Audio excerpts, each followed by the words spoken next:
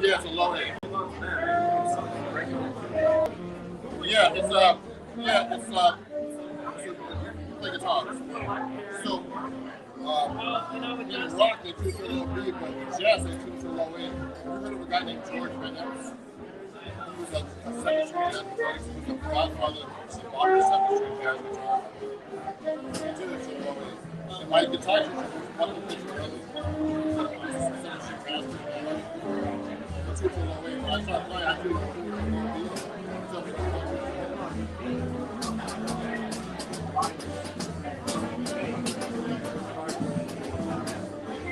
Yeah, this is attitude.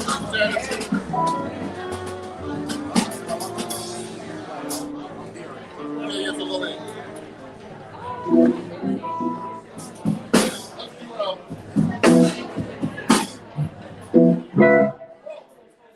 Sorry.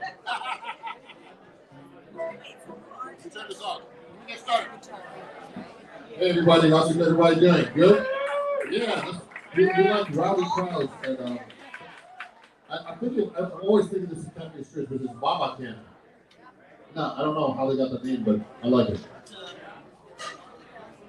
Oh, it's a Motley Crue song. Oh, okay. Yeah, so everybody, just so you know, this set I'm live streaming to my YouTube channel, Facebook channel, and LinkedIn channel. It's all. Follow me at Ron Jackson Music everywhere, everybody. Ron Jackson Music. I'm live. So you guys are live right now. So make sure you sound rowdy and into the music.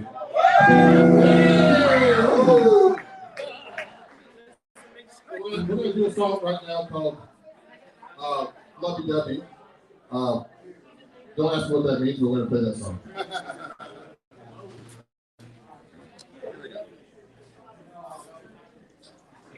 Michelle? GoPro? Sorry.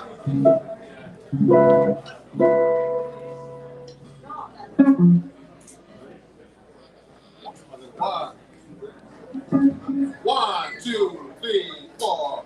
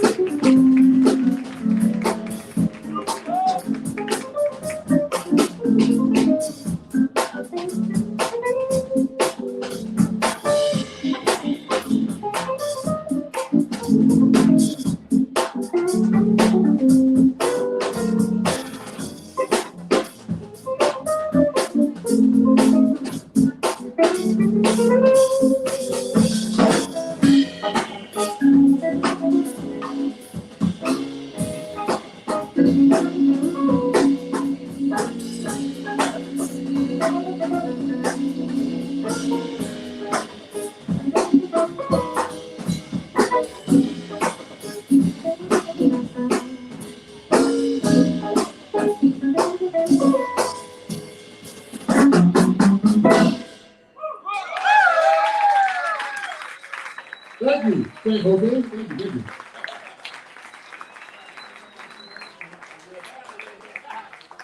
So I found my way over here to San Jose. I didn't know the way I use the GPS actually, but thank you guys for coming out. Really appreciate it. Great crowd tonight. Thank you. And there was a blue book going around, not a black book, a blue book. If you want to sign up to my email list, it's right over there. Oh, you have it. Oh yeah, you try to keep it. So hand that around. And if you have any nice comments to make, we'll post them on my website, ronjacksonbeat.com. Again, let's give a big hand for these wonderful musicians. Mr. Brian Hall, I have it over.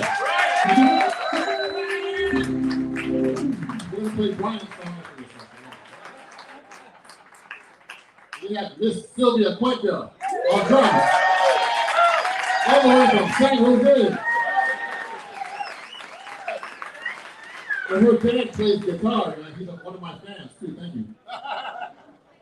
Yeah, he's 90 now. I heard. That's amazing, man. You know, my guitar teacher, who got me playing the 7-string guitar here, Bucky Picciarelli. He actually he passed away at 94. Actually, he's one of the first people I knew that passed away from COVID. Actually, right at the beginning of the pandemic, and he was the guy that got me through this guitar. So. Maybe I'll bring it down and play a song for you. I don't know if you have that song, guys, called This Is Mine. Do you have that? So this is a song I dedicated to Bucky. This is the song that got me to playing 7-string guitar. Again, if you like me here too, you can pick up one of my vinyls. This is the most popular item that I sell, actually. The vinyl has made a comeback. So give vinyl a big hand, yeah. So this is on this album, among other songs that we're playing tonight. So this is called This Is Mine.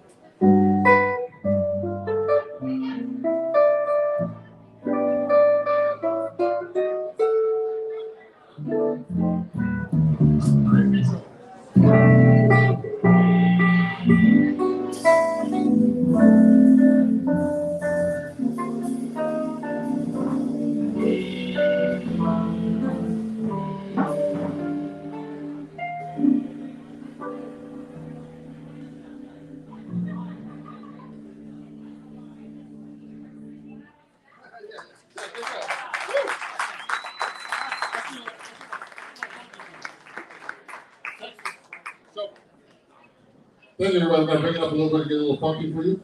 Uh-oh. Anybody here from Texas? Okay, that's good. I'm just kidding. No, I'm just kidding. You know what? One of my other mentors on guitar, Melvin Sparks, who passed away in 2011, and he produced one of my own, some of the funky songs you hear tonight. And this song is another song dedicated to him because he was from Houston, and this is called the Texas Shuffle. Woo! Uh-oh. You can dance to this one if you want.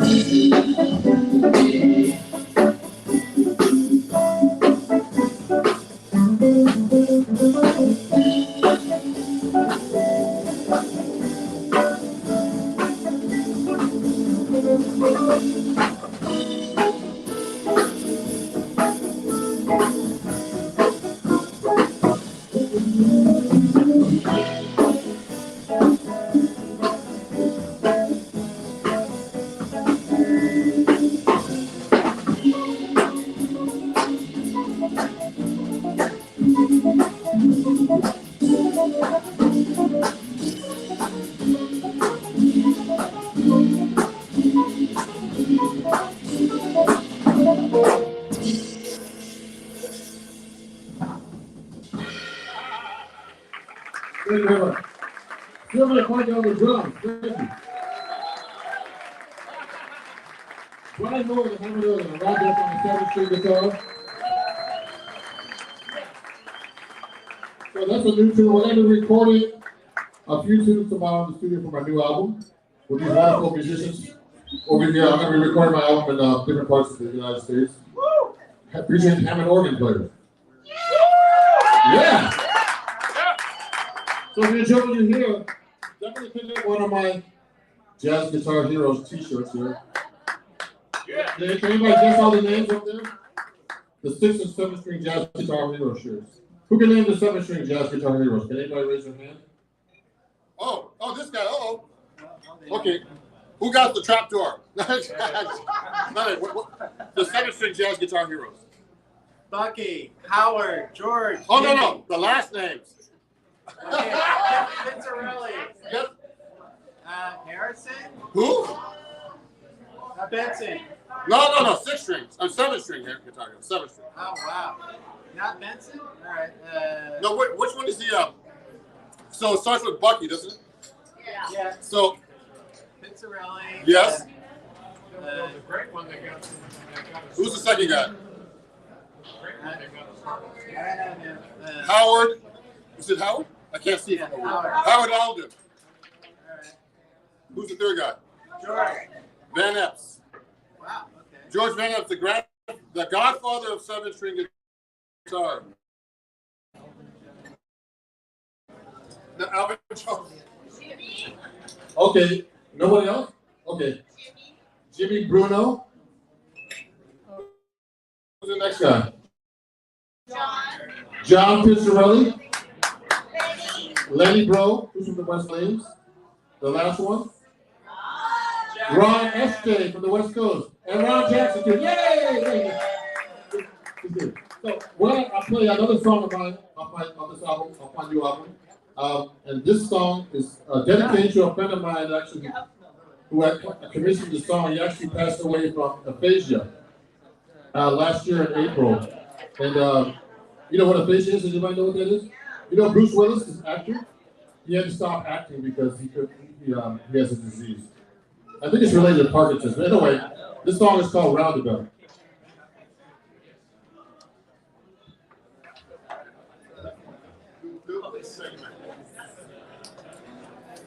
Good. Here we go. You can dance to this if you want. 1, 2, 1, 2, 3.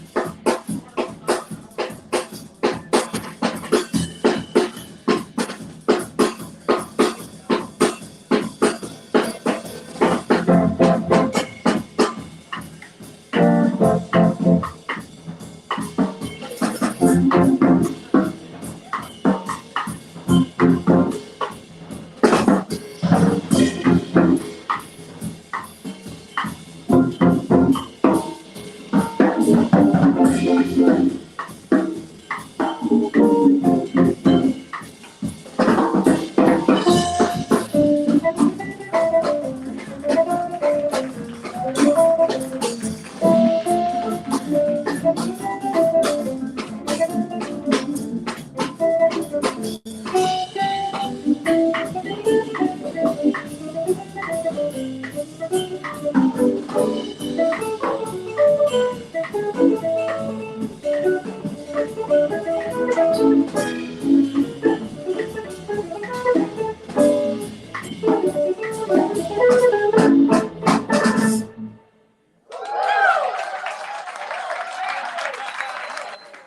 you very much.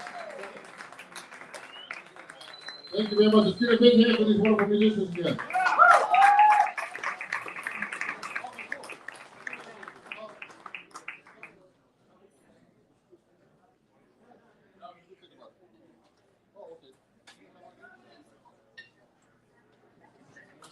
Oh, yeah, yeah.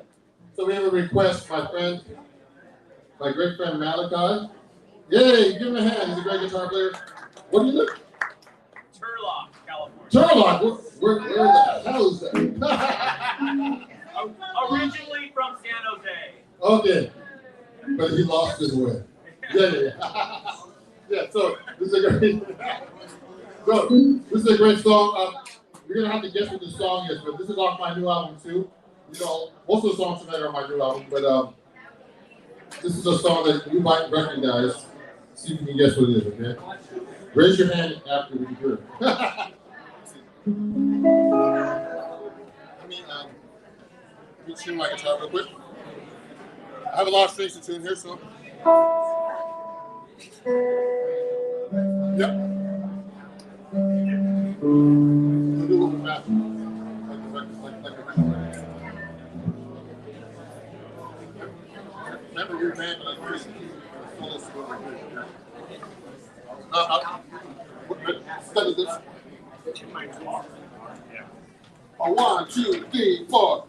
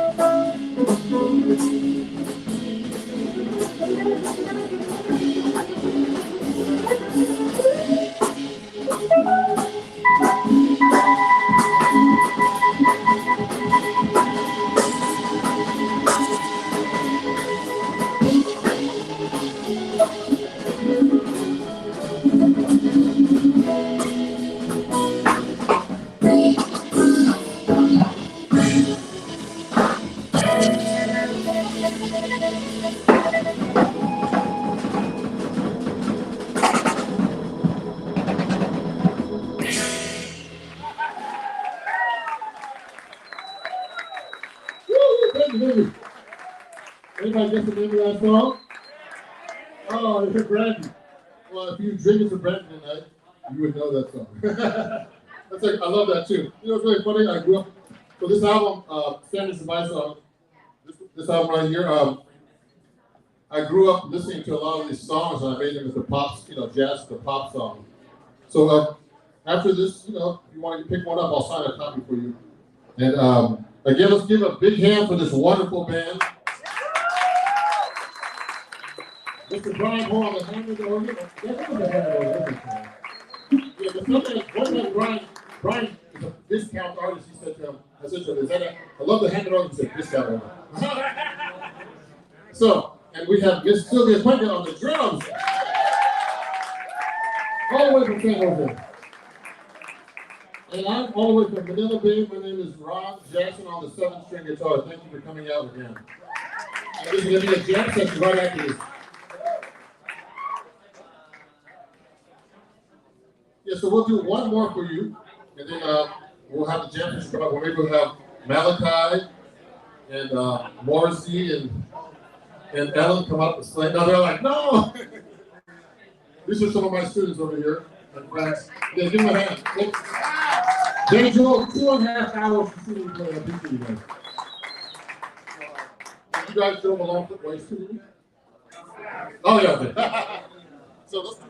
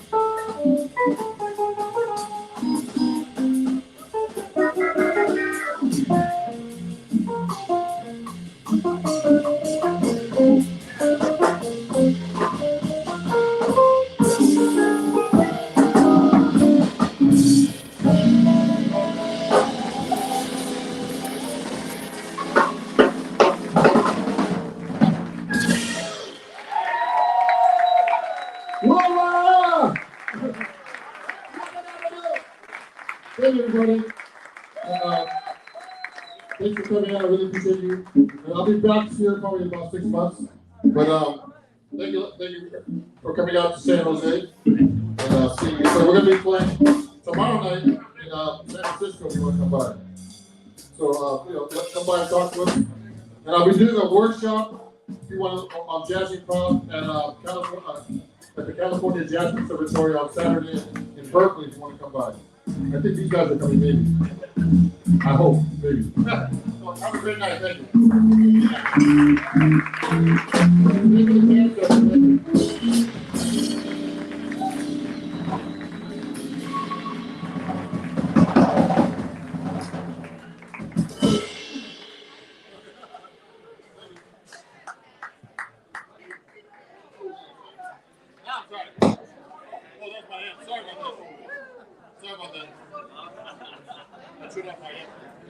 Sorry about that. Okay, back to the...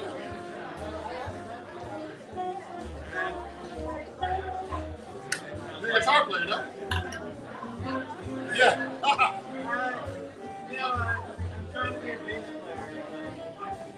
Sorry, I turned the amp off before. Sorry about that. You say bye. I'm gonna say bye to my friends over here. I'm still live streaming. The cable. Oh yeah. Oh, thank you.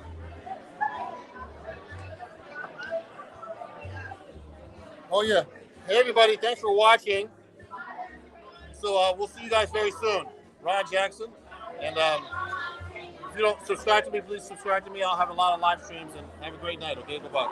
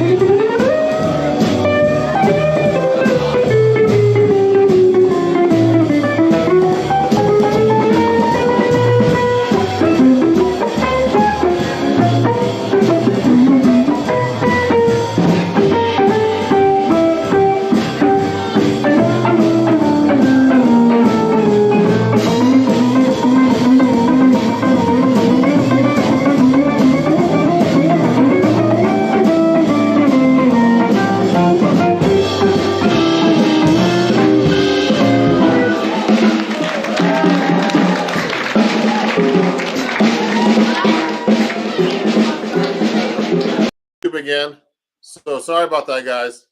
And on Instagram, sorry, I'm not talking to you guys right now. I'm going to go live right now. Improvisational tips. Okay, there's a lot of questions here. So hey everybody, I'm finally back on YouTube, and hopefully you guys can hear me. I hope so. Let me know. Send me a message on YouTube. So let me answer a few questions. What's a good theory book?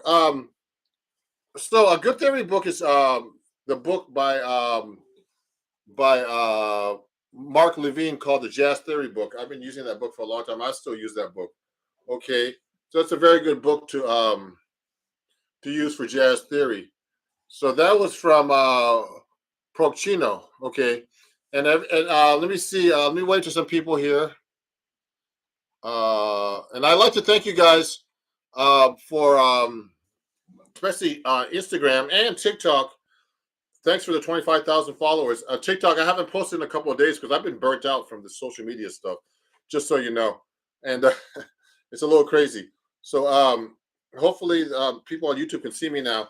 Let me answer a couple more questions, and I'm going to play something. What's your favorite riff? Oh, man, I have so many favorite riffs. That's Sports Short on TikTok. So, I mean, I like these 2/5 licks, you know, like this. Things like that.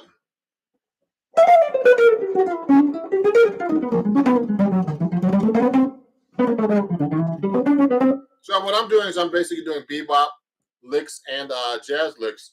Okay.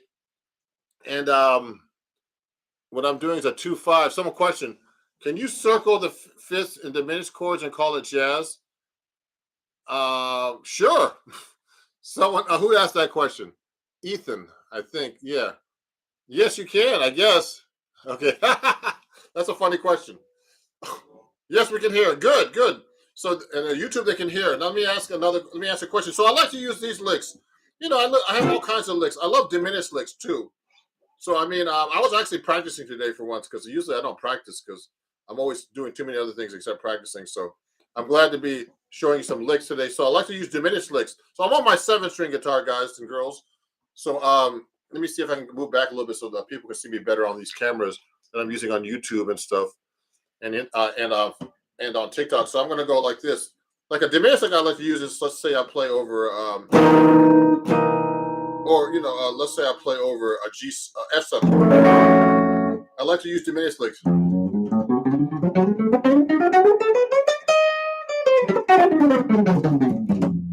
See what I'm doing? Now that 7-string gets in the way sometimes. I'm trying to position myself properly. I don't want to play too loud. So that's a great 7-string lick.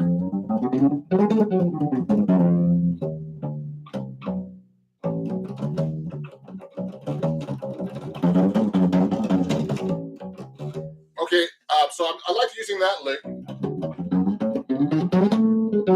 That's a diminished lick I like to use. That's one of my favorite riffs. Also, I like to do the diminished patterns like.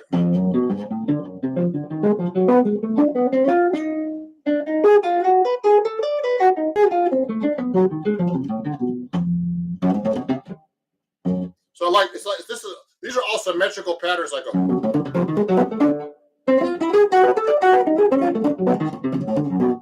So now that's tricky on the 7-string.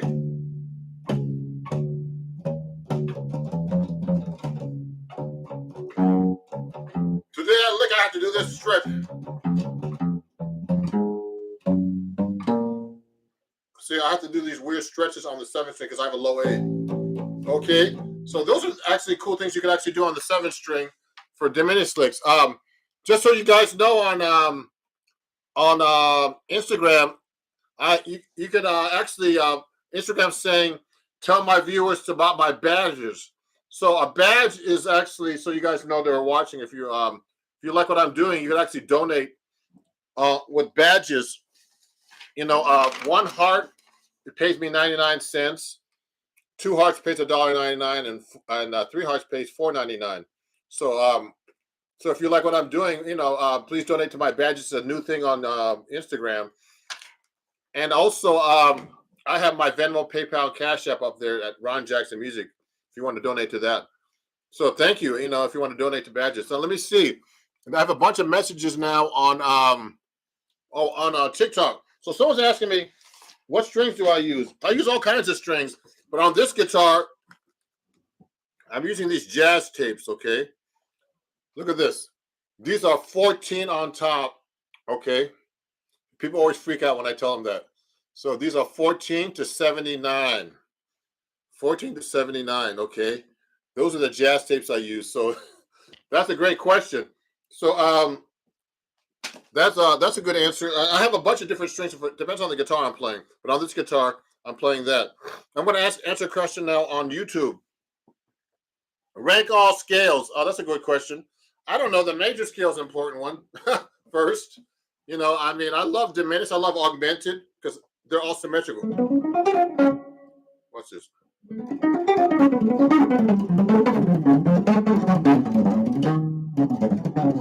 I like that scale.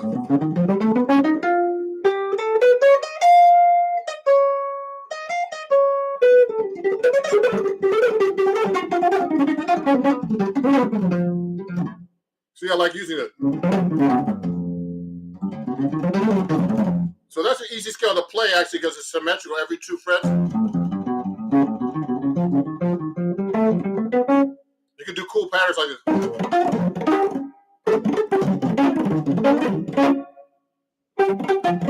You can do cool licks like that with the whole tone pattern. So that's a cool scale. And of course, I like diminished. I told you guys that earlier. That's a diminished pattern. Okay, so I'm using diminished right now, and whole tone. Let me see. Playing Ornithology by Charlie Parker. Thank you, guys. Hey, TikTok. I just wrote on my title. If you want to, I have a PayPal and Venmo link if you want to donate. It's at Ron Jackson Music, just so you know. Okay. So now Ornithology. That's one actually I know pretty good.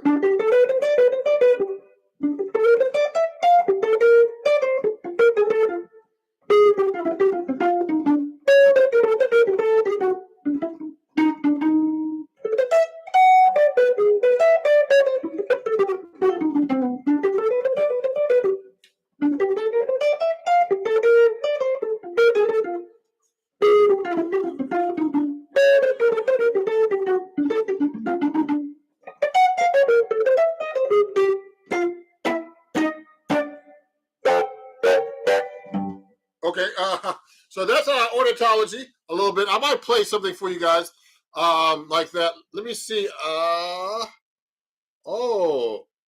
People are asking me these funny questions here. Someone's asking me what kind of pickup is on this guitar. So this guitar right here has a Benedetto Seymour Duncan pickup. I endorse these guys. Seymour Duncan is actually a good friend of mine. So these are a couple $100. This is a 7-string guitar pickup. Okay, they make it for Benedetto guitars. Actually, I want to get one of those things, a 7-string one of these days. But this is an Eastman, so this is a Benedetto Seymour Duncan pickup. So I'm a Seymour Duncan user. So most of my guitars have Seymour Duncan pickups on them, and they're really great pickups. Okay, so let me answer another question. Please do diminished 6 scale. Diminished 6. Oh, someone wants to ask about diminished 6 scale. Okay, I have an exercise about this. So when you're playing a lot of minor tunes in jazz, let's say you're playing G minor. Now you go up the scale as a minor bebop scale.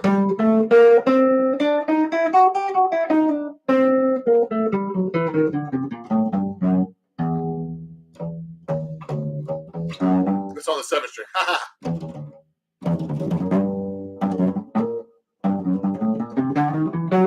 So I'm playing that diminished, what he called a diminished 6 scale, but I call it the minor bebop scale, which is the melodic minor with a passing tone between the 6th, 5th, and 6th.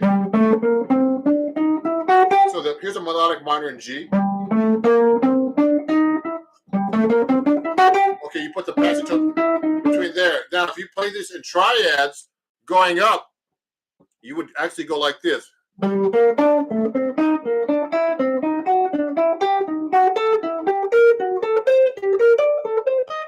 So that's the diminished, well, you call it diminished 6 scale, but this is actually the minor bebop.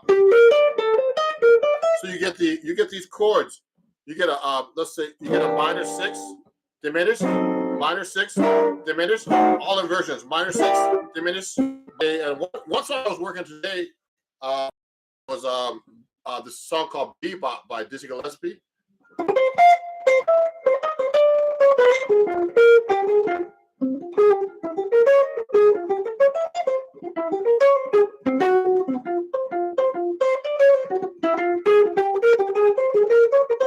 Okay, so that song uses the minor bebop scale. It goes to the diminished.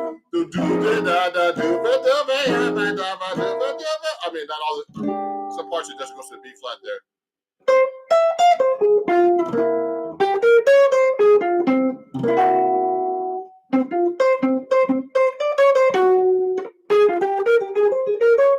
So it does that basically.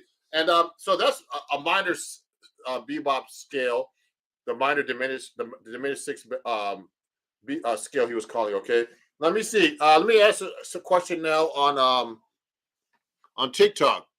Flat wound mostly. So I use flat wound and round wound strings just so you know, because it depends on the guitar I'm playing. If I'm playing an acoustic guitar, I tend to use these Tomastic strings. Okay, these are Tomastics, and I use these on on my acoustic guitars. These have actually some flat wound parts to it, but I love round wound strings on my acoustic guitar, so I use these a lot. Okay, so that's something I like to use. Okay. Also, yeah. Okay, someone said they love Elixir strings. Well, guess what? I endorse Elixir too. So, David May said he likes Elixir strings on YouTube. So I use these too. I use these on my solid body Paul Reed Smith that I have. I got these from them when I won some contests a couple years ago. The Elixir string, single contest. It was a vinyl contest, actually. Actually, I got to put those on my website. I got to get rid of those vinyls. So those are like collector's items. I forgot. I got to talk to the person that helps me manage my site to put those up. I forgot about those. So that's why I use Elixir strings. Let me answer a question now on YouTube. Also, guys, on YouTube and Instagram, everybody, if you like what I'm doing, I actually have I want to try to show you this if I can find this thing. I have a Patreon site, and here it is, I think. Yeah, here. So I don't know about YouTube. I think YouTube is it's backwards. But here, I have a Patreon site on Instagram if you want to join my Patreon, okay? And it's that site right here, okay? And on YouTube, I'm sorry, but I think this is backwards because sometimes I write it backwards for here it is. On YouTube, it's this, okay? So this is my Patreon site, and if you want to join my Patreon, please join my Patreon for less than $3 or more. Okay, I got to get that announcement out of the way. David May asked me on YouTube how many guitars are around. I own about 15 at least that I could think of. 15 guitars, different styles, different like classical, solid bodies, nylon strings, steel strings, 7 strings. Okay, so let me see something here. Let me ask a question on YouTube. Hi, love from Brazil. What kind of pickups on that guitar? Okay, that's a great question. Let me see. I'm on Instagram right now, and just answering a few questions. Let me see if there's any other questions here. People are just waving to me and all kinds of stuff. Let me see. No, there's no questions here. So I'm going to go to TikTok right now. What's the difference between jazz strings and regular strings? Well, I mean, you can play jazz. Okay, I'll give you a hint. So these strings, these strings right here are like jazz bebops. Okay, you call them. If you look at these carefully, these are jazz bebop. I'm on 3 different platforms, everybody. So I'm just showing everybody the strings. So these are Tomastics. They're really great strings. And these are round wound, actually. I use these sometimes. I use these on this guitar. My smaller 6-string. Okay, it's more like an ES 175. And these are flat wound.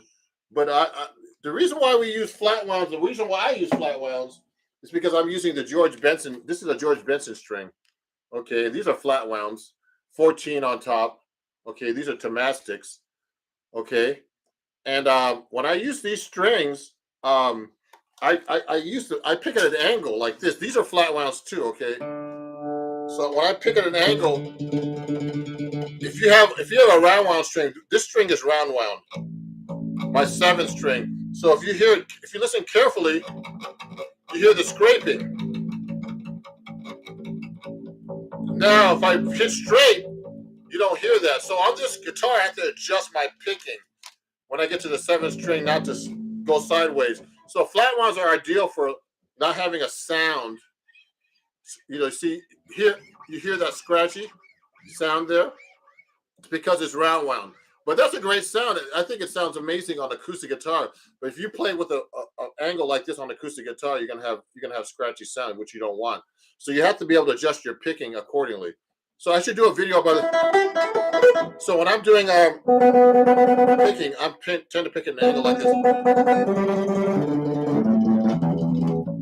Now I have to go straight because you hear that if you don't do that. You hear that different?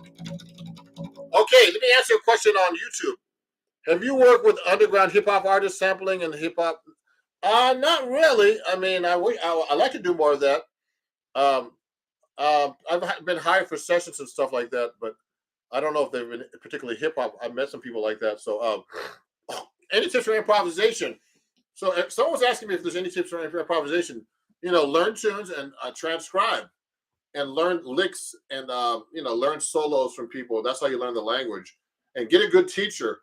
I teach, for example, and, it's very important to be able to learn with the teacher and they'll help guide you what to practice. I've had a bunch of teachers over the years and that always helps. Okay.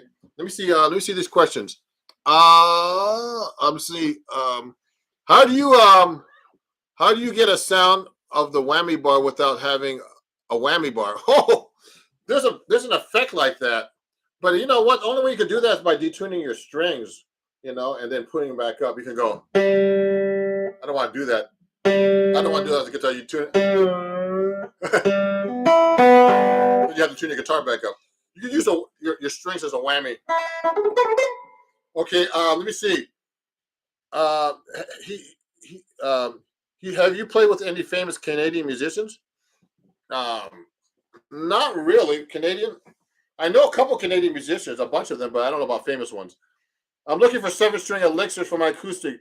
Do you play any 7-string acoustic? Yes. So someone's asking me if I play 7-string acoustic. Let me get my 7-string acoustic out real quick, since that's a good question. I have one right over here. I have this one. I don't think I can plug it in. That's the problem. Let me show you. So I have a 7-string acoustic right here. This is a steel string. Now this guitar has round wound strings on it. Look. See that?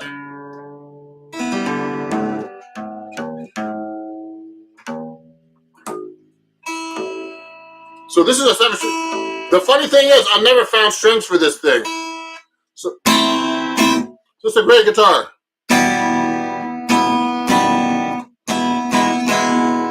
Okay, so this is a great guitar.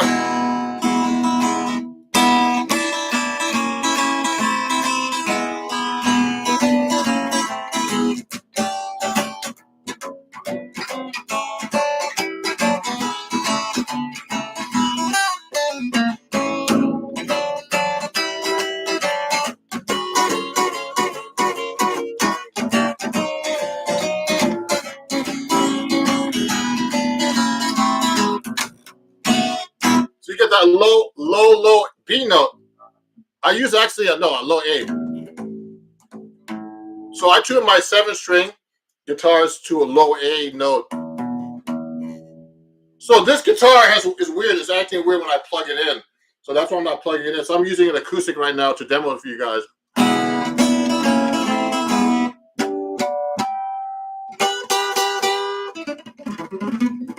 So these are round wound strings, guys.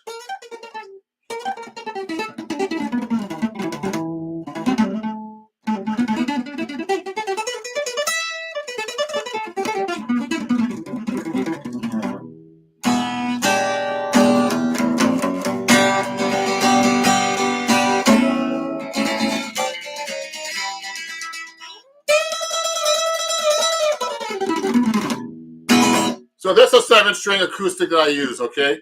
It's a really cool guitar. And I don't know what strings to get on this because I have I got this guitar. I don't know anybody that makes 7-string steel strings. If you know, let me know because I like to get them myself. So I usually just put like these bronze masters on here from Tequisto and put a low low wound string on the bottom. You see, okay. So that's my 7-string acoustic. Let me get to my 7-string jazz guitar back here. So let me take some more questions. Shredding them pentatonics. Thank you. Play your favorite solo. What guitar am I using? So this is actually a Eastman AR 810 CE 7-string. I can never remember that name.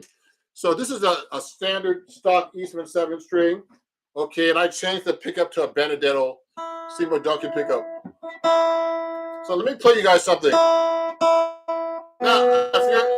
I'll just remind you guys, I'm having a sale this week. Okay, where is this thing? Oh, I don't know if you guys can see this, but here I'm having a sale all week on my website. All my items on my website at ronjacksonmusic.com are 25% off. I sold a bunch of books up there, and so I have sheet music with lessons and printables and CDs, and my latest book, Chords at Your Fingertips, with a bunch of other great writers. I don't know if you can see this correctly, but I'm having a website sale. This is probably backwards for you guys. Maybe you can see it better like this. No. And it's, use code 25K on ronjacksonmusic.com, and you get 25% off everything on my website, okay? So I'm going to play a song for once right now, and before I keep answering questions. Do you think John Mayer is underrated? John Mayer, I think, is not underrated. John Mayer is very famous and great, and I love him. When he first came out, I saw him on the Grammys years ago. I was like, wow, this guy, man, he could sing and play the guitar and all that crazy stuff, do all this finger picking stuff. He was really great. Let me play you guys something. I'm saying too much because I have to think about something. I'm gonna play you a song right now. Someone's asking me what's a good 7-string guitar to start with. Eastmans are good, actually.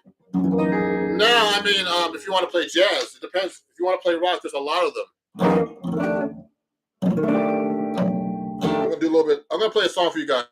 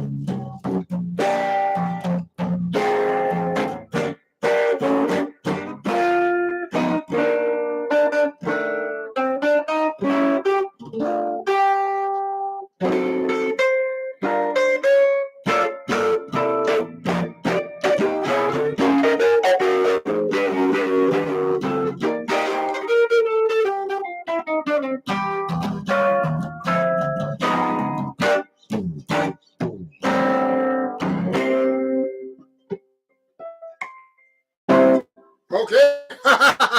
Now, hey guys, this is an impromptu live. I'm taking questions. I had to play something that was called "If I Should Lose You."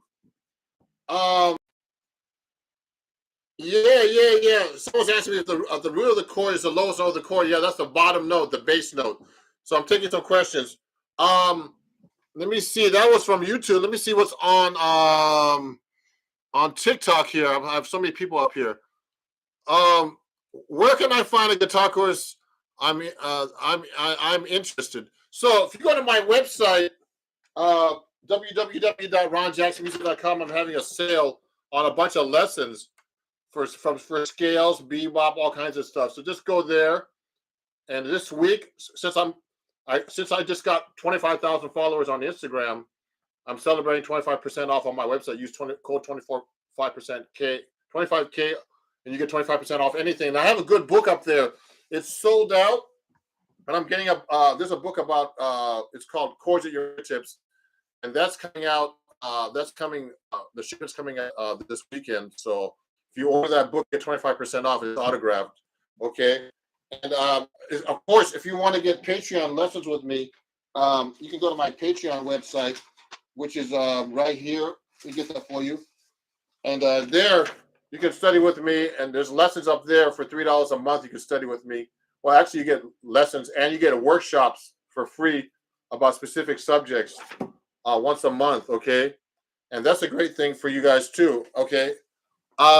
So let me see. I want to see what else is up here. So there's a question. What's a good progression for C major 7? Well, C major 7. I mean, there's all kinds of progressions for C major 7. There's very common ones, you know. So you should know all your diatonic chords in major chords, and there's all kinds of 1 6 2 5s and 1 4 5s and 1 flat 3. So you can go.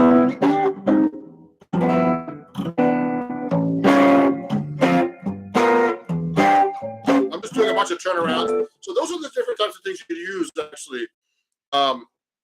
Oh, thank you, ESKPTV, for my saying I have a brilliant performance. My hand's kind of hurting me. You know, the 7 string with the 14s on top is a lot of work actually. So my hand's like a little stiff from practicing actually. Someone's asking me how old am I? I started playing guitar when I was 11. Look me up on Wikipedia. Actually, someone's asking me that question on Instagram. I'm 56 actually, so you know. Okay, and you can find that online actually. And I've been playing guitar since I was 11. I still practice, and I need to practice more. I don't practice enough. What do you recommend for a classic guitar musician who is interested in jazz? Learn songs, and you know, pick up the guitar. You know, play with people. You know, with your guitar, jam, and transcribe, and learn guitar solos or whatever kind of solos you want. Okay. Now let me see. I'm trying to see who else is up here. Some more questions. You have any more? Okay. Yeah. So everybody's asking. I heard you people mention Seymour Duncan. So actually, Seymour Duncan's a good friend of mine. He's a really great guy from Jersey, New Jersey. So I used Seymour Duncan pickups for years. I've been endorsing for years. I have all their pedals and almost all the pedals. I have them in the closet over here, and all kinds of pickups from all my guitars. So Seymour's a really great pickups. I think they're American made. I hope they are. And they're out in Burbank, California. I think. I've never been to the factory, but I should go visit one day. I never do those type of things when I'm out in California, when I'm doing like the NAMM show or touring or whatever. So I mean, they're great guitars. So you should definitely, I mean, great pickups. So you should definitely try them out if you get a chance. Oh, everybody on Instagram, just so you know, Instagram is announcing that I have a badge up there. If you'd like to donate, okay, and you're watching, you can donate a badge right now for 99 cents for one heart, or $1.99 for two, or $4.99 if you like my show or what I'm playing. If I'm answering your questions, just go to my Instagram badge right now and donate. Thank you. And also I have my PayPal at Ron Jackson Music, Venmo, and Cash App and all that stuff. So how do you use suspended chords and how do they work?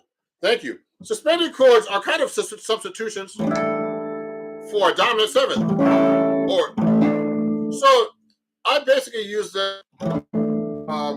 Let's say I'm playing an A suspended. I think of E minor. It's the same scale.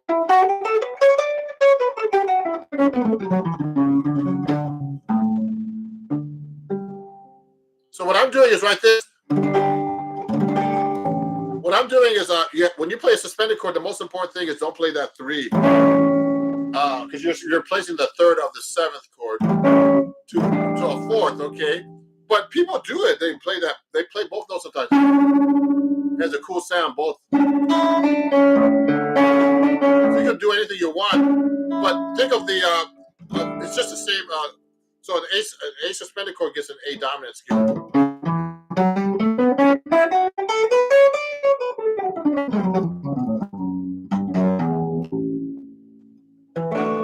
So it's a really cool chord to use. I like that sound, okay? And someone said, hold it lower. Oh, sorry. The guitar? Can't see it. Oh, you can't see my guitar? Okay, I'll put this like this. Okay, good. Okay, YouTube. So some people can't see my guitar. I have a big guitar, so you can't see it. I don't know why. So anyway, the paper. Oh, the paper. Oh, sorry about that. Oh, this paper. Hey, guys, this paper was from Instagram. Now, if you want to donate to me on YouTube, I think you can't see this. I had it backwards before. Oh, yeah. This is for YouTube. If you want to donate, I think this is the right way for you guys. Please donate to my PayPal at Ron Jackson Music. Okay? PayPal and Cash App and Venmo at Ron Jackson Music. Okay? And Zelle at ronjacksonmusic@gmail.com. I have it on the comments, actually. Also on TikTok. So let me see. So that's Ron Jackson Music again. So just in case. And for TikTok and Instagram, it's all Ron Jackson Music if you want to donate, and PayPal and everywhere else. So, okay. Now, let me ask you some more questions over here. Laughing my butt off. I'm always jamming to these on the elevator. Okay. Oh, you love that. So, you know what? I'm glad I'm going on live on, just so you guys know. Okay. Please follow me if you don't already on all these channels, on YouTube, Instagram, and TikTok right now. It's all Ron Jackson Music. And I appreciate you guys on Instagram, because on YouTube, because I haven't been posted in a few days. So that's why I'm going live as well, so I can have some new material to put on YouTube. And on TikTok, I haven't posted in a few days. It's the first time since July that I didn't post for a couple of days, because I've been kind of burnt out from the social media, and I need to practice. And it's been taking so much time. I'm so involved with so much stuff, and there's so many comments and so many things that I need to practice, guys. But that's the most important thing. You got to practice a little bit every day.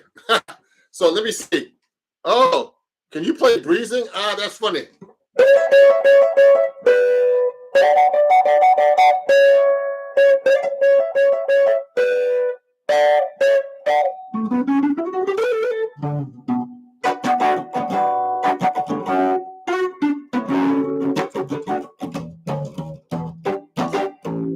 See, okay.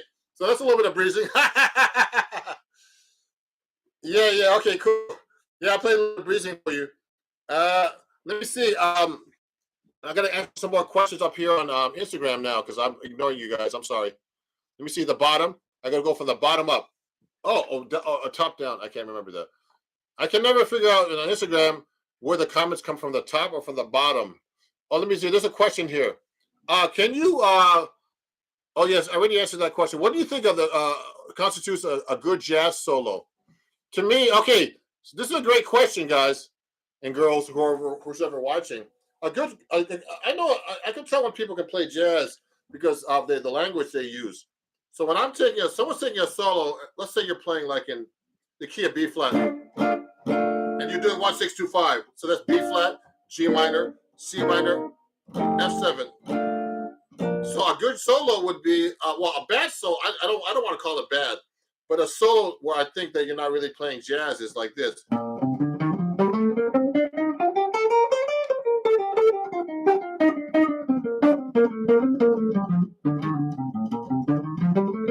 You know why? Because you're just running the scale, okay? And so if you're just running the scale, you're not playing jazz. You're just playing a scale. Okay. Now, if you're playing jazz and you're playing a 1-6-2-5, you're actually playing over we call the changes. So you're kind of changing with the chords, we call them.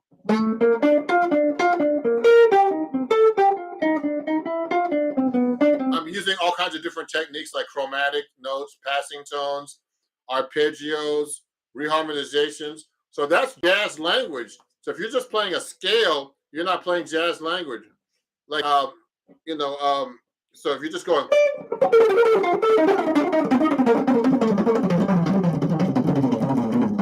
that's a fast scale, but it's not jazz. That's just a fast scale. This is jazz.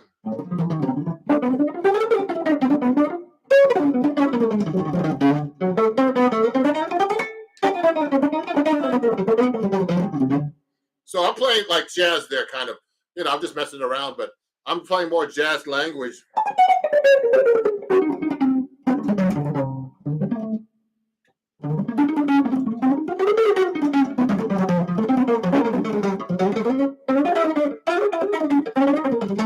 So I'm just messing around. That's more jazz language, okay? Or putting things like.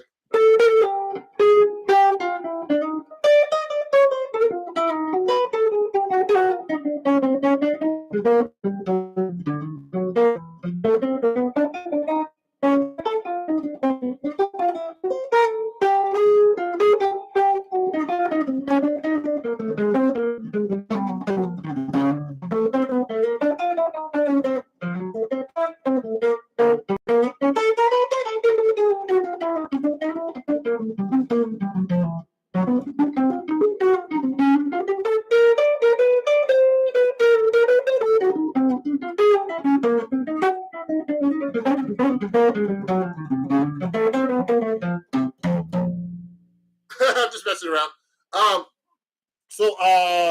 Okay. Can you use sus chords, the progression on seventh chords? Oh, someone's asking me about progression with seventh chords. So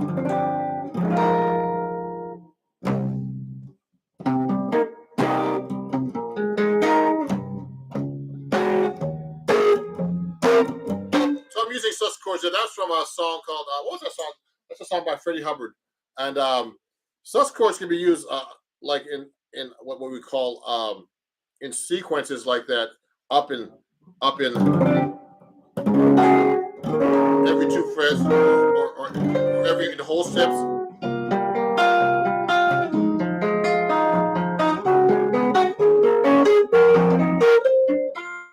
What's that song called? I used to do all the time. Gigs and stuff when I had gigs. So, sus chords can be transposed and it sounds really cool. Let me see questions on TikTok. I don't want to leave you guys out. I'm sorry. Oh, there's some questions up here. Play anthropology. Oh, someone's asking me to play anthropology. How long ago was that question? Let me see if I can play that a little bit. It's weird. Like my positioning on the guitar is weird when I'm playing in this chair. I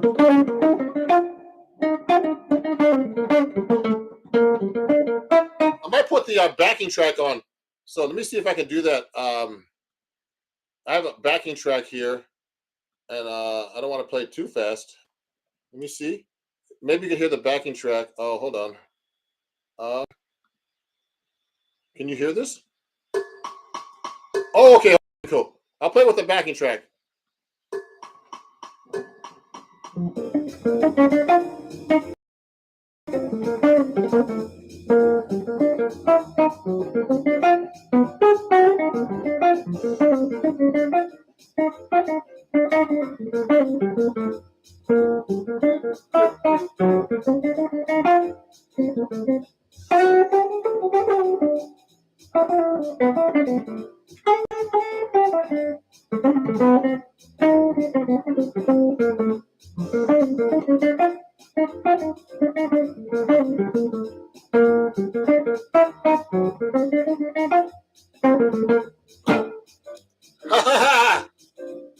I was just using a backing track, guys. Can you guys see me on YouTube still? Because I had to like cut off into yeah, you still see me good.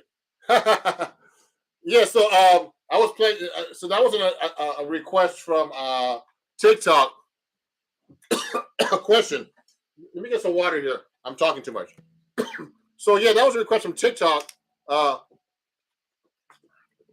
always playing like solo guitar stuff, so it's great to have a backing track once in a while called iReal Pro.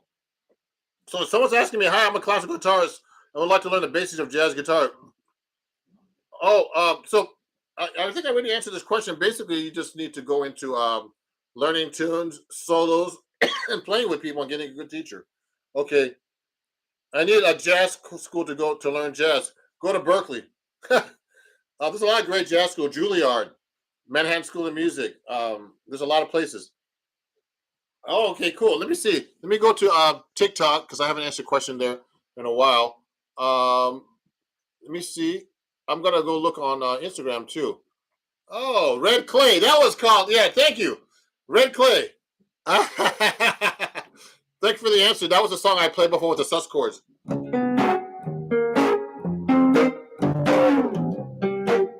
So that was Red Clay by Freddie Hubbard. That's right. Took up Jazz Bossa Nova. Okay, I will probably. Yeah, let me try something. Let me see if I can. What can? Okay, now let me answer some questions here. Dave Matthews. Do you do like Dave Matthews funk style? Um, you know, one of my friends plays in Dave Matthews Band. Rashawn Ross, the trumpet player. He's a horn arranger. I love Dave Matthews. He's great. So yes, I love all styles of music. Just because I play jazz a lot doesn't mean I don't play other styles of music. So so yes, Dave Matthews is great. Uh, P9 looking pickups. Oh yeah, someone's talking about my heck. What kind of guitar is that? Oh, this is an Eastman. Yeah, someone said the guitar doesn't sound like jazz. So when your guitar, you know what? You can make any guitar sound like jazz. Everybody. So that means it's not a jazz is about how you touch the guitar and play, or play any other instrument. You can make any guitar sound jazz. I've seen George Benson sit in and play like you know, just like a Stratocaster, and he's playing jazz. Okay, so that's really important. To your touch and jazz feel. It's all about your jazz feel. Okay. Um, hey, good afternoon, Marcia. Hey, thank you. Beautiful. Thank you. So everybody, it's getting late here. I was just doing an impromptu here, and just to show my Instagram fans and everybody, um, answer some questions about certain things. So if someone's asking, I'm going to answer a few more questions. So what's the most important thing about jazz? Jazz is a language. It's a feel. Okay, it's something you have to internalize and listen to a lot to get into. So I'm working on this stuff all the time, trying to. And it's very important to get into jazz that way. Someone's asking me if I do rock music. I started out playing rock, and I do play rock music sometimes. Now it's funny when jazz musicians start playing rock, it doesn't sound the same as like a real rock musician, because there's something to every style. There's something very important, like the feel. What you grew up with. You just can't just play jazz. You just can't play rock if you're a jazz musician. You have to like get into the music like rock musicians do. It's the same as studying music, learn all other stuff. Okay, something here. Which models go well with a D flat? Which modes go well with a D7 flat nine? So someone's asking me what modes with D7 flat nine. So you can use an altered mode, so which is E flat Malira. Start on the D. Okay, and that's also an A flat 7 Lydian dominant. It's easy to remember.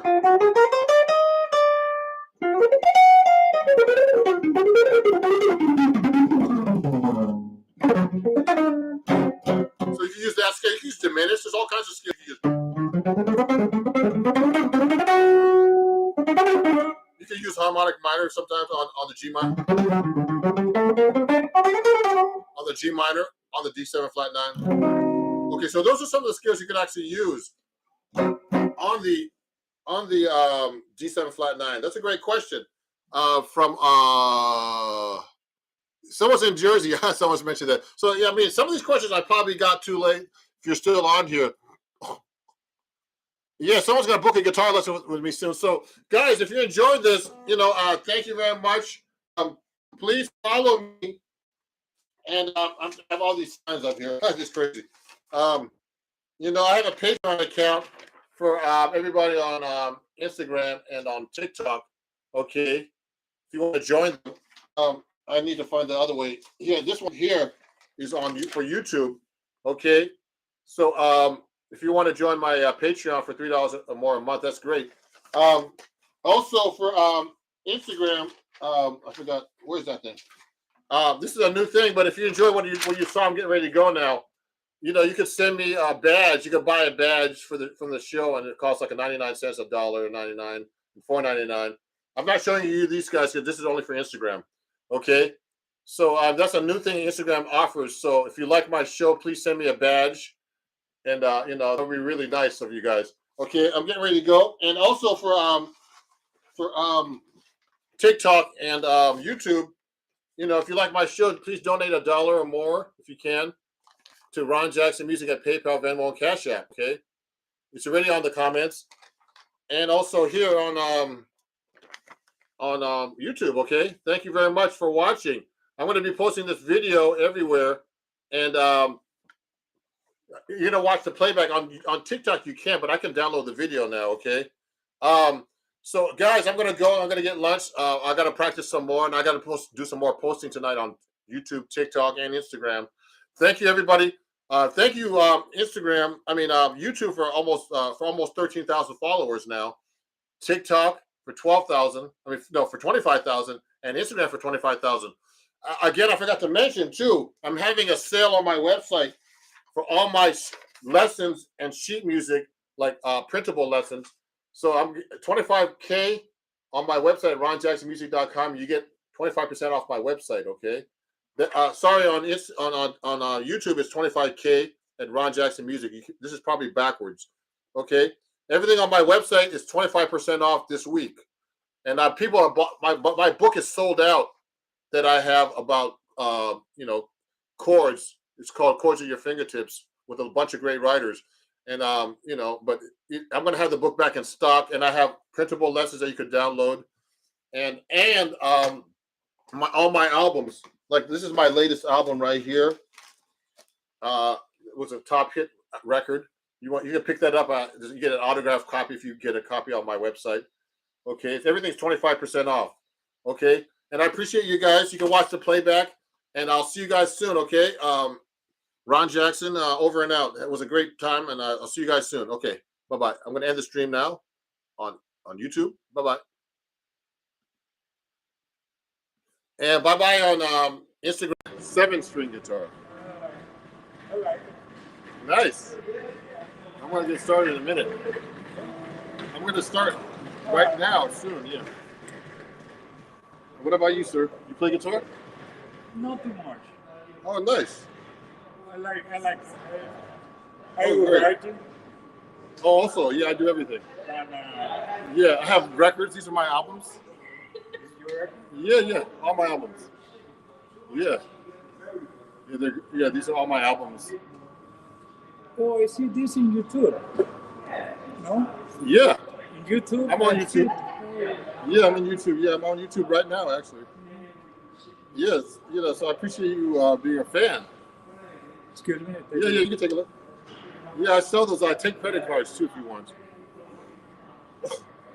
And you know, if you like one, I take credit cards and everything, or cash, whatever you want. Yeah, that's a very popular CD actually. Yeah. I like to move. Yeah. Uh, Hi, everybody. the name is. Oh. It's the Frank Sinatra. Oh, Frank Sinatra. Yeah. It's my way. Yeah, yeah. He's My great. way is my preferred. Oh, wow. Yeah. Great. Thank you. You're welcome. Nice meeting you.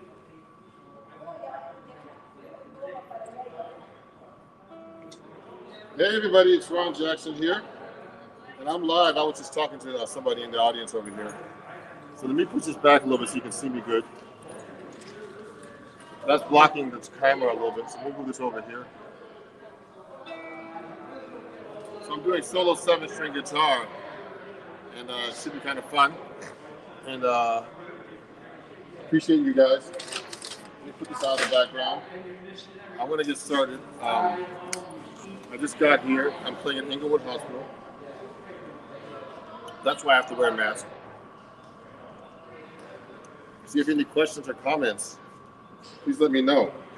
And I'm going to tune up real quick and you know, get started. How's it going, man? Good. How about you? Good. Right on. Right on. And so yeah, I'm here talking to the audience when they come by. So you can ask me questions about my guitar, anything you like, guys. And you know, the audience members will be walking by when I'm performing. So let me just tune up a little bit here.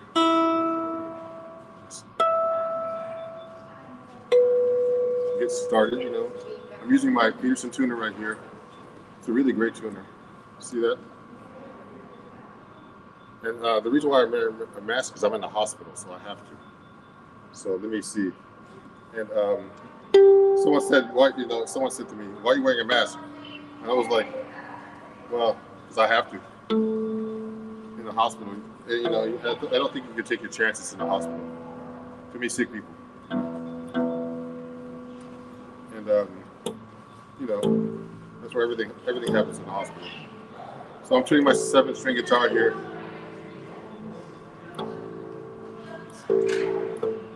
So this is my A string, A, E, D. Oh, sorry, A, E, E, A, D, G, E, A, E. Standard tuning and a low note. So let me get started here. I'm gonna play it like we play a song that was popular on YouTube recently. Let me see if I can do something really cool.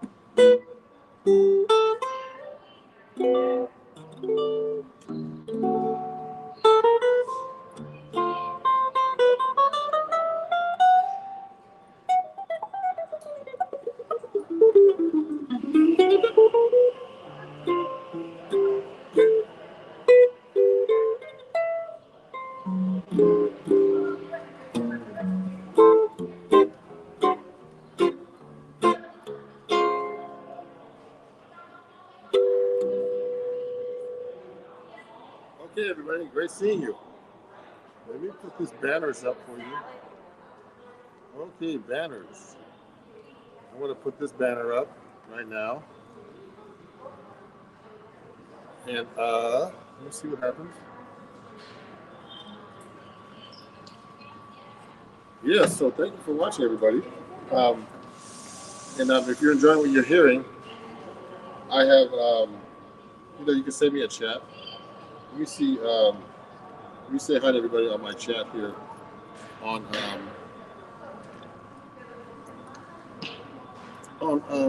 YouTube. I'll chat to everybody on YouTube, and I'm going to try to chat to people right now. If I can, if there's any comments, let me know. I'd like to see them. Let me say hi. Thanks for watching, I'm going to say right here. So I got started with a song called I Should Care. It's one of my favorite jazz standards. I used to play this all the time. I'm going to move this way a little bit so you can see my guitar a little better.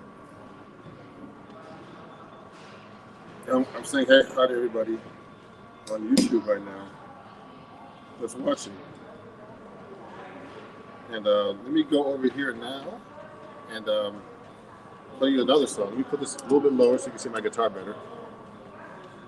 Maybe it's a little bit lower. You see? That's better, isn't it? I'm not going to move this way. Just this a little bit this way. Oh, yeah. Good. So, yeah, so I'm going to play you another song right now. Let me see if I can pick another song that's really kind of cool. I'm going to wake up a little bit. I'm going to plug this in maybe a little bit more. And then we'll get started with another song.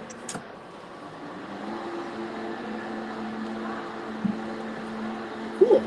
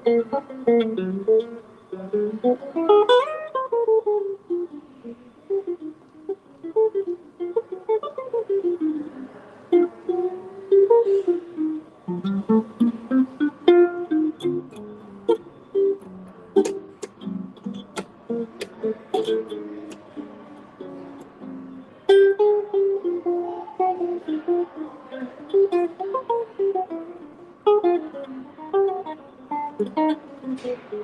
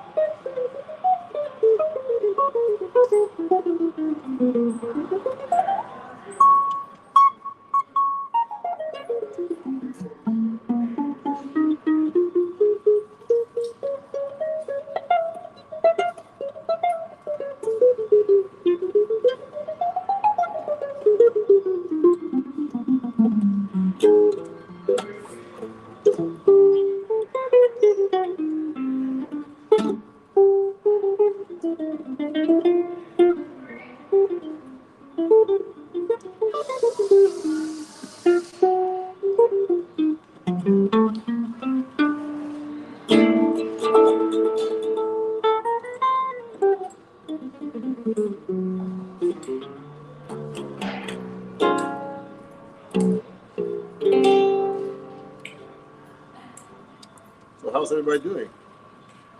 If you want to send me a message or something on chat here, let me know. That was called Serpent's Tooth by Miles Davis, a little bebop tune that I worked on.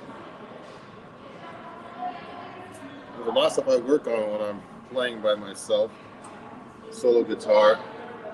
Yeah, let me see if I can do another one. I'm going to do a song. Let me do a little ballad for you. I can use my harmonic.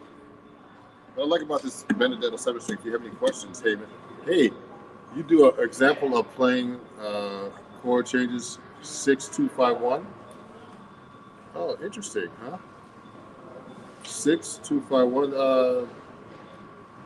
But slowly, 6. So 6 is in the key of C. 6 is A minor. Then 2-5.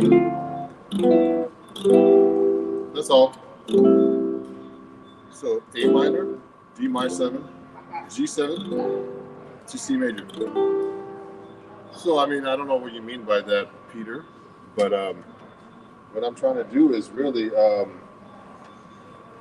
is just if I do as a line, 6-2-5-1 is not common. Maybe I do 3, 6, 2, 5, 1. That would be easier because that's kind of more common. You have to start with the 3. So it's E minor, D minor. I'm doing a 7 string too, so it's going to be confusing. E minor, A minor, D minor, G to C. So that's kind of cool. So let me. So that's an example of 6-2-5-1, Peter. Thanks for watching, Pete. You pin your comment. Okay, let me continue now. I'm going to do a little ballad. Let me see if we can do some octave harmonics here.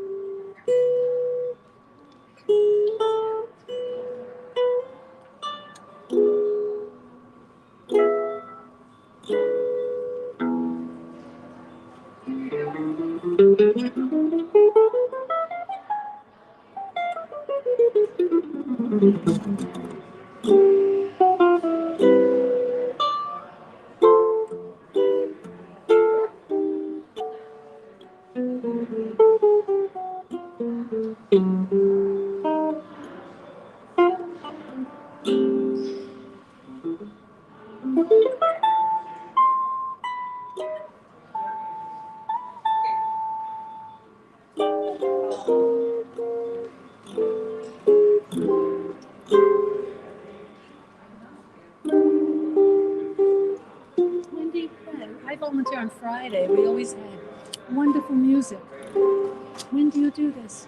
Usually Thursdays, sometimes Wednesdays. Not Friday. Sometimes if I'm not in town, I'm not here. Nice. Thank you. It makes the whole hospital. Thank you. Beautiful. That's for tips and stuff. I thought it was a card. That's why I went to get it. You want a card? Yeah. Oh, thank Yes. you. Someone say, here you go. Thank you. Here's a card. Thank you. Thank you. Come on. Thank you.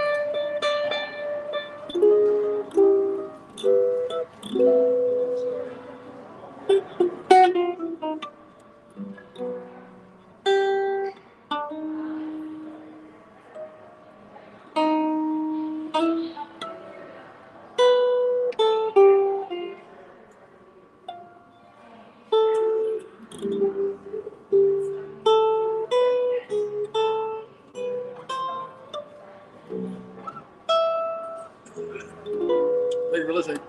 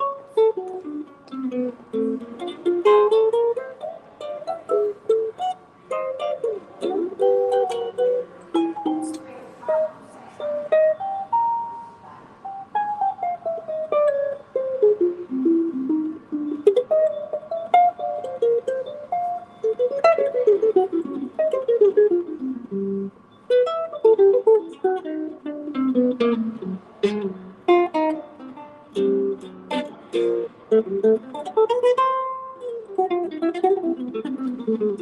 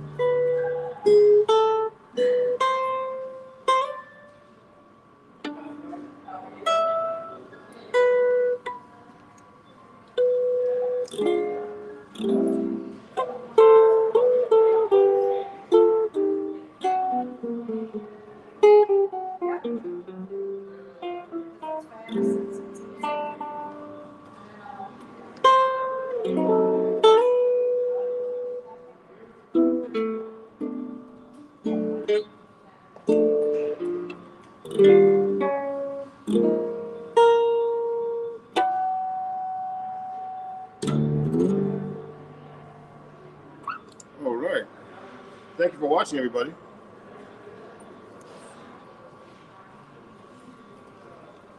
So I'm here live at Inglewood Hospital here in Inglewood, New Jersey, the home of where George Benson used to live, actually. So let me continue now. I got to tune this guitar with a lot of strings to tune up here. If you have any questions about this guitar or any other things, let me know. Let me pin my other comment here.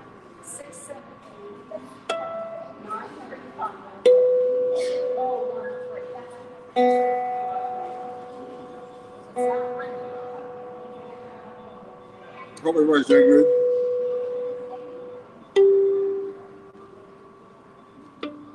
And enjoying your lunch if you're someplace, somewhere.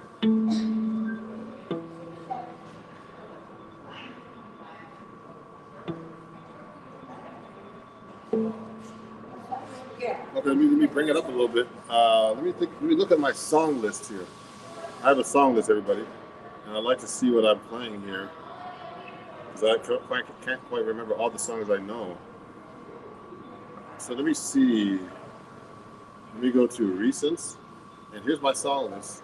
So I'm gonna pick a song right now. Oh, let me do this one. I haven't played this in a while.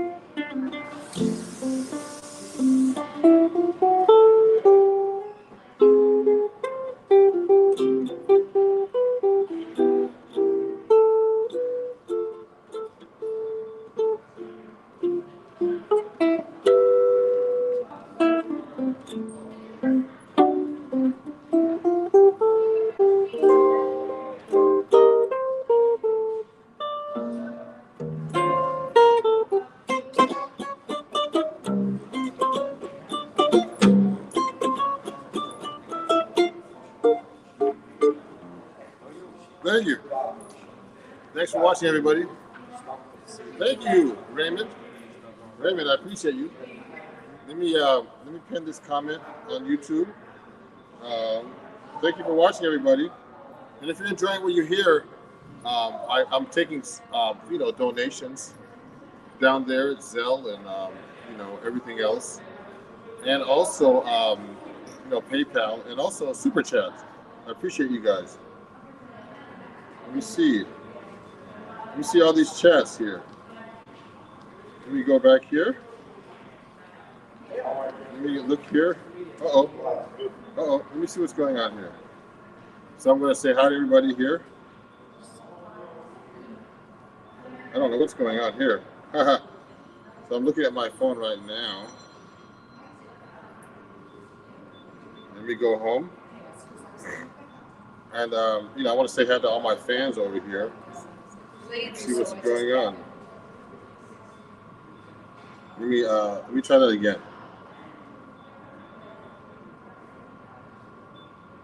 And I'm gonna go back live right now in a second. I'm gonna take a break in about 25 minutes, and you know, say hi to everybody. And I don't see all the chats. Thanks. I want to say thanks, Raymond.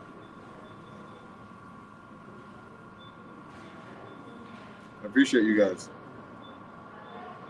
and give you a shout out, guys.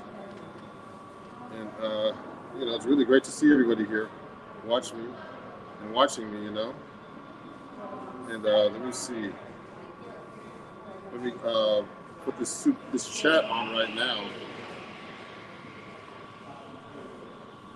and say hi to everybody. Okay. So if you have any questions, guys, we'll talk. Let me pin this right now. Let me pin this comment. Yeah,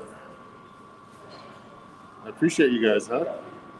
And I'm gonna unpin this comment. And I don't know why I can't see everybody's. Yeah, good, Raymond. Great to see you on Facebook, Raymond.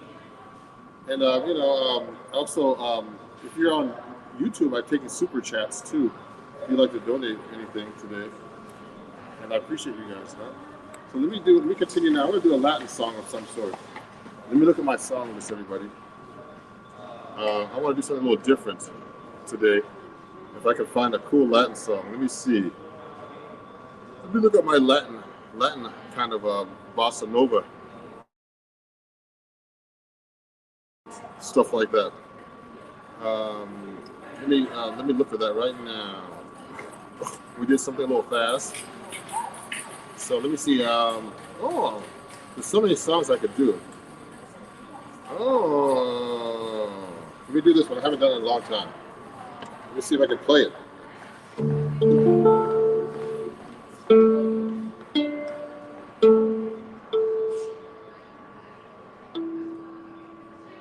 My guitar's a little sharp today.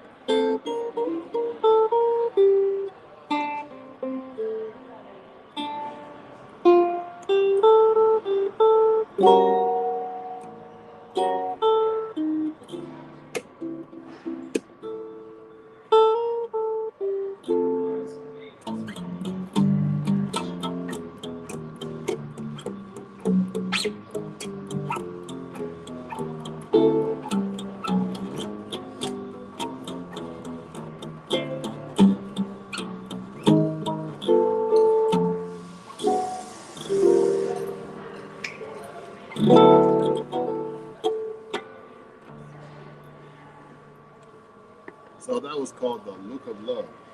Thank you everybody for watching.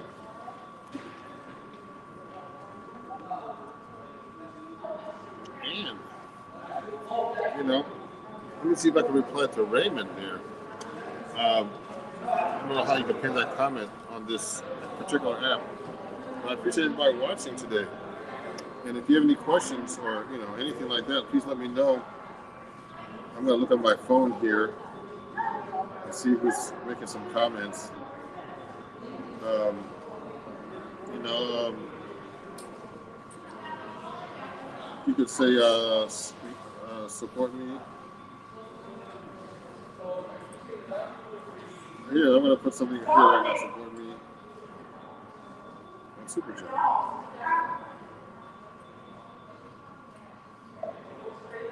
I'm gonna put that up here right now for YouTube, and we'll talk, everybody. So let me see what else is going on over here. I want to say, take a look at my, my alerts here. I'm gonna do something. I'll do something in 3. I haven't done it in a long time, everybody.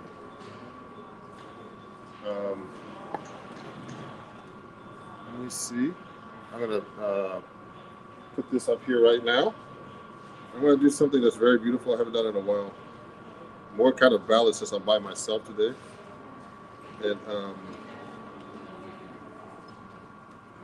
I'm gonna do this right now.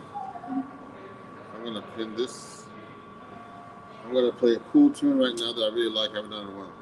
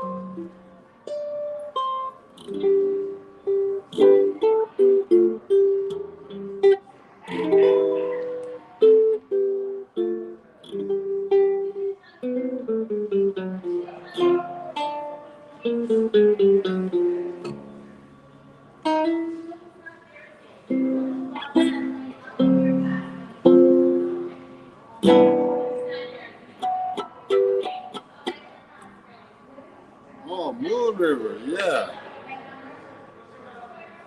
Thank you, everybody. This is great. Let me do this. Thanks for watching, everybody. I appreciate all of you guys. And let me see. We had some cool comments up here earlier. So I'm going to be going in for another 10 minutes or so. Let me see if I can play some other songs that I haven't played in a while. I haven't played that song in quite a while, you know. But this is solo 7-string guitar, everybody. And let me see what other songs I have in the can here. And I appreciate everybody watching. You know, there's so many songs that you can play that I love playing over the years. You know, let me try this one. I haven't done it in so long.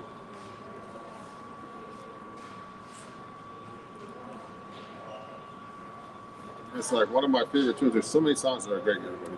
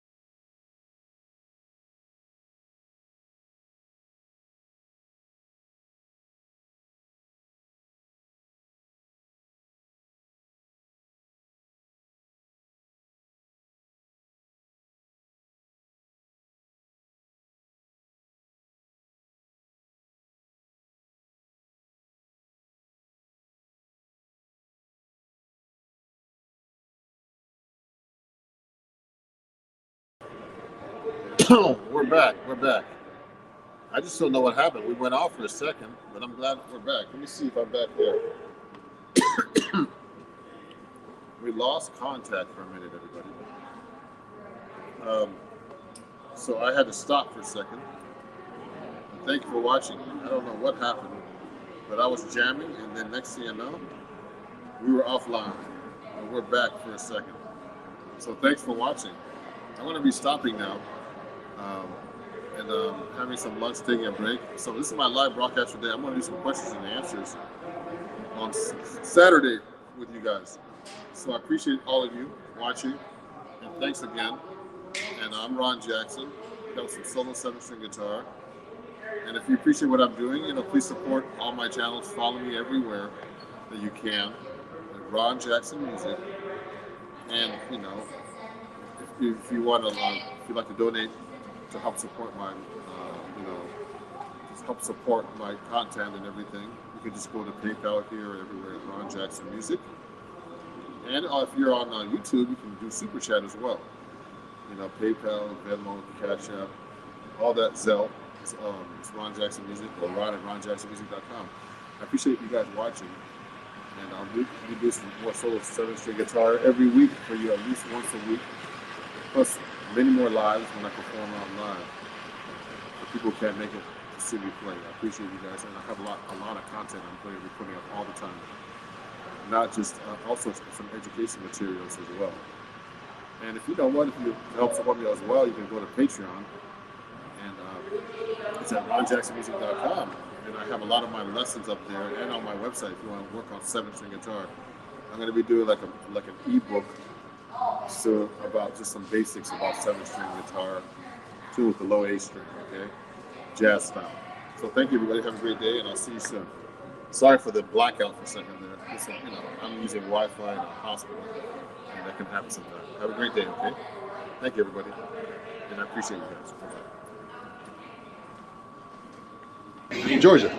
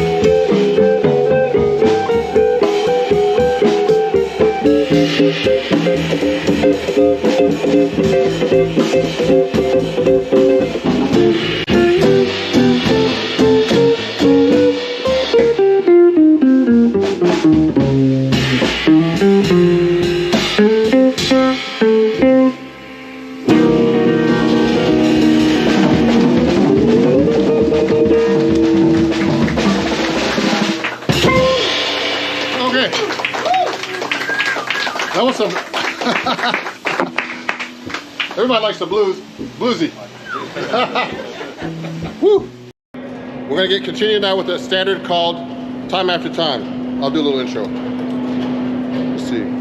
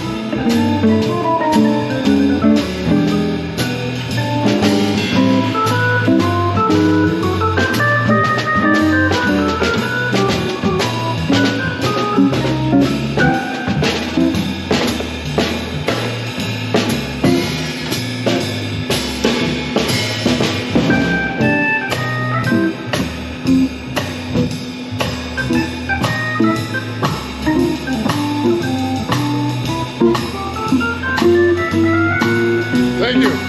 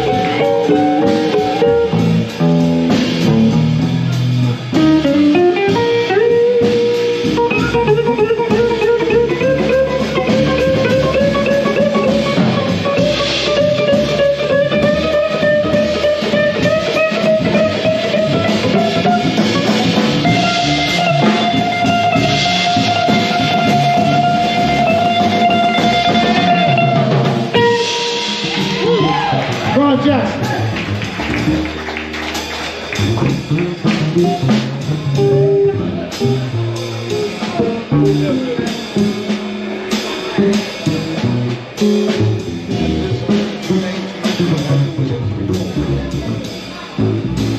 Okay, go ahead.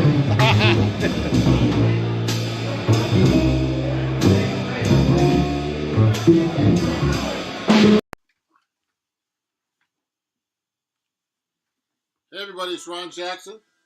And how's everybody doing? This is a Patreon only and lesson for my students. I'm going to have a few guests up today. So my Patreon account is an exclusive account where I give lessons like sheet music, all kinds of stuff like this that students can actually watch. And they can actually download these lessons. They come with tabs, exercises for jazz improvisation.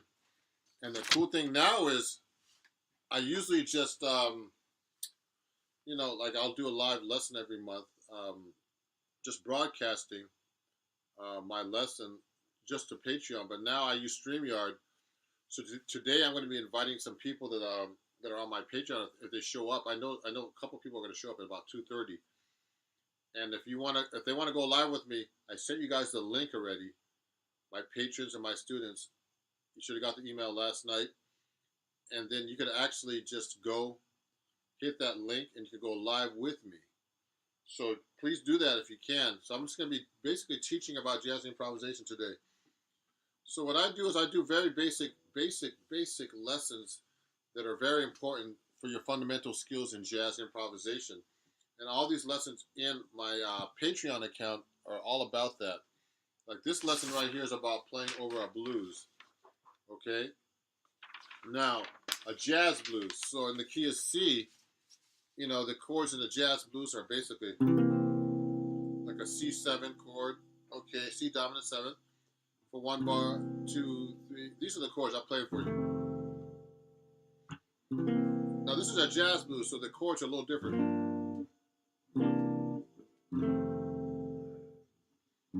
I'm sure you've seen this a million times on YouTube.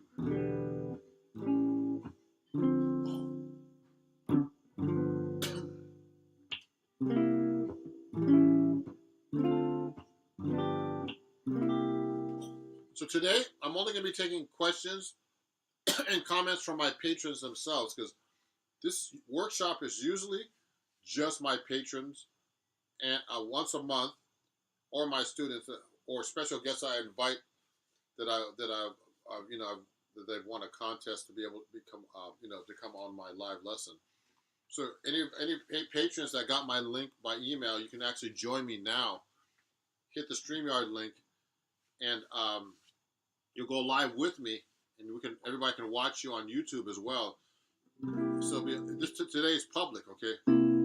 So when I teach somebody a blues, like a C blues, the blues chords are C7, 2, 3, 4, F7, C7, G minor 7, C7, F7, F sharp diminished 7, C7, E minor 7, A7, D minor 7, G7, then C7, A7, D minor 7, G7.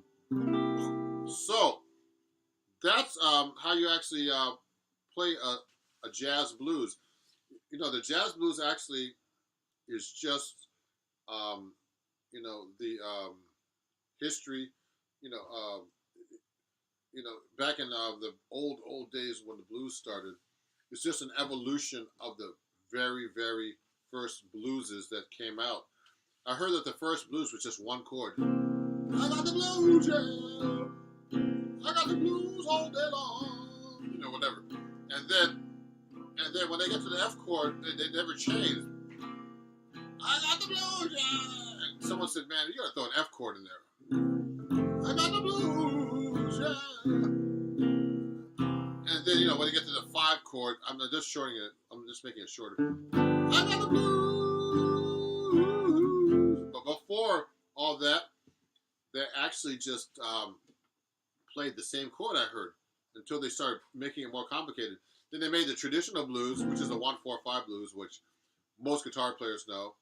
And then some guitar players know the jazz blues, which is 1, 2, 3, 4, 4, 2, 3, 4, 1, 2, 3, 4, 2, 5 of the 4, 4, sharp 4 diminished 7, 1, 1, 7, then 2, 5 of the 2, 2, 5 of the 1, then a 1, 6, or 5, 7 of the 2, 2 minor, 5, 7, 1. So that's the traditional jazz blues. So when I teach improvisation, I teach you how to play over changes. Now, jazz is all about playing the changes, they call it, okay? So in this workshop today, it's all about learning how to play the changes. And also, this workshop is for my patrons and my students usually, but I have this open for the public today, so you can all watch, okay? So these are the things I teach my patrons and my students, and my private students online, and my patrons get all the sheet music about learning how to do this stuff, okay? So you can just, if you're interested in my Patreon, just go here to patreon.com/Ron Jackson Music. It's just like my YouTube channel and all my channels, okay? So I'm going to be taking questions only from my patrons who are going to be on later and who are watching if they want to send me a comment. Also, I'm going to have a guest with his son. He's a jazz guitar student. I don't know exactly how old he is, but his son is about 8. He just turned 8. He's a guitar student. He's going to be a great guitar player by the time he turns 18 because he's studying with me right now. He started when he was 7. So you're going to see him. His name is Morrissey, and it's going to be Malachi, his father. So, they're really great people. And also, this is what I use with my students, too. This book is called Chords at Your Fingertips, okay? It's a very popular book. I've sold many copies here on YouTube. And a lot of my students who are my actual students on Patreon have this book, actually. So I'll talk about this book a little bit today. So learning how to do walking bass lines, chord melody, all kinds of stuff, okay? And also, right now you can get this book discounted. You'll see the link on my description here. You can get this book at 20% off because I'm actually doing an Indiegogo for my new album. So you can actually get this book 20% off if you get it right now while it lasts, okay? Right now I have about 20 copies. I'm going to have to reorder some more if I run out here on Indiegogo on my campaign. So go, just hit that over there. And hey, Glenn, okay. Glenn is one of my patrons. Let me show this right now. How you doing, Glenn? Do you want to? If you want to join me, Glenn. Well, I don't know. Actually, I don't know if you are one of my patrons. You're welcome, Glenn. But thank you. You're welcome. I'm here to show this to the public. Glenn, if you want to support me, definitely be a patron. This is mainly for my patrons, but also I'm doing that campaign for my new album. So you can actually, see the link. Someone's going to post a link probably soon about that too on the comment chain here. Okay. And so let's talk about playing chord changes.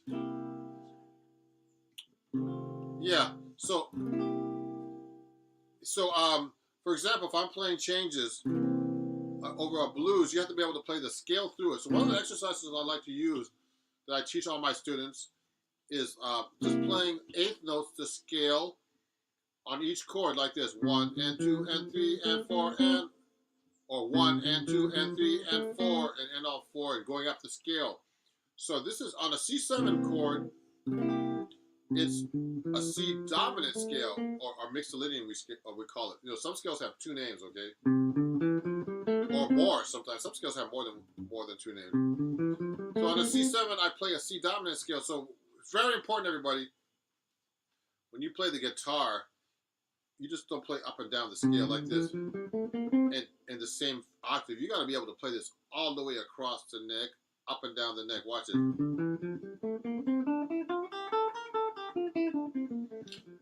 Because you're going to be very limited.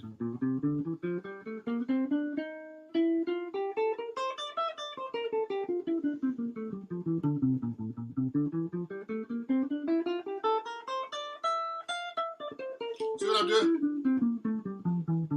So now, somebody would say to me, look, Mr. Jackson, is this just a F major scale starting on the C? Yes, it is. But you can't think like that if you're playing jazz. You're going to have to actually use, make sure that you're actually playing the scale. You have to know which note to change to make it a flat set. So you have to be able to play it up and down all over the neck, It's a very good idea to really learn the neck. So if I'm playing a C7 here,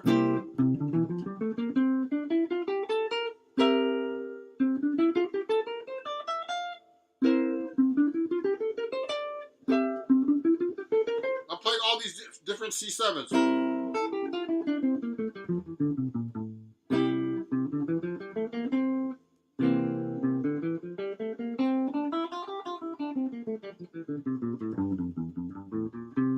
So when I'm actually playing over each chord, I'm actually thinking of the scale for each chord.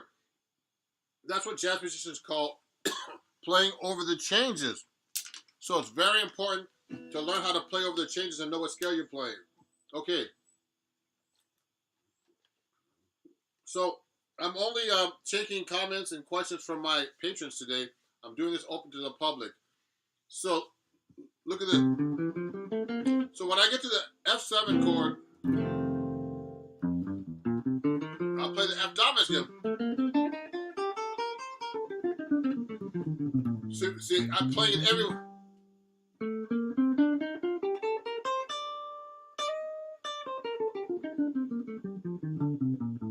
Oh, Tom is one of my... Tom, thank you for joining me. Tom is actually one of my patrons. How are you doing, Tom? Hi. He's watching on his other YouTube account. Just switch so you can see. Just thanks for the invite. Sadly, I don't have a mic or webcam at the moment. We'll enjoy the stream though. Cheers. Okay. Oh, that's too bad, Tom. It would have been great to have you on the live stream. Okay. Now, Tom is actually one of my patrons, and I appreciate you, Tom. For right now it's been very busy, Tom. If you look very carefully on my Patreon, I'm doing an Indiegogo campaign trying to raise money for my new album. And Tom is one of my longtime patrons, really great guy, and I really appreciate him. And please, if you know, go to my link in my description here, and you can actually support my Patreon account, where you can actually get this book that a lot of my patrons have and my students, called Chords at Your Fingertips, at a very reduced price. And you can take guitar lessons with me very cheap on my new, on my campaign to help support my new album. Okay, if you just go to the link here, just go to Indiegogo / Ron's new album. So let's keep talking about this. And let me see this right here. Oh yeah, okay, cool. Oh, nice, nice. So now let me go.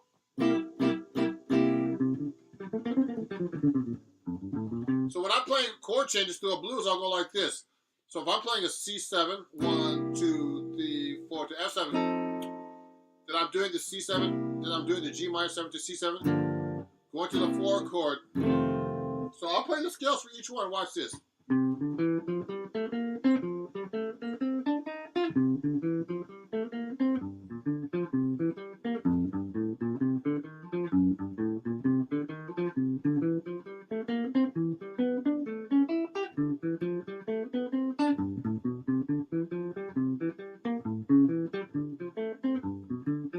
Now, what I did was I played through all the chords of an F blues, okay?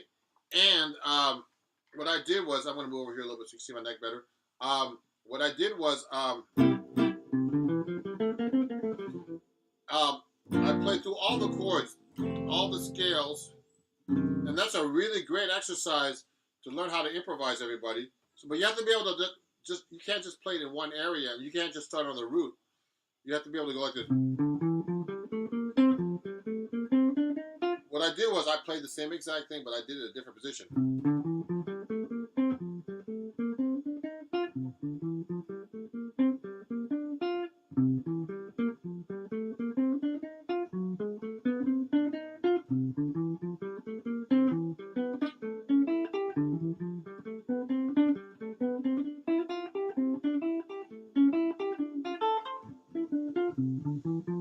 So now I'm going to do it here.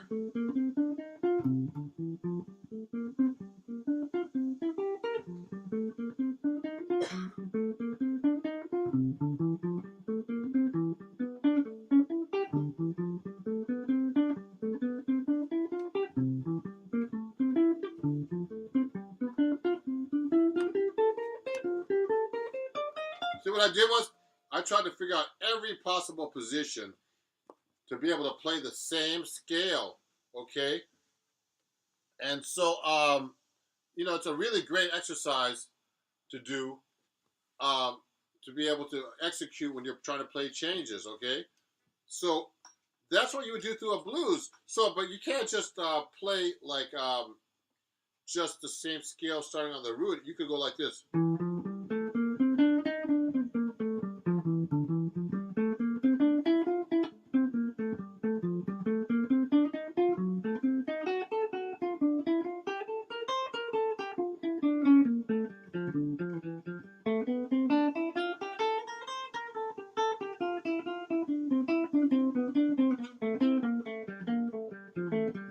What I'm doing is I'm just basically just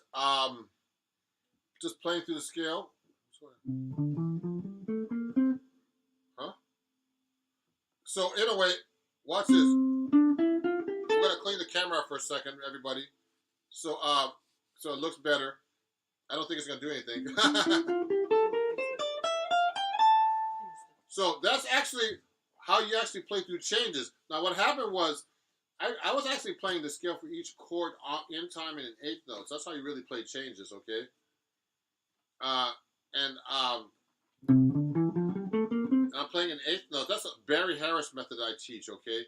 But one thing you have to be able to do for playing changes as well is to be able to play the scale through the chords without getting lost and without actually having to start from the root.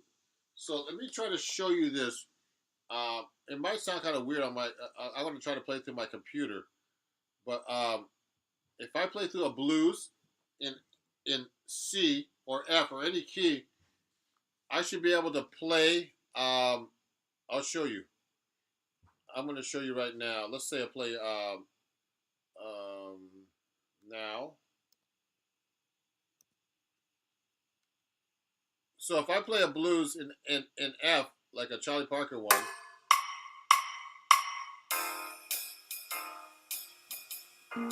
watch this.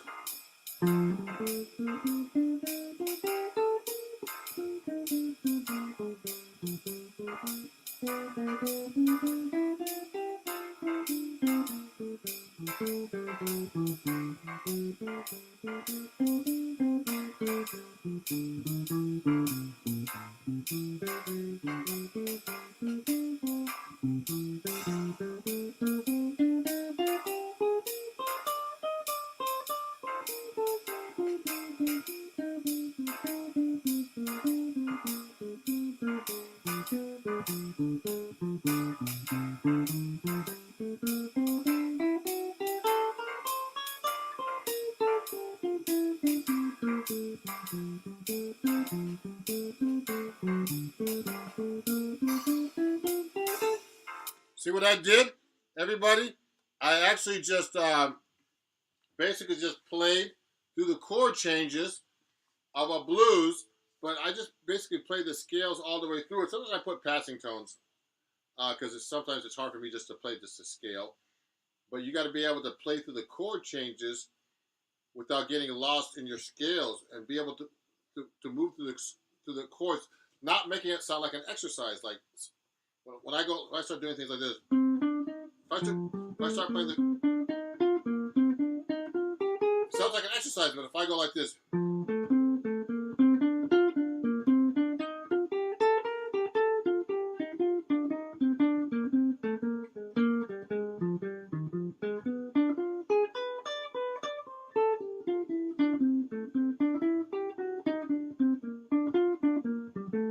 if I start doing that through the chord changes, it starts to sound like music, even though I'm just playing scales. It's not exactly jazz yet.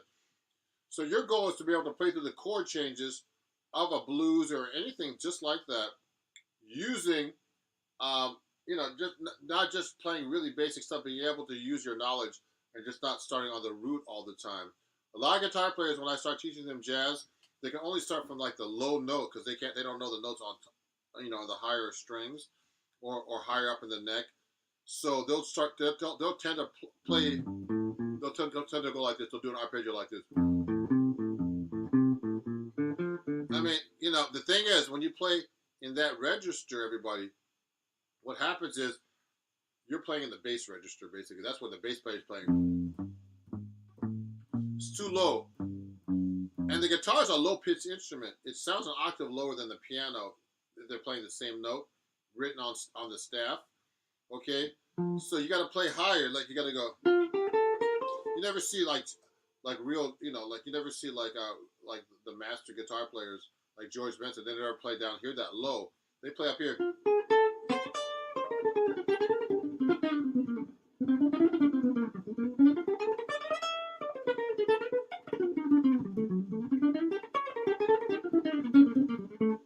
They tend to play in this register up here, okay?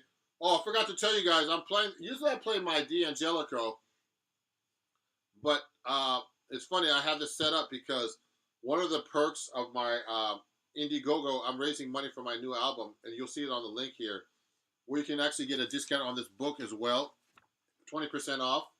If you get it now, okay, and it'll help support my new album, and you'll get it signed by me. It's 20% off. Just go to Indiegogo.com, and then you look for Ron's new album. Now, this guitar is actually, I'm playing this guitar a lot today because this is one of the perks you get that you can actually get on that campaign. I mean, it's not a cheap perk, but you'll get this guitar signed. It's a really great guitar. Take a look at this. There's a couple little bumps here just from me putting it on the guitar stand that I have right here. But otherwise, I've never taken this out of the house. It's a brand new guitar that I got from Eastman. And then, this is actually a part of one of the perks I'm giving. That someone could actually buy if they join my Indiegogo campaign and help me with my new album. Okay, so this is a Patreon only lesson. I'm not taking any questions or anything other than my patrons who are here. And one first patron that's watching right now is Glenn Michael Thompson. No, sorry, not Glenn Michael Thompson. I'm sorry, Glenn. I keep thinking you're a patron.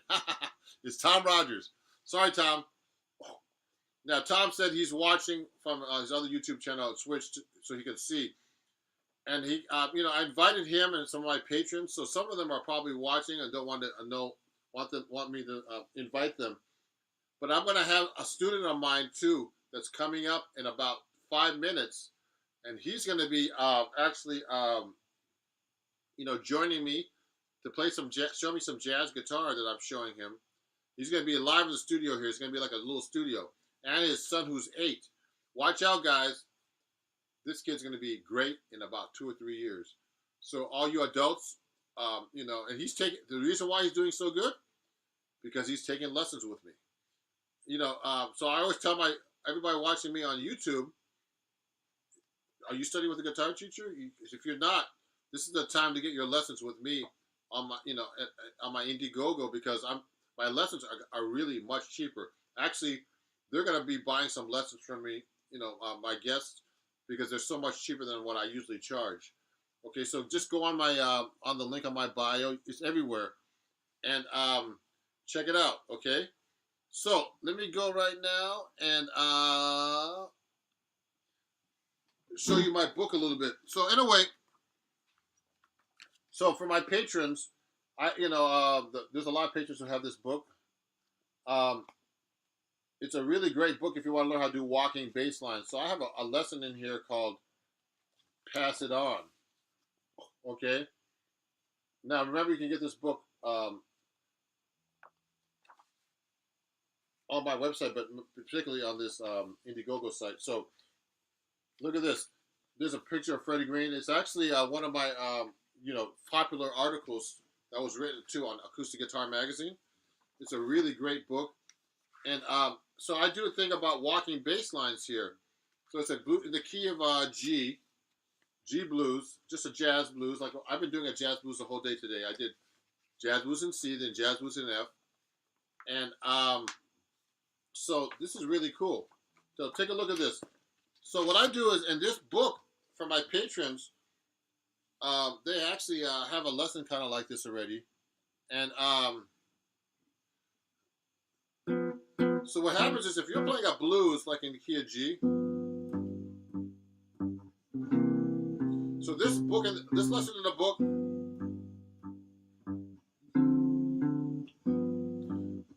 basically is this progression. It's just a 3-note voicing like this: a G, the root of the chord, and you put the 3rd and the 7th on top, which is F and B flat. Now I'm playing. You can play the 3rd here, the B. Sorry, and a B natural. Sorry. Looks like that. Okay. So if you want to do walking bass lines, you got to know how to first play the bass line. The easiest bass line, this book starts up just like this.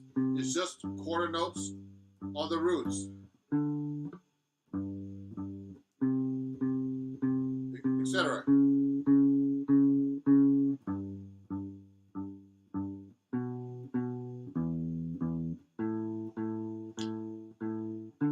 Now,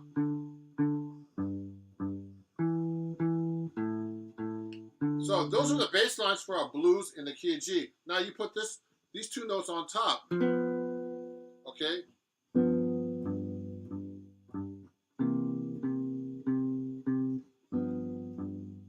That's how you start doing walking bass lines. So I put the 3rd and 7th of each chord. Before you put the 3rd and 7th of each chord there, you have to learn how to do the 3rd and 7th without the bass line. So I see my chords without the bass note. You have to be able to see the chords without a bass note. 2, 3, 4, like this. Now you can hear the chords with this actually.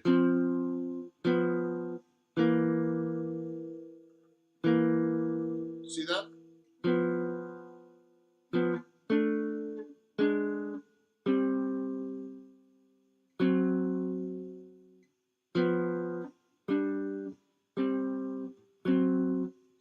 a G blues with all the chords now. Just the root, which is the bass line, and the third seven. So I'll put them together. Watch this.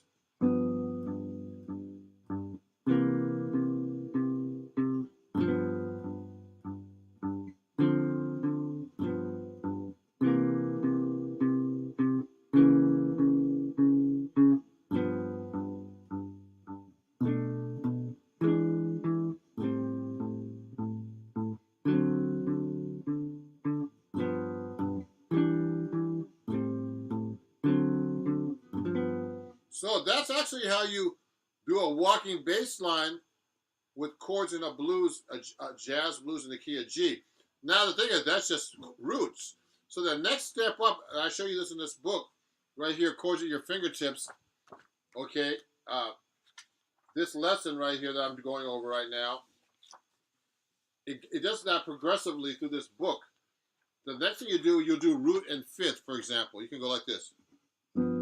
So first you have to be able to do bass line by itself. Like this. So here's the...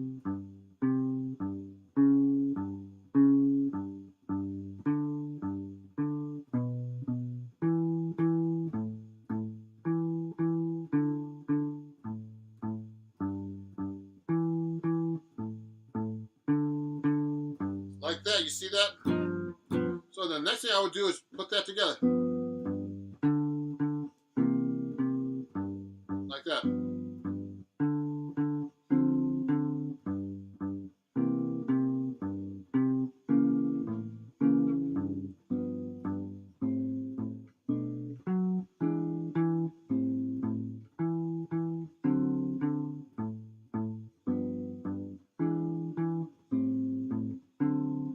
See what I did just now? The thing now is to put a bass line together while you're playing those notes. Now, you can't hold, it's really hard to actually hold those notes. Let me show you this before we keep going. Biker Chick put up, you can get lessons at a deep discount right now if you go to the link in my bio in YouTube, because I'm actually having a sale on my lessons through my Indiegogo for my new album. I have a new album that's coming out, and actually we're going to be recording it on November 3rd and mixing it the following week. And it's going to be a follow-up to my last album called Standards in My and Other Songs. It's going to be called Standards in My Songs.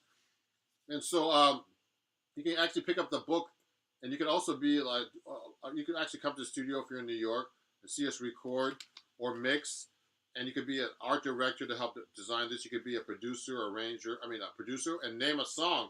Those are some of the perks you can get other than getting this book at a deep discount. So go there right now and check it out, okay? Let me hide this. So let's do this with a walking bass line. I don't know where my student's coming, but he's going to be coming soon to be on the broadcast with me. So watch this. Now I'm going to do the walking bass line with the chords together, but you can't hold the chords the whole time because at first it would sound weird. Like I was going like this. It sounds weird to hold the chord the whole time, so I'm going to be holding it somewhat and then playing a bass line. Watch this.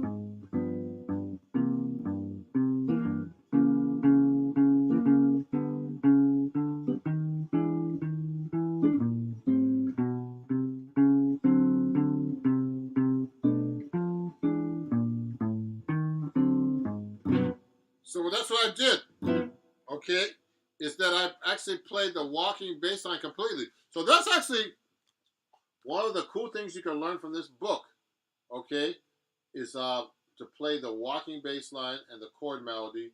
And also we get into chord melody here. One of the very last lesson, which is the ultimate lesson in the book, is my lesson.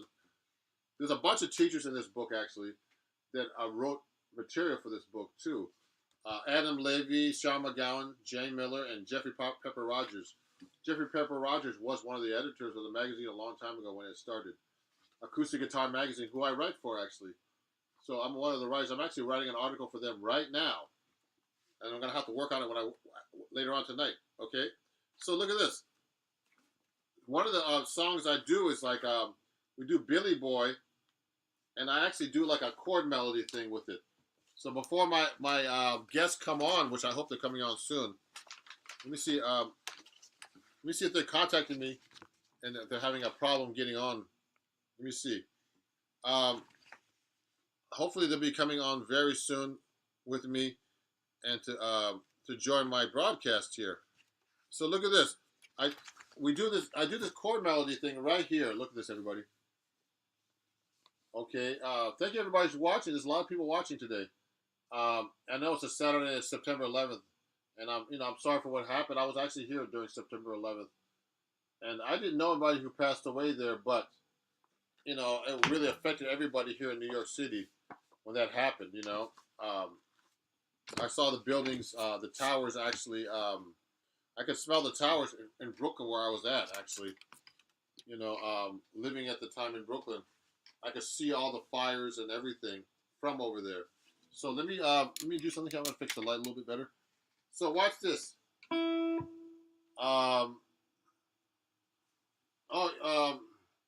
So everybody. So this is actually. I'm not responding to anybody who's not a patron, or a student, because this is like a private lesson for my students that I usually give if you're a patron on Patreon, excuse me, and also if you're a student of mine, you get all the sheet music. All this stuff I have right here, everybody, is available on my website. Now, I show this to everybody right now on camera because most of my guitar players don't know how to read, so they wouldn't be able to read this. They need tabs, so it's important to learn how to read. When I created my Patreon account, what happened was a lot of my students, I have to write the tabs out, so I had to rewrite all this music that I already have with tabs. So for my new album that's coming out, and if you support it, I'm gonna have the whole record with the lead sheets, which are the melodies, with the tabs, so you can be able to play it like me. Okay, so thank you everybody who's watching, and I'm glad everybody's. I'm seeing that everybody is really enjoying this. So hopefully, I'm gonna have one of my patrons or students come on right now. It's also for people who bought my book. So you know what, Dario, next time, I know Dario's watching. I'm gonna have to have him come live with me because he did buy one of my books. Let me show that to Dario. Dario bought my book actually. So next time, Dario, I'm gonna send you an email and you're gonna go live with us. Okay? Sorry about that. I'm sorry I missed you. I mean, since I have this campaign going, I haven't been able to keep track of all the people who bought my book who haven't. But we'll get you on next time, okay? I want to invite people up to play for me, and the whole world will be watching, okay, when you do this. So look at this. So this song right here, before my guest comes up in a second, I hope they come up soon, is one of my arrangements that's in this book for Billy Boy, okay? So it's actually a full chord arrangement you see here. Look, it's in the book, Chords at Your Fingertips, that you can get right now for a big discount on my Indiegogo campaign. Link in bio here, which is right here. Okay, this book you can get there right now. And I'll play this for you a little bit so you can see it. Okay, let me hide that for a second. Watch this. So I'll play a little bit for you. Looks like this.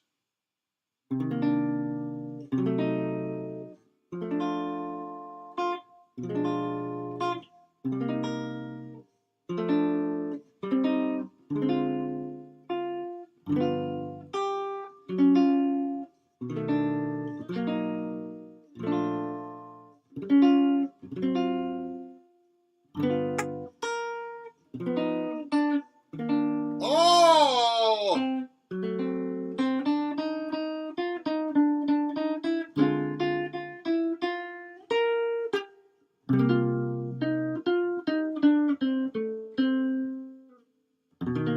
So my guests are here, everybody. Let's bring them up. Let me bring them up. Hey! Okay. I can't see you. You're cut off now. So these are my guests.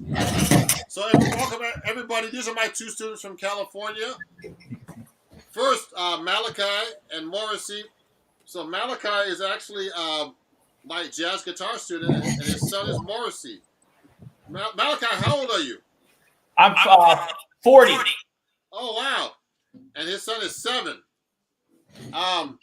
Eight. Yeah. So before we keep going, Dario, check your email. I'm going to invite you up if you want to be on this live stream too. There's instructions because Dario actually bought my book.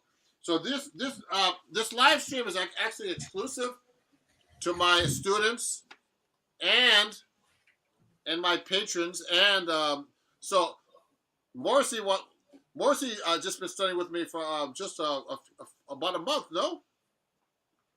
So Morrissey already knows how to play a song from his book. Let's have him play something. Now, Morrissey's a beginner student, but by the time he's about 13 to 14, he's going to be a monster. He's going to be scaring everybody on YouTube. Now, this is important, everybody. Morrissey wants to study with the real teachers, so it's very important to see Morrissey in action. So, want to play Twinkle, Twinkle, Little Star? Okay. Go ahead.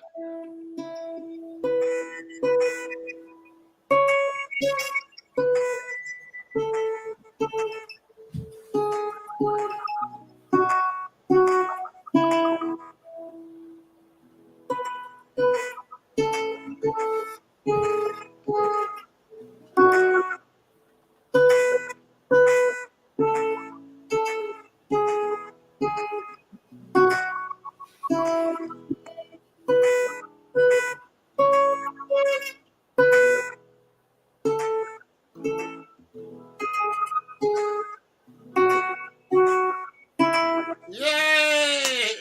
Everybody on YouTube, give him a hand. This is gonna be public, so everybody's watching right now live. Morrissey, great job. Yeah, so Morrissey's only just turned 8, like last week. So he's a student of mine, and he's gonna be a really great guitar player. So Morrissey's actually studying out of a book. He's learning how to read, like everybody should be doing. You know, I teach kids and I teach college level, and he's a really great student. And so he's learning how to read and also play the notes on the guitar, all the scales. So it's very important to have a teacher, especially, you know, at any age. And his father was actually my student too. So as a jazz guitar student, so he's a guitar teacher too. So, and actually Malachi, his father, who's right there, found me on YouTube as well on my channel and became a student of mine. And he's been a student of mine for a few months already. Yeah. Yeah. So and then when Morrissey saw me teaching your father, he said, "I want to study with Ron too." So thanks Morrissey for being a student. You're a great student, a great kid. Yeah, Malachi, you want to try to play something for us now too? Come on up. Yeah. So, Okay. Switch chairs, guys. Switch chairs. I'm gonna play. Oh gosh, I'm on the spot. You want to play something? Sorry. Do you have like some of the jazz tune you want to play with the play along, maybe? Oh yeah. Here, I'll Yeah, use so, the So app. Malachi, talk about your experience with me with me teaching you. Oh, well, so I found Ron on, I think it was actually YouTube or TikTok. And then I reached out to Ron and he got back to me. And I was thankful I was able to start classes with him. And I studied classical guitar, but I didn't really know much about jazz at all. And a lot of the chords like C major 7 and like sharp 11 and flat 5th, stuff like that kind of confused me. So I wanted to reach out to Ron because I could tell from his playing that he knew what he was doing. I know most of the time, not all the time. And then he got turned on to this iReal Pro, and one of the songs. Let me see. Which I want to Love Walked In was probably one of the first ones we did. You mean like Love Walked In? Yeah, Love Walked In. So you know what, everybody, on YouTube, I've been teaching Malachi about jazz improvisation because he wanted to work on jazz improvisation. So there's Dario too. I'm going to invite him after. I have another a person that bought my book. I want to see how he plays my books after. So, Dario, you're in the green room. I'll get you up in a minute. So, so Malachi, want to learn about jazz improvisation. So actually, I was showing him the method that I showed everybody earlier about playing the scale on time, on the right chord, different positions, learning the melody, learning the chords and melody everywhere. Learning the chords everywhere and learning the scales everywhere. So listening and transcribing all kinds of different stuff. Yes. Yeah. Yes. Yes. Malachi. Oh yeah, sorry, there was a delay. Yeah. There's a delay. Also, I think next time you go live with me, you have to change the settings so you don't have an echo. But it's okay. Yeah. So, do you want to play something for everybody? Yeah, I can play along. I can do the chords for Love Walked In. Oh, you want to play the melody with the play along? It's okay. It's only live on YouTube. I know, that's the thing. Your son just said, okay, so it's your turn now, Daddy. All right, I'll go through it one time here. Okay. I'm not sure. This is the first time I use it. I'm not sure how to get rid of that echo. Oh, you have to go to settings and then hit echo cancel. Go to audio settings, hit echo cancel. Let me see here. You know how to do that? Go to where it says cam and mic on the bottom there, I think. Okay, echo. Oh, there it is. Okay. Try it now, yeah. Uncheck it. Uncheck it? No, check it. Oh, it is on. I think it's because of the YouTube. Maybe I should turn the YouTube off. Yeah, turn the YouTube, if it's on the computer, down so you don't hear the echo. How about now? Yeah, that's better. Okay, that's what it was. Oh yeah, good. So try that. Malachi, I keep mentioning your names up. All right, here, let's see. Let me try here. Here's Love Walked In. Here we go.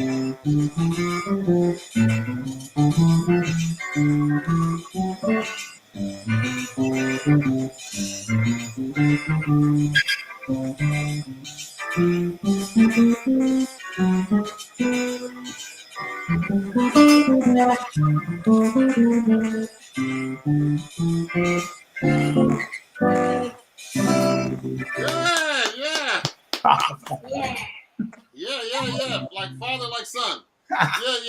Yeah. So great. Yeah. So when you started studying with me, you wanted to get Malachi. You wanted to get more into jazz because you never did that before, did you? No, never. So what happens is when you study classical guitar, everybody, they lock you into like certain scales and fingerings. Where in jazz, you have to really know your scales all over the neck. Like when I started playing classical, the C major scale was like this. Everybody, watch this.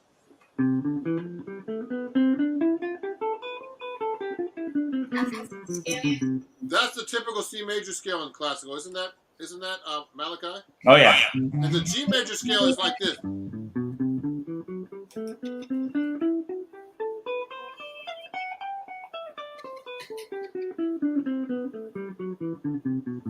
I think it's a great exercise for switching position. Because if you want to play fast, you gotta go.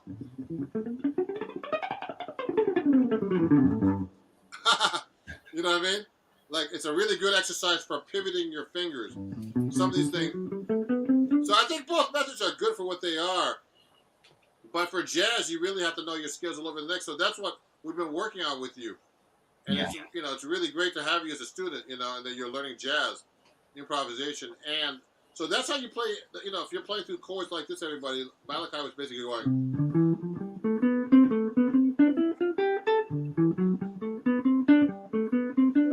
Just playing through those chords of Love Walked In, like as a scale exercise, but the goal eventually is to be able to not only play the scale, but to actually improvise.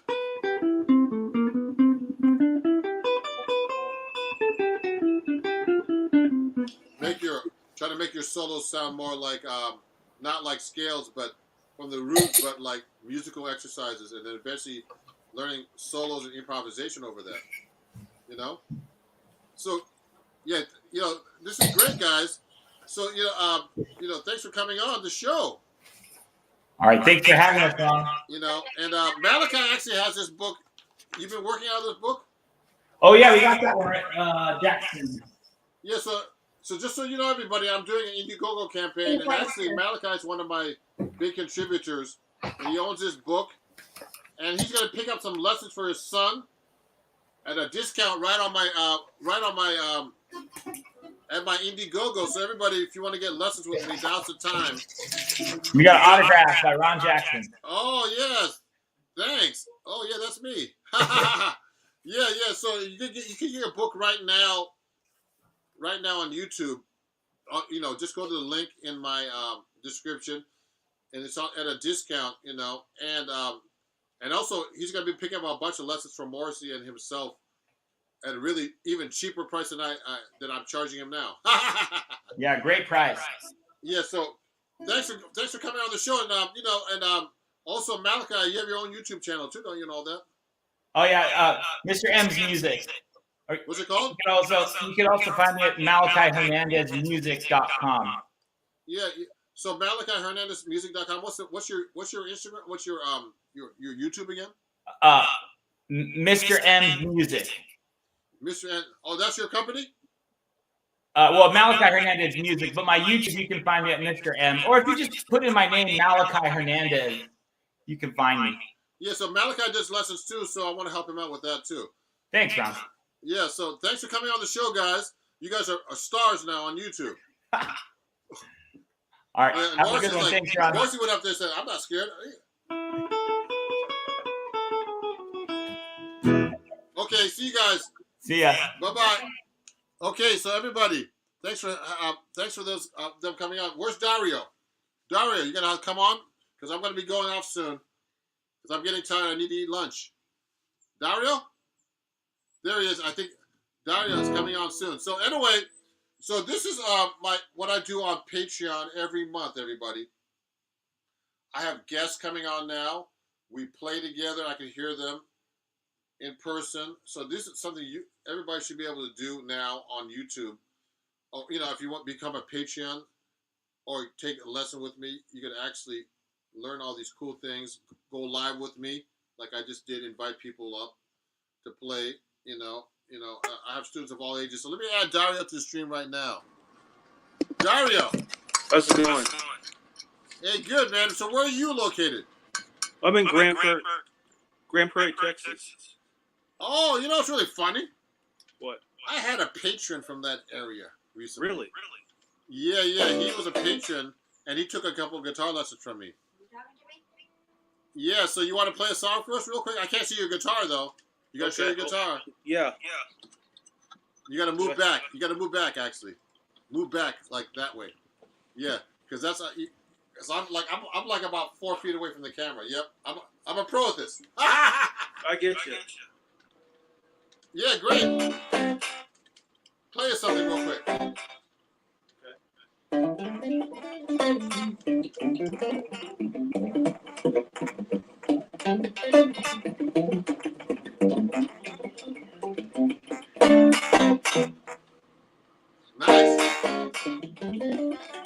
Oh, that's supposed to be So What? No? It's the only jazz standard I know. Oh, wow, cool. So, Dario, how long you been playing guitar? I've been playing since I was about 10 years old. Cool. It's been a long time, but I took some time off, and I really got into it when I was about 20. Oh, cool. I'm 51 now. Oh, yeah, good. So, do you play out over there? What's that? Do you play out anywhere? No, I just play. I'm a bedroom guitar hero. Bedroom guitar. I never heard that one before. That's a good one. I gotta use that one actually. Yeah, Dario, you're one of my big fans. You're always every time I go live, you're like, "That's Dario again." Man. Yeah, man. I love jazz, bro. I love your playing style. Jazz is one of those last genres for me that I need to learn. And it really helps with rock, and it really helps with flamenco that I love. And I'm really a big fan of Paco de Lucia, who melded jazz and flamenco together. You know what's really funny? What's that? I've seen him perform before live with John McLaughlin and Al Di Meola. Oh, yeah. I have that album. Yeah, but I saw them live. I mean, I saw them a few times, actually. They were amazing, man. I saw them when I was in high school. And I actually know John McLaughlin. I've met him, I've hung out with him. Really nice guy, man. Cool. It's so sad that Paco de Lucia died, Yeah, he died suddenly. Yeah, I mean, he wasn't even that old, See, I have his album here. I have Paco de Lucia's. Oh, yeah, he's great, man. So, thanks a lot, Dario, for buying my book and stuff. And, how do you like it? I like it. I left it at my office. Otherwise, I would have brought it home over the weekend. But I teach some co-workers a few chords here and there. I'm just trying to take great credit for some of your licks. Yeah. So I mean, thanks for coming on, Dario. And everybody, check out Dario's YouTube channel and what YouTube. And you want to play us one quick one, real quick, before we finish? Sure. I'll do a few chords here that I learned out of the book.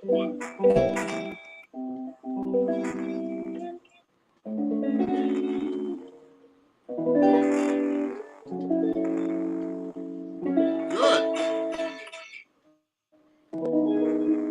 Here's one of my favorites. Oh, that's a nice chord. Yeah. There's a lot of chords. This book has a lot of chords in it. I mean, I love to learn. There's a ton, but it's all about chords. So it's not only from me, from a lot of great guitar teachers. So everybody, you can pick up that book right now on my Patreon. On my Indiegogo campaign that's happening right now at a discount. Okay.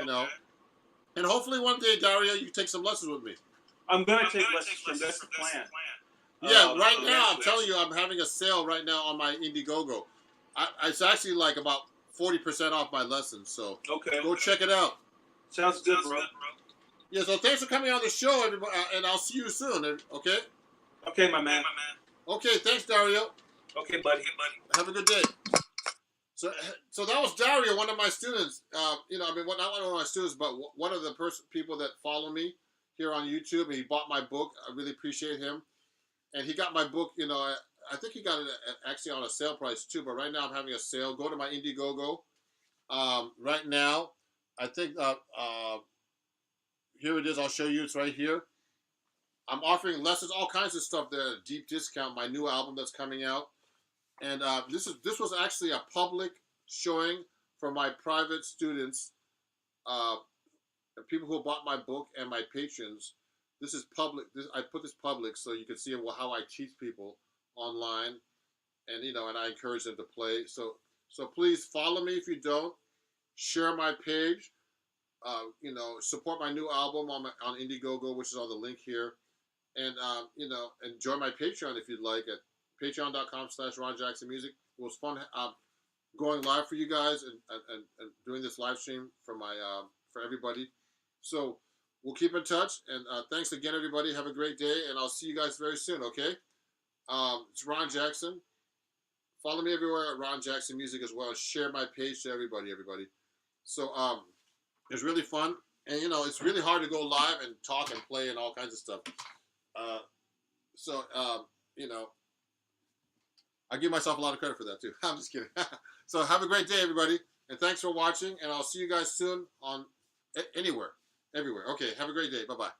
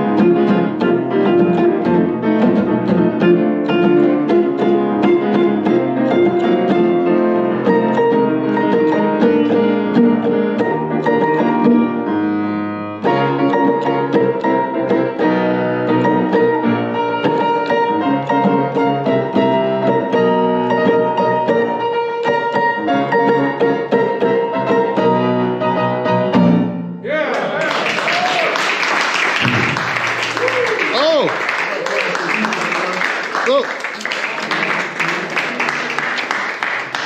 were burning so much, the music was flying around.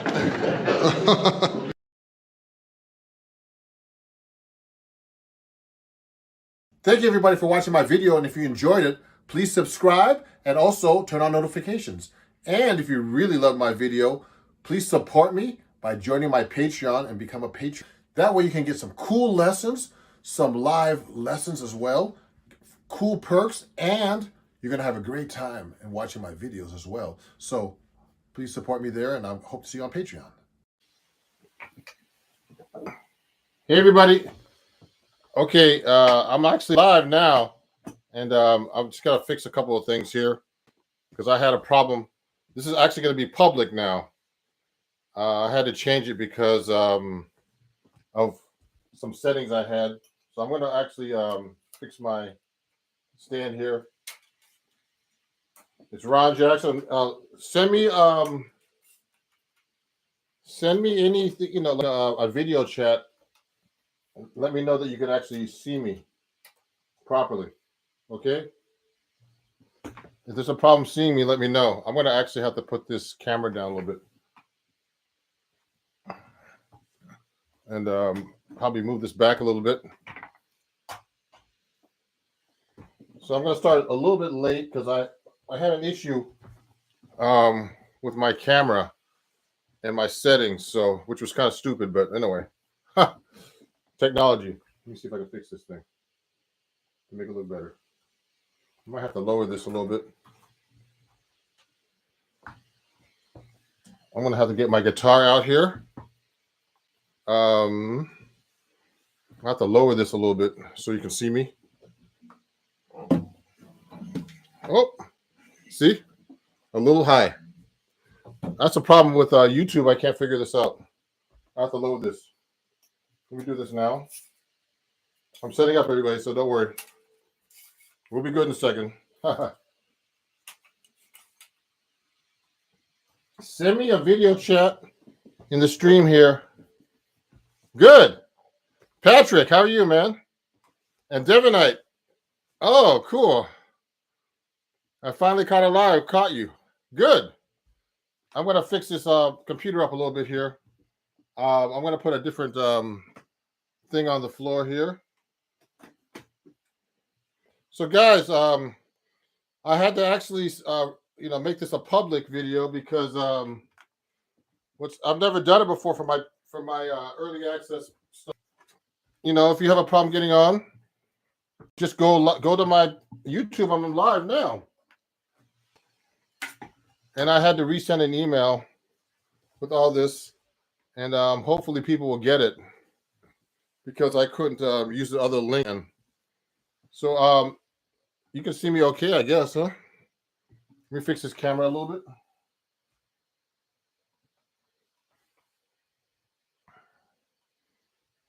So that's cool. I'm just fixing it up and starting, guys.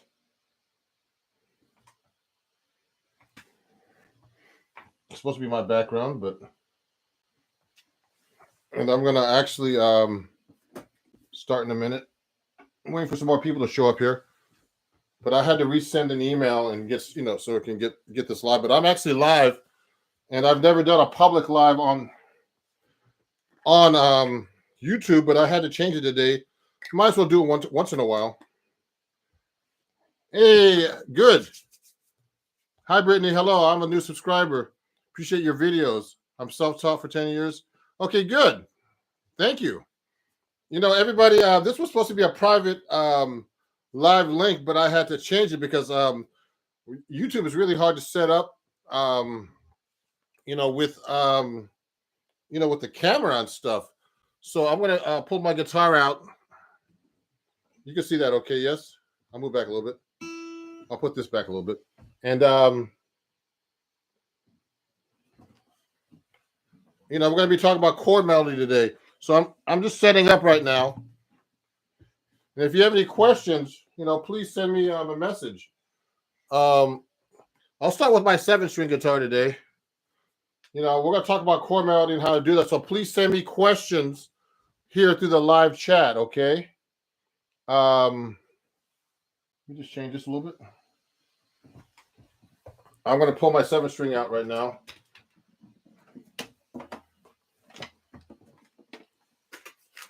Let me just check a couple things here. If you have any questions, just send them to me already. Thank you. Thanks, Pat. I'll reply to you by actually, talking to you guys. Okay. So that you can hear me, you know what I mean? And hopefully everybody got my new link because I had to change it up. I couldn't get my camera to work when I went live a minute ago from my private link, so I had to resend all the everybody everything. So I'm going to tune my guitar real quick, and then we'll get started. And if there's any questions, let me know. We're going to talk about chord melody and how to construct chord melody, so we can go through some songs, things like that. I got 7 strings here, so well, I got a nice crowd for like a public live. I had to go live today public because I had an issue with my camera and my connection on YouTube. Seems like it's so hard to do things on YouTube sometimes.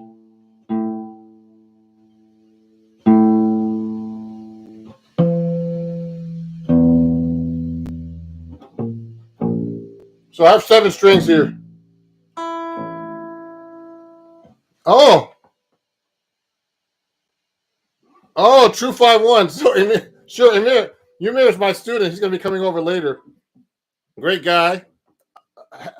I'm the half Filipino brother, and we're going to talk about different things here. But he said a 2-5.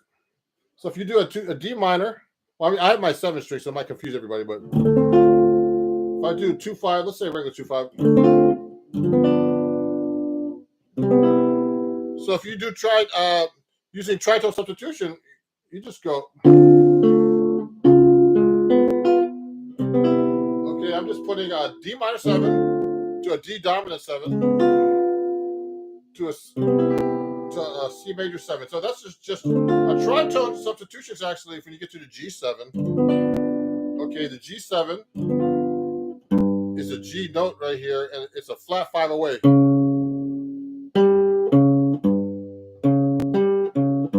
Okay, what happened is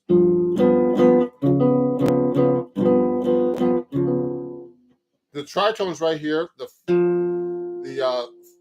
flat 7 and the 3rd, and this is common with the D flat on the G. So look, the 3rd and 7 is on top, and the D flat 7 has a 3rd and 7, but it switches around. So this is the 3rd now on the D flat, and this is the flat 7 on the D flat.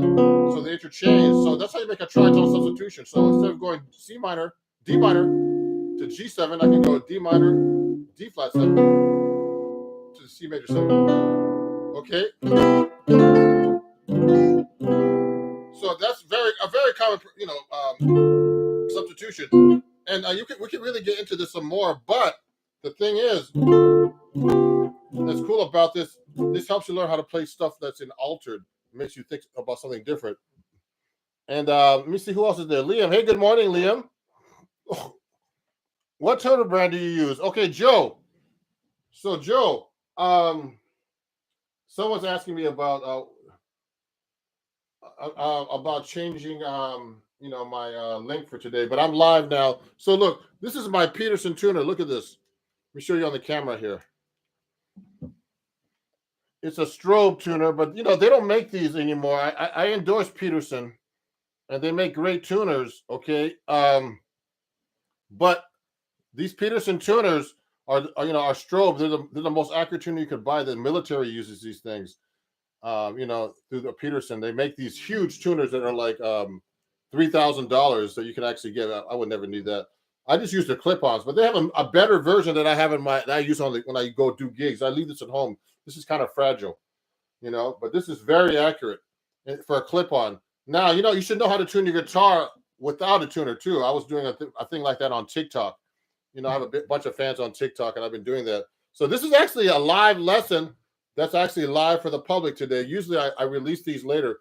These are for my Patreons and and people I invite like that I have through a contest on Instagram.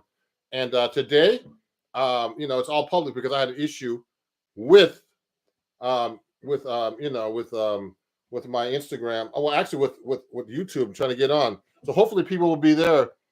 You want to be a good jazz guitarist? What do you want to say to me? I like this guy. Well, practice, get a good teacher. Don't look at YouTube videos all the time. I'm telling you, it's only going to help you so far. Looking at videos is only could take you so far. You need someone to look at you and say, "Look, you're not doing this right. You're not doing this. You need to work on this." I've always had teachers. I'm actually studying right now. I'm studying with a drummer about time and rhythm. So before we keep going, everybody, let me play you something because this is chord melody. Today's about chord melody. So let me play you a couple of chord melody arrangements that I've worked out on the guitar that are, that aren't hard, that are fairly simple. I'm going to play it on 7-string. Now, this is one of my favorite tunes. This is called Time After Time.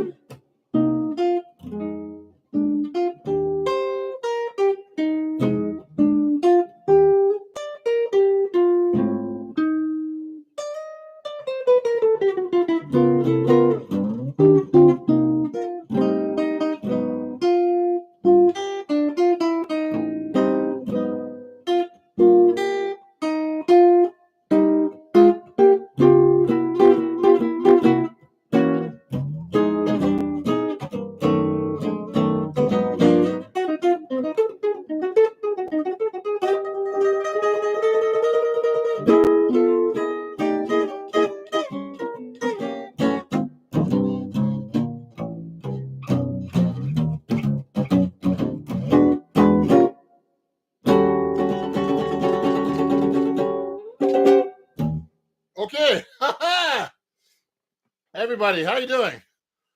Hey, no problem, guys. You know what? This is actually public today because I messed up earlier, and when you work with YouTube, you gotta have your webcam set up like before you go live, and I hit the live button, so now I had to make this public. So I had to let everybody know that I had a different link that I'm going public, and hopefully, hey, thank you, Reggie.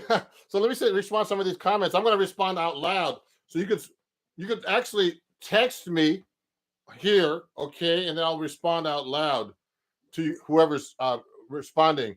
So Reggie, Reggie says I'm a great guitar teacher. Thank you, Reggie. Reggie's been my student for like 2 years. He's learned a lot. He's a great student. He's retired. He practices guitar all day, which I wish I could do. Hey, don't worry about being late. You're not late. I was late. And Patrick says, shh. Okay, just amazing. Thank you, Patrick. One man band. Thank you, Kevin. Thanks, everybody. This is public now today because I've never done anything public, but today I had to because I messed up. So it's supposed to be a private link, but it's okay. So thanks for sharing such a great teaching content on YouTube. Greetings from the UK. Yeah, thank you, everybody. If you like what you see here on YouTube, I'm going to get my little announcement thing here, wherever that thing is. Here it is. Hold on one second. Let me grab it. And please, definitely, this is the right way today. Please subscribe to me here, of course. And also, a lot of my Patreon fans are on here. So if you want to be on my Patreon account, please let me know, and I'll do. You can join that and get some music lessons pretty cheap for me. It's right here, Ron Jackson Music. I'm gonna put this on the camera. Oh, this is backwards here. Okay, I need to use this. Hold on, let me find this real quick. I'll get it. Here's my Patreon thing. Here it is. If you want to join my Patreon, this is what my students are on now. You can join for like starting at $3 at www.patreon.com/Ron Jackson Music. Okay, so that's my Patreon. This is cool. I've never gone live on YouTube before, so this is great. So so there's a question here. Thanks for sharing such great. Okay, sounds great. Thoughts on blues, rock, and fusion? Okay, guys, just so you know, I started off playing rock. So I used to be into Led Zeppelin. I used to see all kinds of bands. Yes, Van Halen I saw 7 times, just so you know. I was a big fan of Eddie Van Halen. I'm into rock. I just started getting into jazz when I was like about 11, 12, through high school, actually. Then I started getting into jazz in high school. That's why I went to Berklee College of Music and studied jazz composition and arranging. But I love jazz, and I love rock too. So no, if you want to start getting, okay, so so thoughts on blues and fusion. Okay. So did you go through different phases? So you know what? I started playing rock, and I used to listen to records and learn all the rock guitar solos, everything like that. Okay, and songs. So that's what you have to do with any style of music. You actually have to be able to learn the music by ear, get together with friends and play. And if you can afford to get a teacher, because teachers, I didn't have a teacher when I was a kid, so I was growing up, I was learning everything by ear, and you can only go so far by ear. There's always a great teacher that can help you. A good example of someone like that is when I was at Berklee, he was before me, is Steve Vai. Steve Vai is a highly trained guitar player. He played with everybody. He's rich from playing just his own music. He started with Frank Zappa. He went to Berklee. He was a really well-trained guitar player. He could play all kinds of rock styles and jazz, everything. This guy could read. He studied with Joe Satriani as a kid. He's from Long Island. I live here in New York City area. He's from Long Island, and he, studied with Joe Satriani, who's a great guitar player. These guys can read. These guys play rock. They play all kinds of styles. Fusion. They play with everybody. Yngwie Malmsteen. They play with everybody. They're just like amazing musicians, but they're really well trained. So you should be trained. You should get a teacher and study, because teachers, Steve Vai always compliments Joe Satriani for all the help he's done for being his teacher. So it's important to have a teacher, everybody. So, okay, let's talk about chord melody. And, so if you want to study with me, let me know. I have some students on here that are actually watching. And, they're great students. They're great guys. And, you can only go so far with looking at me playing here. YouTube videos. Okay. So anyway, let's get started here. So let's talk about chord melody. So the subject today from my patrons, and I hope everybody on Patreon got my link, is that is chord melody is very important. So that it means that. So let's say you take a melody like let's think of an easy melody. Someone pick a melody if you want me to pick one, but it has to be not too fast. It can't be really a bebop melody because it's hard to harmonize a bebop melody to chord melody because there's so many notes. So usually do melodies with like like with whole notes. Like let's say a song like Cherokee. This is a song called Cherokee. It's a jazz standard. It's kind of fairly easy to do a chord melody with it. So it's like. Now I would take a real book. I want to get the real book out, okay, and actually take a real book and just look at the melody, make sure you're playing it correctly, because it's easy to play these melodies wrong. So I would go.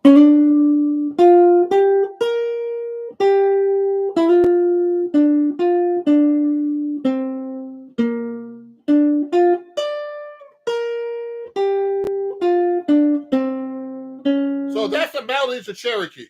So it starts with a B flat major 7 chord. So I mean, an easy way to play that is just put the melody on top of the B flat major 7 chord. Actually, so if the melody is D, so I just put those 3 notes. Now if I'm making, so I'm just playing a regular old major 7. Now, if I'm playing on the 6th string, I'm going to actually switch guitars so you can see better, everybody. Let me get off my 7th string. Hold on. Let me get my 7th string here. Take it out because I want to get my 6th string out so you guys can understand me. It's not easy. Let me get my 6th string. If you have any questions about that, Nardis. Oh, that's a nice song. You can look at that for chord melody. Okay, thank you, Patrick. Hold up. So here's my 6th string.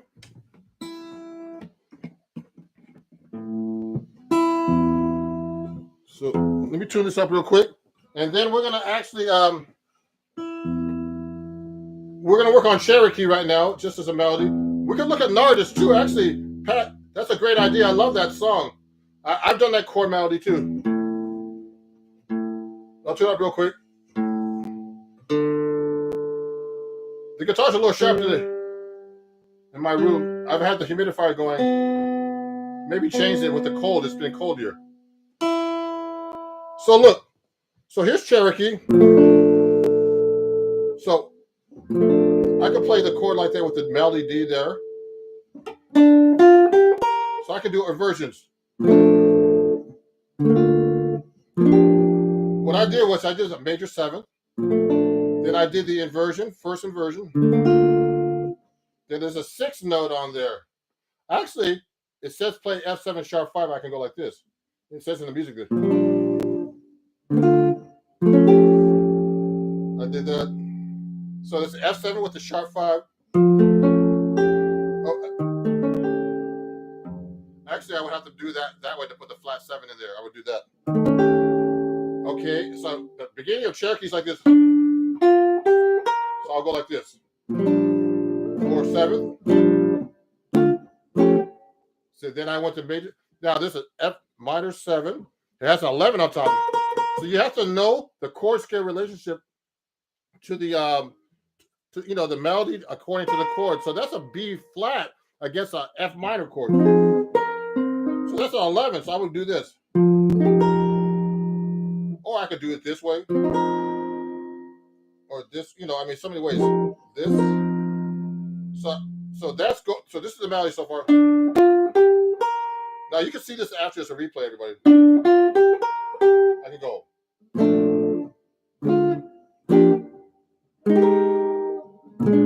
Now I would play that B flat 7. Now the B flat 7 has a 13 on top. So I would do it that way, okay? Or you could do it this way. So many ways. I like that one. That voicing of the B flat 7 13. Okay. I've never done this song this fancy before. I just make it. I don't have an arrangement for this, so we're kind of making an arrangement up right now. This is how you do chord melody. you do an arrangement like this. You find each note and try to find the chord for it. So let's start from the beginning. So I went like this.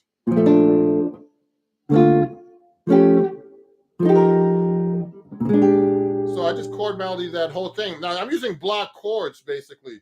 Okay, there's so many ways you could actually do this. I could do thirds.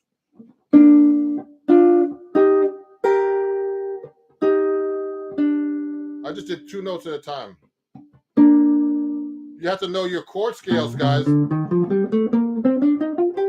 now it changes when you get to a different chord too. So this is just in the key of B flat, and then when they get to the F7 sharp 5, that's a whole different chord scale. Okay, and I'm having the flat 7 missing, so it's not really dominant when I'm doing it this way. I'm just doing F5 sharp 5 actually with a 9. This is actually a 9. Against the chord, you should know the chord melody against the chord. Okay. So like this. So start from the beginning.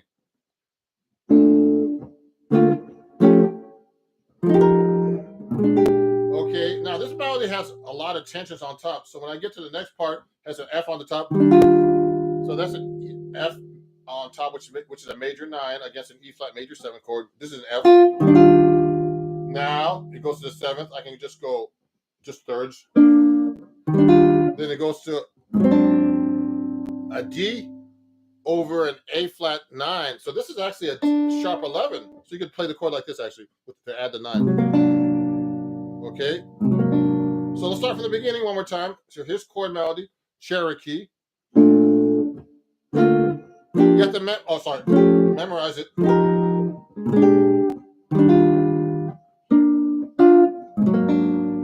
Okay. And then it goes to A to actually a C. So I'll just go down, do thirds there. And then it goes to a B flat on the chord with a 6. So you can play it like this. I actually play it this way. That's a 6 like this, okay? See that? And then I went to it says a 6 chord, so I can just make it all 6. You have to know your inversions, guys. So these are all B flat 6 inversions. So you have to know your 6th and 7th inversions of your chords. So that takes a lot of practice. I have like a lot of charts like that. Actually, I'm going to put on my Patreon account. If you study with me, I'll give you these things. And then it goes D minor, then C7. So 9 on top. So you have to know the note against the chord, and then the flat 7. Okay. And then it goes to C minor 7 with the G on top. And then D minor 7 flat 5 with an F on top. And then a G7 with a flat 9. So I'm going to do this. Watch it. Put my thumb here to play the G7. I put the flat 9 in. And then it goes to C minor 7, I think. Yep. With the C. And then F7, sharp 5. Okay, with the sharp 5 in the melody. So let's start from the top. Okay, so this is Cherokee. So this is 1A section now. You just learned 1A section of a song. You know, so we're just doing the first section. This is like really basic drop 2 voicings, closed voicings on the guitar, we call them. We call them closed voicings. I write for Acoustic Guitar Magazine, and we call these closed voicings for the guitar because they're easier to play than spread out like a piano. Like if I try to play B flat 6, it would be like this. You know, spreading out like this. I can reach pretty good. This guitar is easier to play than my 7-string. This is an easy guitar. So, so watch this. Here's the arrangement. Watch this. It starts like this. You guys can learn this too. You can watch back the video if you want. Just B flat, major 7, really simple one that you guys know. Then a version, then sharp 5, then F minor 7 with a 9 and 11, and then B flat 13, then E flat major 7 with a 9, and then I'm just doing thirds. Then I did an A flat 9 with a sharp 11 because that's the melody note. Then third, which is the a C and an A flat, and then I'm doing B flat 6 like this. Sorry. And then I'm doing inversion. Then D minor 7, C7, the 9 on top, then I'm doing the flat 7 on top. And then I'm doing C minor 7 like this. I can do it like this. Then D minor 7 flat 5. Then G7 flat 9. Then C minor 7. See? That's not that hard. No, I mean, I can make this even hipper.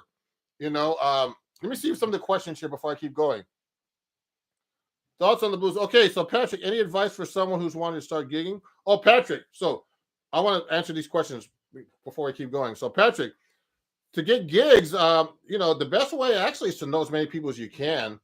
You know, I know a lot of people, but you have to keep in contact with them all the time. Sometimes I don't. You know, I'm kind of like not introverted, but you know, like to hang out by myself and just do things myself. You know, independent DIY they call it. But yeah, meet people. You know, get friends, and you know, try to get a lot of contacts. You know, people are the best way to get gigs. Actually, I get gigs from people all the time. But you know, right now with social media, I've been actually finding a lot of students, new people that I've never met before. This is really great, and it's actually a good way to meet people too. It's also on social media, you know. And you know, a teacher can recommend you. Like, you know, I could try to recommend students for gigs and stuff like that. And you know, just get out there and meet people. You know, study with people. You know, your guitar teacher can recommend you a lot of you know, things like that. Just meet people. That's the most important thing. And you know, go hustle, get your name out there. You know, develop your following and everything else. Now, let me see. Okay, JD, good. Patrick, Nardis, we'll go over that in a minute. No problem. I've been trying to learn the tune for a bit. This is kind of advanced, but trying to get it. Okay, so okay, Odette. Can you play any Chick Corea licks? Chick Corea licks. Oh, like this.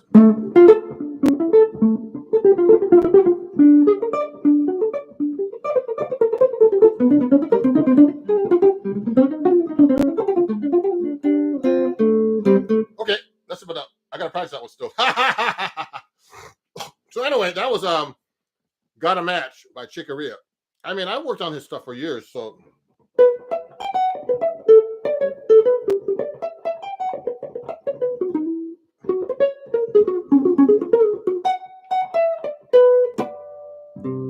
Yeah, so I love Chick Corea, man. He just passed away. I had a bunch of friends that played in this band. I wish I could have played with them, you know, but you can't always get everything you want. So, okay, so let's continue now. So someone asked about. So this is all about chord melody. We'll do about Chick Corea another day. So chord melody, everybody. So we just did Cherokee. So you have to know your chord, the melody against the chord, and you actually have to know. You know, you have to know your scales. You have to know chord scale relationships. But there's different techniques you could use for chord melody. You don't have to play like the chords that are written either. If I did a song like Cherokee, I don't have to play the chords that are written. I can go like this.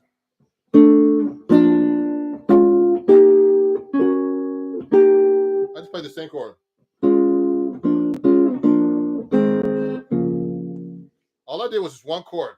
That's constant structures.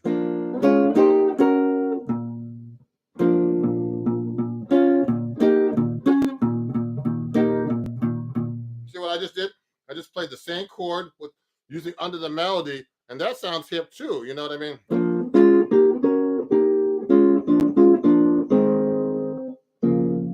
See, that's all I did. You know, something really simple like that.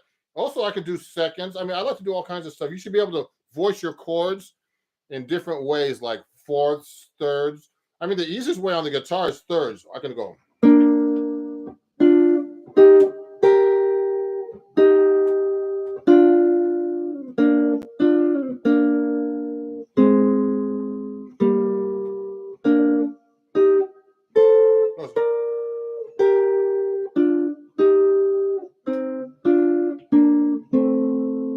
I just did thirds, basically, you know. I wasn't looking at the music, so I was trying to figure out.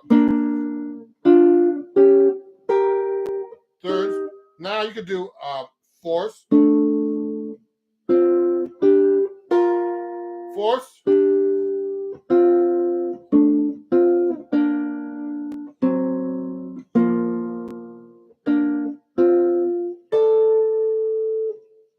See, these are things that people don't think about.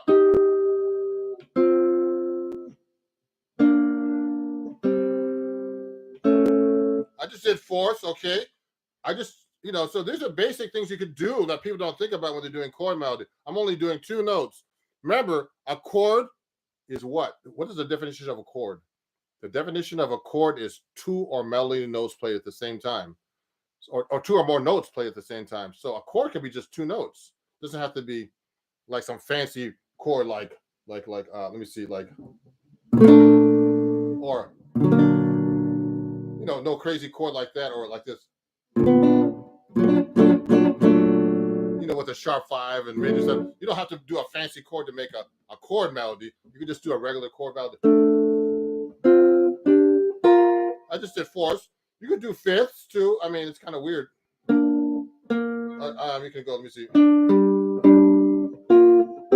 How's that? I don't want it to be has that kind of Asian sound. Another easy one is 6. It really fits well on the guitar and they sound very good. Like Monk used to do them. Like Monk used to do that a lot. 6 are really good on the guitar.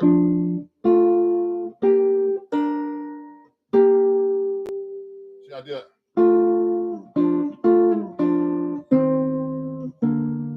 6 are really nice. Now it gets really weird when you start doing 7s. So like this. So I like to go like a.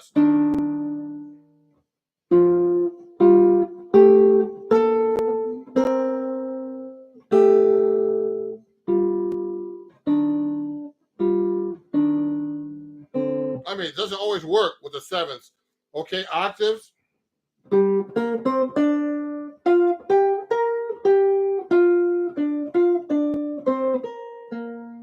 Okay, and there's just so many ways to do it, but it sounds much simpler if you start doing things like this, like seconds. I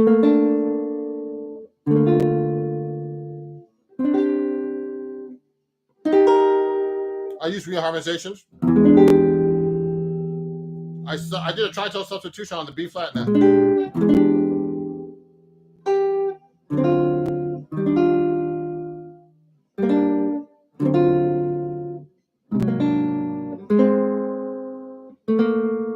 Second.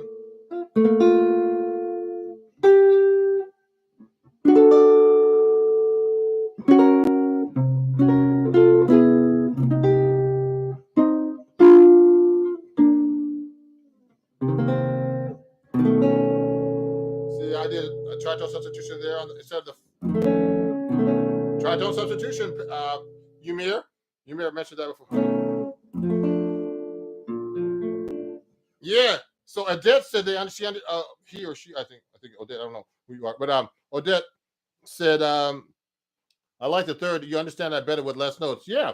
I mean, it depends on your knowledge too, everybody.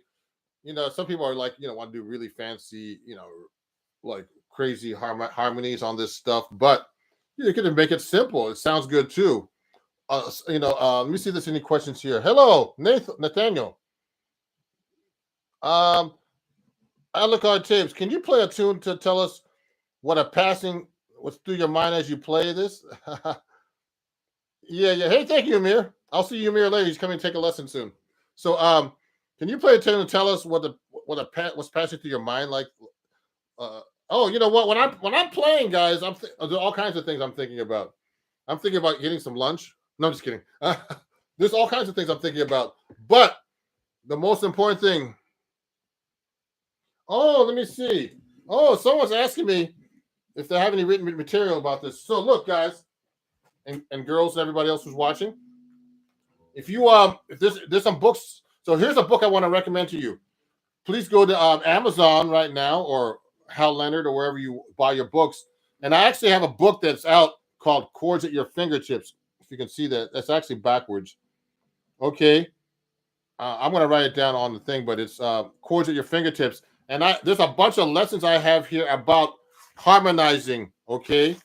Some of my lessons are spicing up your playing.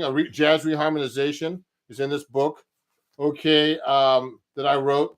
There's some great players in here like Sean McGowan and Adam Levy that are great teachers too. Jane Miller that are teachers that work for Acoustic Guitar Magazine. This is a book through my where I work for. I'm a writer for Acoustic Guitar Magazine. And I've written a lot of articles about chord melody and all kinds of other stuff. I actually have a new article out right now in Acoustic Guitar Magazine. It's all about the harmonic minor and melodic minor scale. That's a hip scale.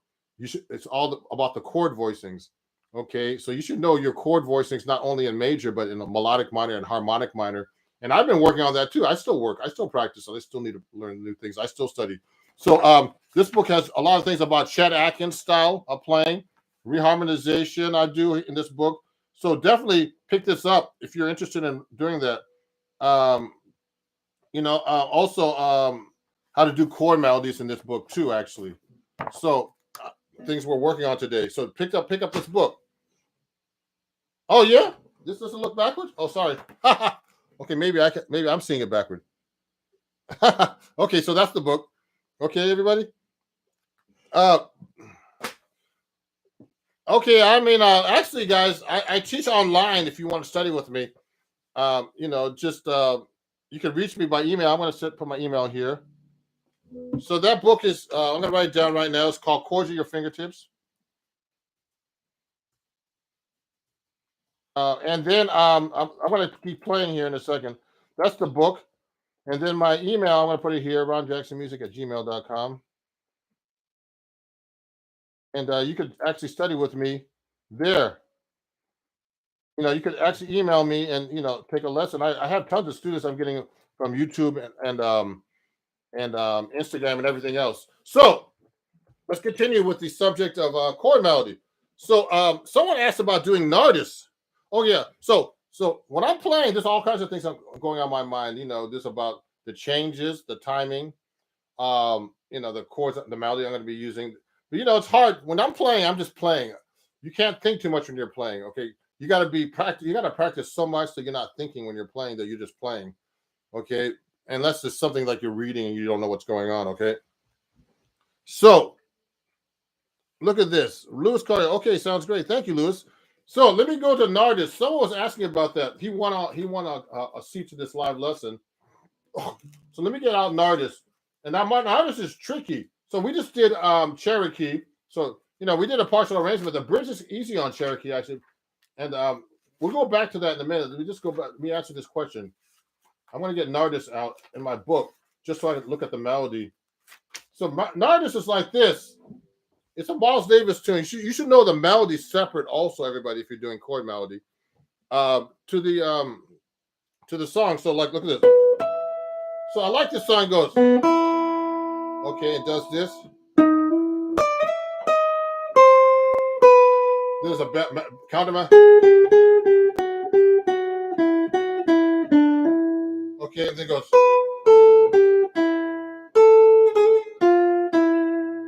Now this implies a Phrygian scale.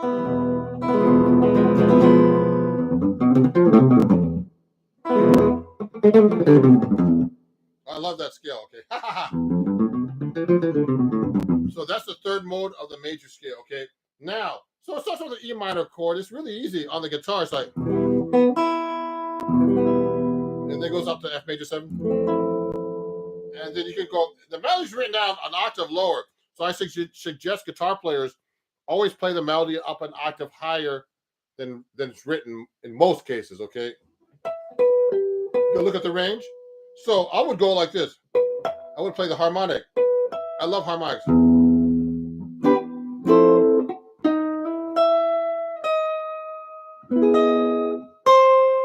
Then it has that melody here. Now there's a line in between, so I would put that line in my chord. So,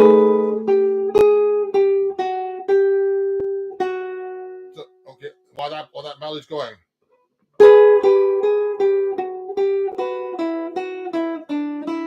See how I held that note on top?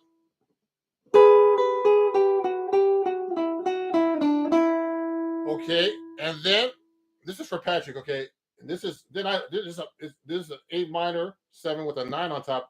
So I would go like this.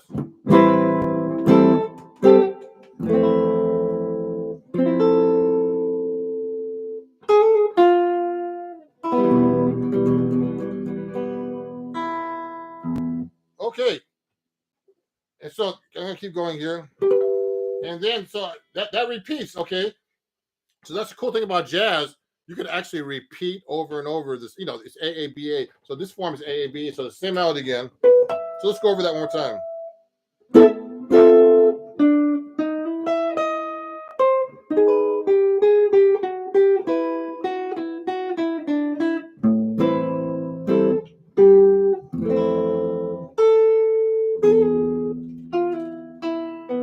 Now the bridge is easy. You just go A minor 9, the F major 7. Now this part, you can play. I can harmonize it third. Now the 2-5, D minor 7.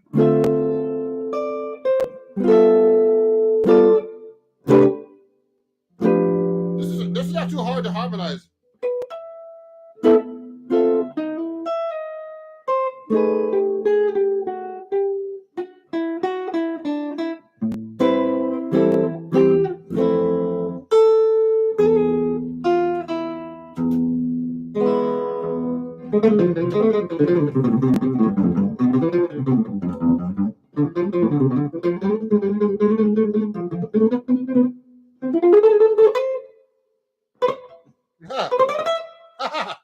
Okay. I'm just messing around there.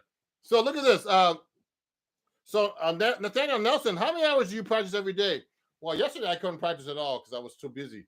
So it depends on the day, but recently I've been practicing 1 or 2 hours. But at one time in my life, when I had more time, and it seems like weird, I don't have much time now because I've been doing a lot of videos for YouTube, TikTok, Instagram, and just stuff for my Patreon. It's just so much. It takes so many hours. And, usually I used to practice 5 to 8 hours a day. Now, you could hurt yourself by doing that. But you see, there's a note here. Okay. Oh, okay. So you want to go around? So you know what? Let me see. We're going to fix the lighting here a little bit. The guitar's a little too light. So everybody, look at this now. So we're talking about chord master. That was an artist. So you can practice that one. That's easier than than most people think. Okay, that song doesn't have too many chords in it. Let's pick another song. If you want to send me a request about a song to chord melody, Oh yeah. So Lewis, I'm sorry, Lewis. Lewis asked me where am I located. So I'm in the Jersey area. Okay, and also what was I gonna say? I do everything online, and sometimes I have people come over, or I can go over to your place, but it's a lot more expensive. So if you want to email me about lessons, just email me, and we'll talk about preferences. I'm in town. Oh, Sean's here! Yay, my student. I'm teaching Sean at noon today. Hi, Sean. How you doing? Sean has a question. Autumn leaves. So this is a great idea. So I'm gonna do autumn leaves. I'm gonna actually. I know this song by heart. So let's take autumn leaves. Let's do autumn leaves here. So remember, you gotta play the melody.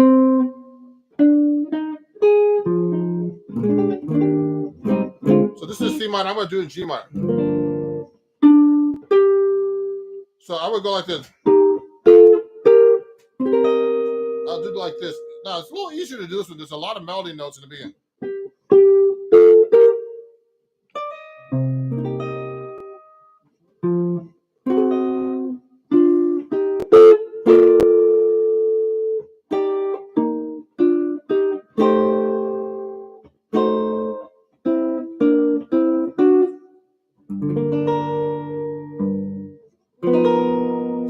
See how I did that? Also, you can do like this. You can do the melody note single. See, I don't like the chord is too thin up there like this, so I like to do this. See,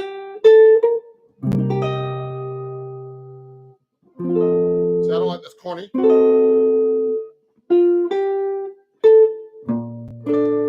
See, I'm doing these stretchy chords.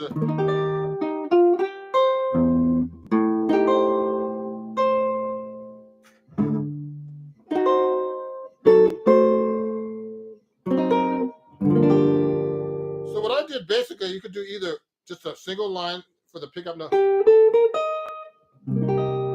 then play a chord under it. Use your finger like this to do that kind of stuff.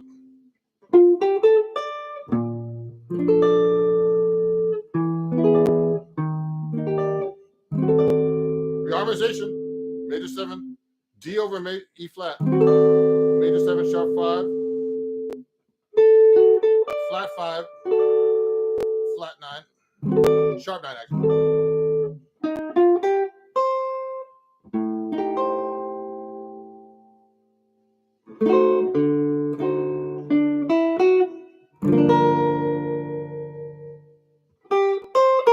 Now the bridge.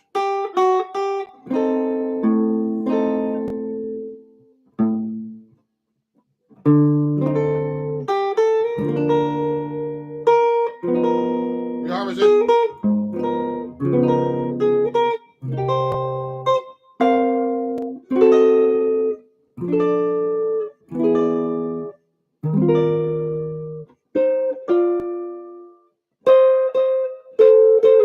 I'm using minor thirds there.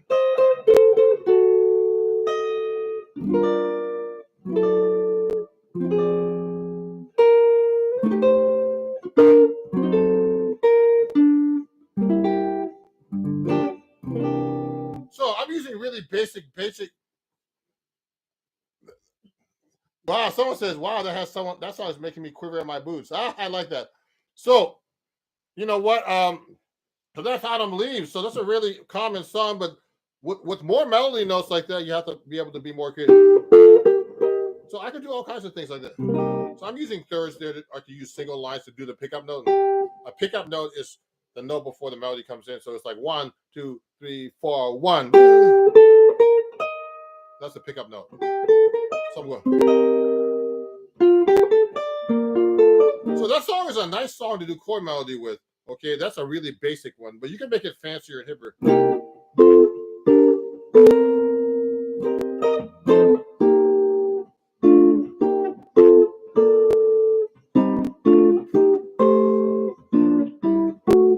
See what I did? I did a bunch of thirds there, for example.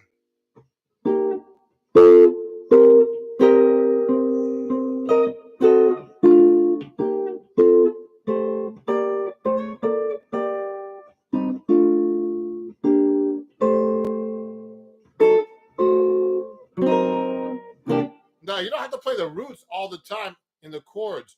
You can use inversions, reharmonizations, all kinds of stuff that I'm doing right now. So now I'm going to go. No thirds. No roots.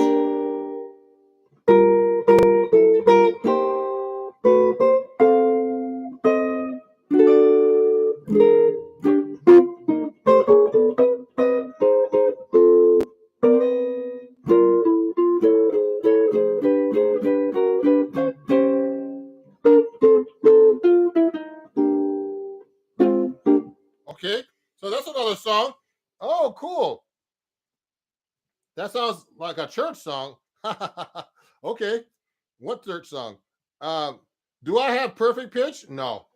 Someone's asking me if I have perfect. I like some. There's always these guys that always ask these funny questions when I'm doing these shows. Do I have perfect pitch? Play Chick Corea? Do all this? So yeah, no. You know what? No. Now I'll tell you something, everybody. Perfect pitch does not make you a good musician. I bet people with perfect pitch. I'm like, you have perfect pitch? What? You have to, to be a good musician. Of course, you have to have good ears, but you don't have to have perfect pitch. Most people don't have perfect pitch, and I know people who do have perfect pitch. So, and some are good and some aren't. Some aren't. You have to have good rhythm. You have to have good ears. You have to have good timing. Timing is the most important thing. You have to have good technique. You have to be able to listen to people around you. Perfect pitch is just identifying notes. So, people are really good at identifying colors, and that's what perfect pitch is: identifying notes. So if you're good at identifying colors, doesn't mean you're good at, like, I don't know, architecture or something, or whatever that has to do with colors. You know what I mean? So perfect pitch is just a skill. Having a good ear is a skill. Being able to pick up things by ear, by being able to listen to music and just. So those are very important skills. You have to have basic skills to be a good musician. To be a good jazz musician, if we're talking about jazz here in general, you have to know how to play over changes. That's the most important thing. Now, to be able to play over chord changes takes a lot of basic skills. Like, it's hard to be a good jazz musician because you have to be able to play this stuff exactly at the right time with the right notes. the right feel, right timing, everything is just like, and to play simple stuff, if you're good at that, just simple stuff, you're a good musician. But it's hard to get to that point because it takes a lot of time, and you have to have really good timing to do that and being able to hear things. And so perfect pitch has nothing to do with anything, I think. So anyway, and so those are skills. These people don't tell you this stuff, but perfect pitch doesn't mean anything. Okay, so now I want to learn perfect pitch just because it's a good skill to have, but it doesn't really matter for my playing. So anyway, I'll give you a good example. I'll try to teach my granddaughter perfect pitch because she's below 5. So you learn below 5. If you're before 5 and you start telling everybody like a color, that's orange. You go A, that's that. No, you go A. That's A, okay, whatever. C, and you tell them that. That's how you learn how to get perfect pitch. And then when you get older, you just go, oh, that's an A, like a color. That's white or whatever. So these are skills that you should learn as a musician. But now let me keep going. I wish I could get better at rhythm. So you know what, Patrick? So I'm studying with a drummer for rhythm. There's some good exercises that I'm learning about doing timing. Okay, so he has me doing timing while I'm tapping my foot. 2, 3, 4. He's a great drummer named Jay Finishel. Okay, and I'm taking online lessons with him. He's an old friend of mine. He lived in New York a long time ago. He lives in Georgia now, but I'm just taking lessons on rhythm. Yeah. And he's on TikTok, so follow him. It's called the Drummer's Almanac, and follow me. I forgot to tell everybody. Follow me everywhere. I know you guys are following me here on YouTube, and I appreciate all the followers, man. I have 7,000 subscribers now on YouTube, but also, I have tons of fans on TikTok because I do a lot of videos about all this stuff, and I have tons of fans on Instagram and Facebook. So all Ron Jackson Music, okay? You could go all those pages and follow me, and also Twitter as well too. I don't use that as much, but on Facebook, Instagram, TikTok, YouTube, it's all Ron Jackson Music. One word. Okay, and when we get back to gigs, hopefully I'll see you in person. I'll see some people later on lessons. But let me see. This is some other questions here. I wish I could. Okay, Patrick. Well, at some point I will be a lot of work. Yeah, I just found you on Instagram. Yeah, I look hard. I got to check out all you people. Now let me see. So let's get back into chord melody. Thank you for all the people watching. There's a lot of people watching. I appreciate it. So if you want to pick another song, I can do. Let's get back to Cherokee, okay? Just for 1 minute. We didn't do the bridge, so remember we did Cherokee in the beginning. So I memorized the arrangement that I did earlier. So it's like this. You gotta memorize this stuff as fast as possible. Cherokee.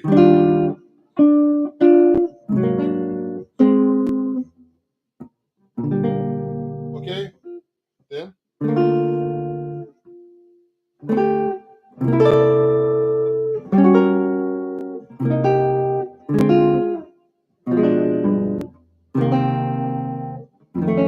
So I'll do a different way.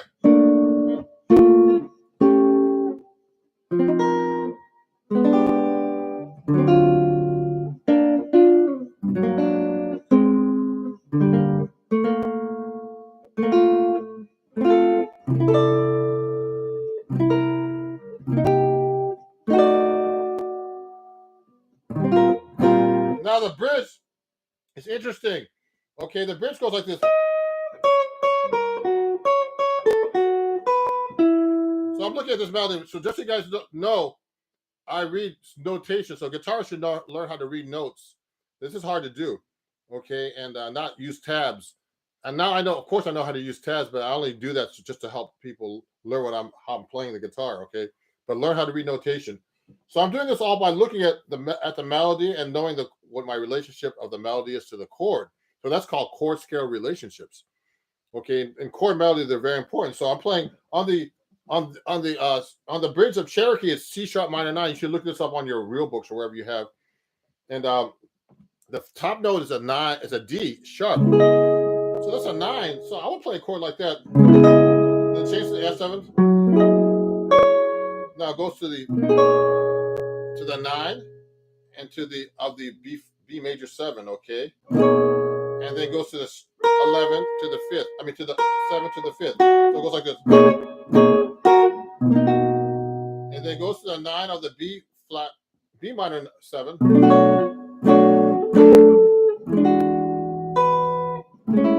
See what I did?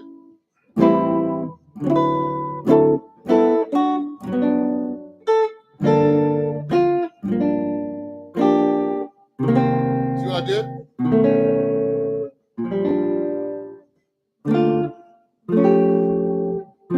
Change the fingering.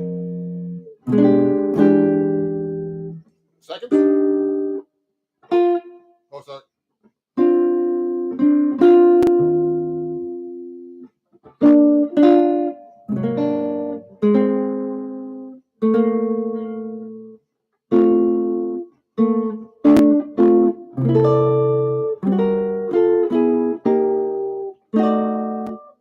So we got a whole chord arrangement now for Cherokee. So remember, in jazz, it's pretty easy. There's the form for a jazz song is usually A, which means like the melody is played one time as A, and then repeated as A, then B is a bridge, then A again. So there's two A's, and so once you learn an A, you learn 3/4 of the song, basically. Usually at the end of the A, it resolves or does something different to go back to the top, okay? So Cherokee is like this now. So if I'm gonna play in a band, I'm gonna go.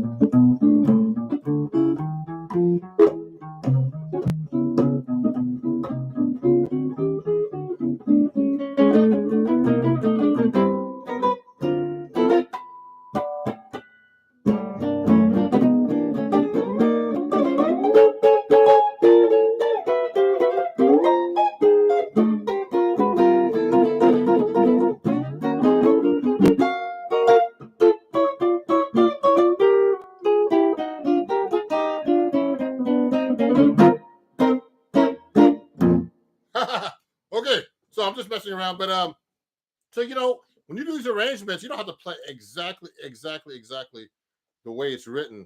You could just change them up. So I just kind of like made that arrangement. Then I started doing like an arrangement, like I'm going to be playing by myself because I've been playing a lot of gigs by myself recently because I haven't, it's hard to do gigs with people and so there's some questions here. Hey Dave, man, great to see you, man. Dave's one of my patrons. I have a few of my patrons watching. Sorry I had to change the link, everybody. But what happened was I got live and I couldn't turn the camera on, so I had to make it public. It's public right now. But it's good to be public because a lot more people are watching now. But so if you're watching, everybody, this is for my patrons usually. So if you want to join my Patreon, I'm going to be doing these kind of lessons, and I have these lessons I'm giving out. I'm trying to put more stuff on Patreon, like more than usual. Like I usually try to post once a week. I'm going to try to post at least once or twice a week if I can. I have tons of material that I have to get through, and I have a lot of sites that I'm on now. So I'm just trying the best I can. Thank you, everybody, Patreon, for being so patient with me.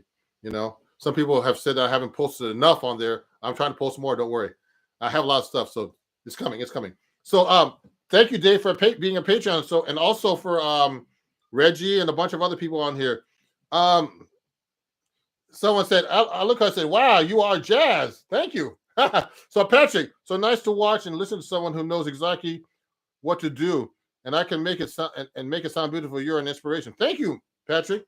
Patrick just won a seat to watch this, to know about what's going on. Now it's public, so it doesn't matter, but it's great, you know. And if you want to study with me, let me know. Remember, all this watching doesn't help your playing.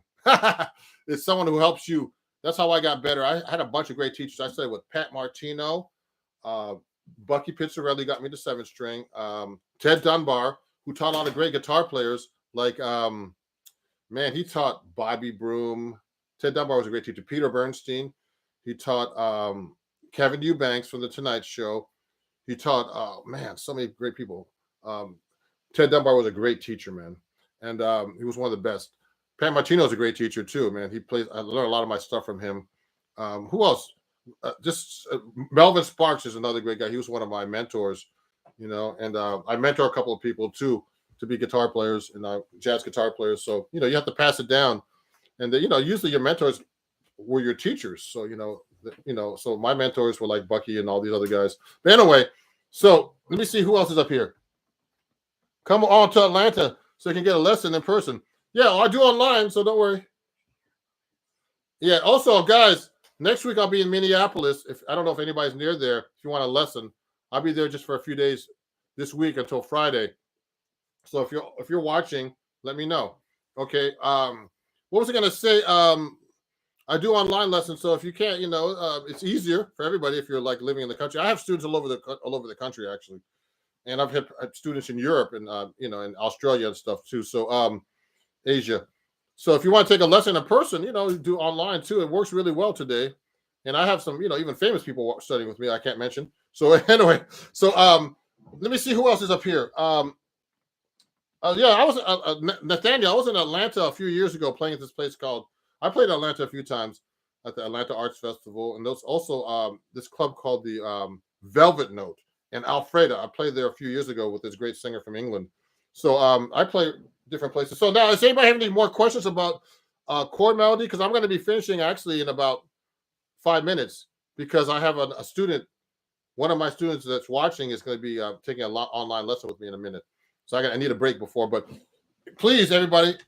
Please follow me at Ron Jackson Music everywhere else. And sign up for my Patreon if you can. Is this the right way?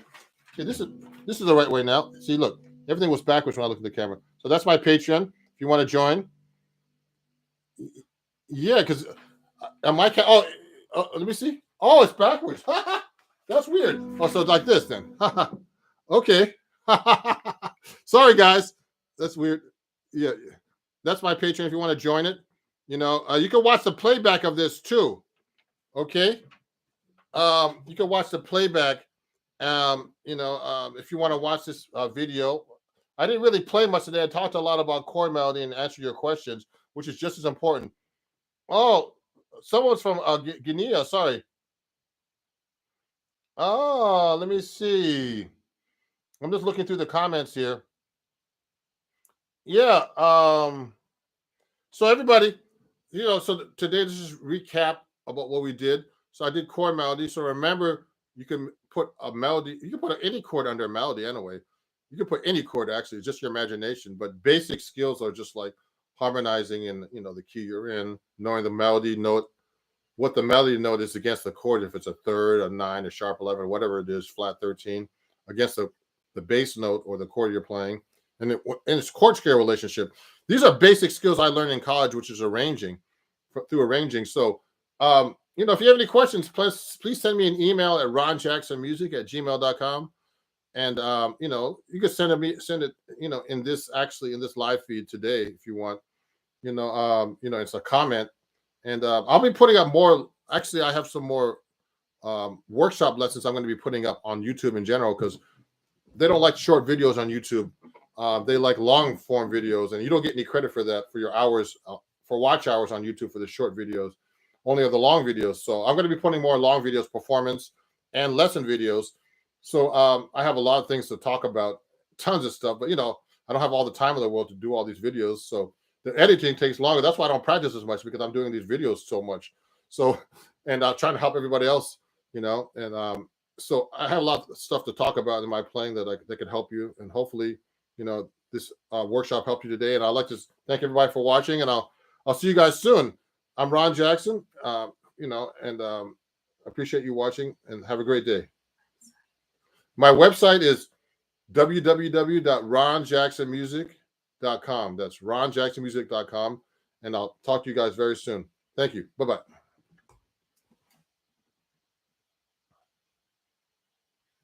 You're welcome, everybody.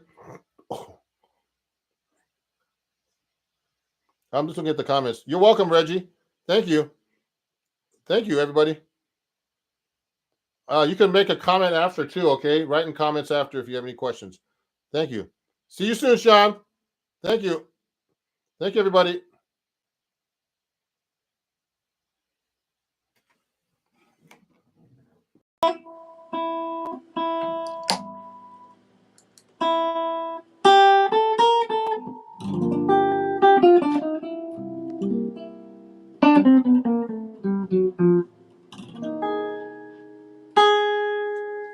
Okay, everybody. I'm live right now. I'm going to go live right now on Instagram too. So, how's everybody doing?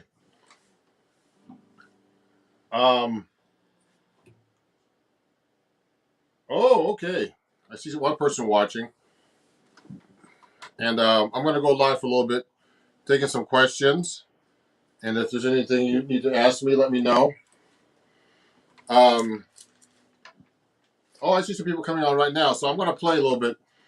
And I'm going to, look for your comments and questions right now. And, if there's anything you want to ask me, let me know. Let me go live right now on Instagram as well. Okay.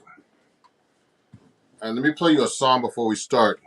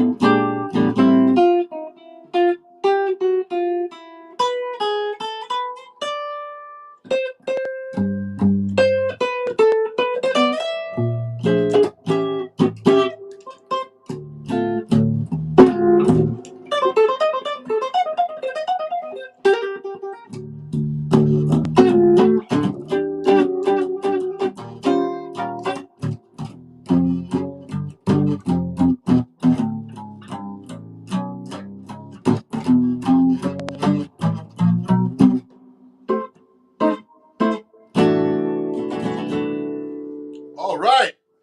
How's everybody doing? Hey, Aiden. Oh, I see you over there. Okay, Aiden. All the way from somewhere. Now, someone on YouTube just asked me a question. Pantera used a lot of jazz elements. You ever play some Pantera? No, I haven't.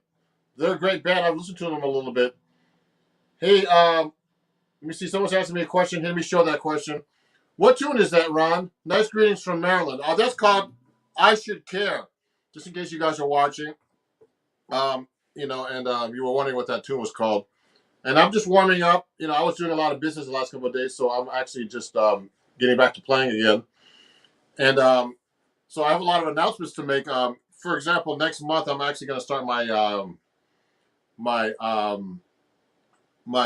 Indiegogo. So I'm going to be doing another album soon in a tour that's going to be coming in March in the Midwest, and I'm actually going to be doing a fundraiser for my new album. So if you're interested, just please follow my website, follow my YouTube, and all my social media, and you'll hear all about it. Okay, and so that was called.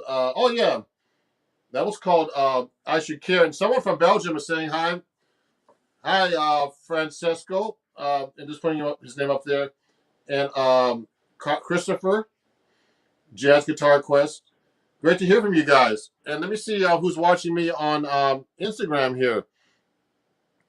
I'm going to say hi to all these people, wave to you guys. And if there's any comments or questions, please let me know on Instagram as well. And just so you know, on Instagram, I have these different kinds of things I have to show you guys. I have too many of these things, but I have an announcement for Instagram where I have this thing called badges. If you're enjoying the show, you could actually donate a badge to me, $1 or $2 or $5. You just go to badges, and hey, it's Yumir. Yumir is my student, and he's gonna be taking a lesson with me tomorrow. Great guitarist. In the New York area, and he's learning how to play 7-string guitar. He just switched to that. So this is a 7-string guitar, everybody, if you have any questions. It's my Eastman, and I'm planning to get a Benedetto made for me right now. So this is, you can actually donate to this. And on YouTube and everything else, you can actually see it on the description. You can go to PayPal, etc. And another announcement I have is, if you enjoy my chord work, you can pick up this book called Chords at Your Fingertips. It's on my website, okay, ronjacksonmusic.com, and just go there. And you know, you can learn about cool chord melody and stuff I'm doing right now from this book. Okay, and just go to ronjacksonmusic.com and check it out. So, if there any questions, please send them to me or comments. I'm going to answer them. Let me see what's down here. Hey, someone. Oh yeah, how's it going? Good. I'm going good. Dario. I think Dario's in California, but I'm not quite sure. Again. And how do you fix a crack on guitar finish? You drop your guitar. Someone asked about that, Joaquin. And you know what? I go to a repairman because I don't know how to do that stuff. Just be honest with you. Hey, Luke Artist, all the way from Italy, saying hi from on Instagram. How you doing? So I'm actually streaming to all these platforms. My group on Facebook as well. And you know, thank you everybody for watching. I really appreciate you. And on YouTube, and on you know, all these 4 different places. So let me see what other comments I'm getting up here. Let me do something here too. I need to pin this comment. Post. Act. Let me see. Okay. Let me see this for a second. Let me just paste this real quick and pin this comment. So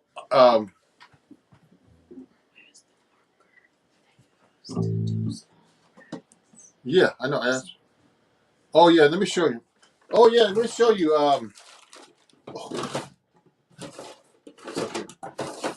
So you know what? This is all for small cracks, okay? Let me see who that is. Oh, Dario's in Dallas, Texas. Oh, good. I'm trying to get to Texas to play, actually. Oh, good. Chris, if you want to buy my book, Chris, yeah, you can put the discount. We're going to put a discount code for you right now in the comments, okay? And go right to my website and buy it. Now, this is a really cool. When I have little cracks on my guitar, everybody, I use this little pen I got from Home Depot. It's called repair markers.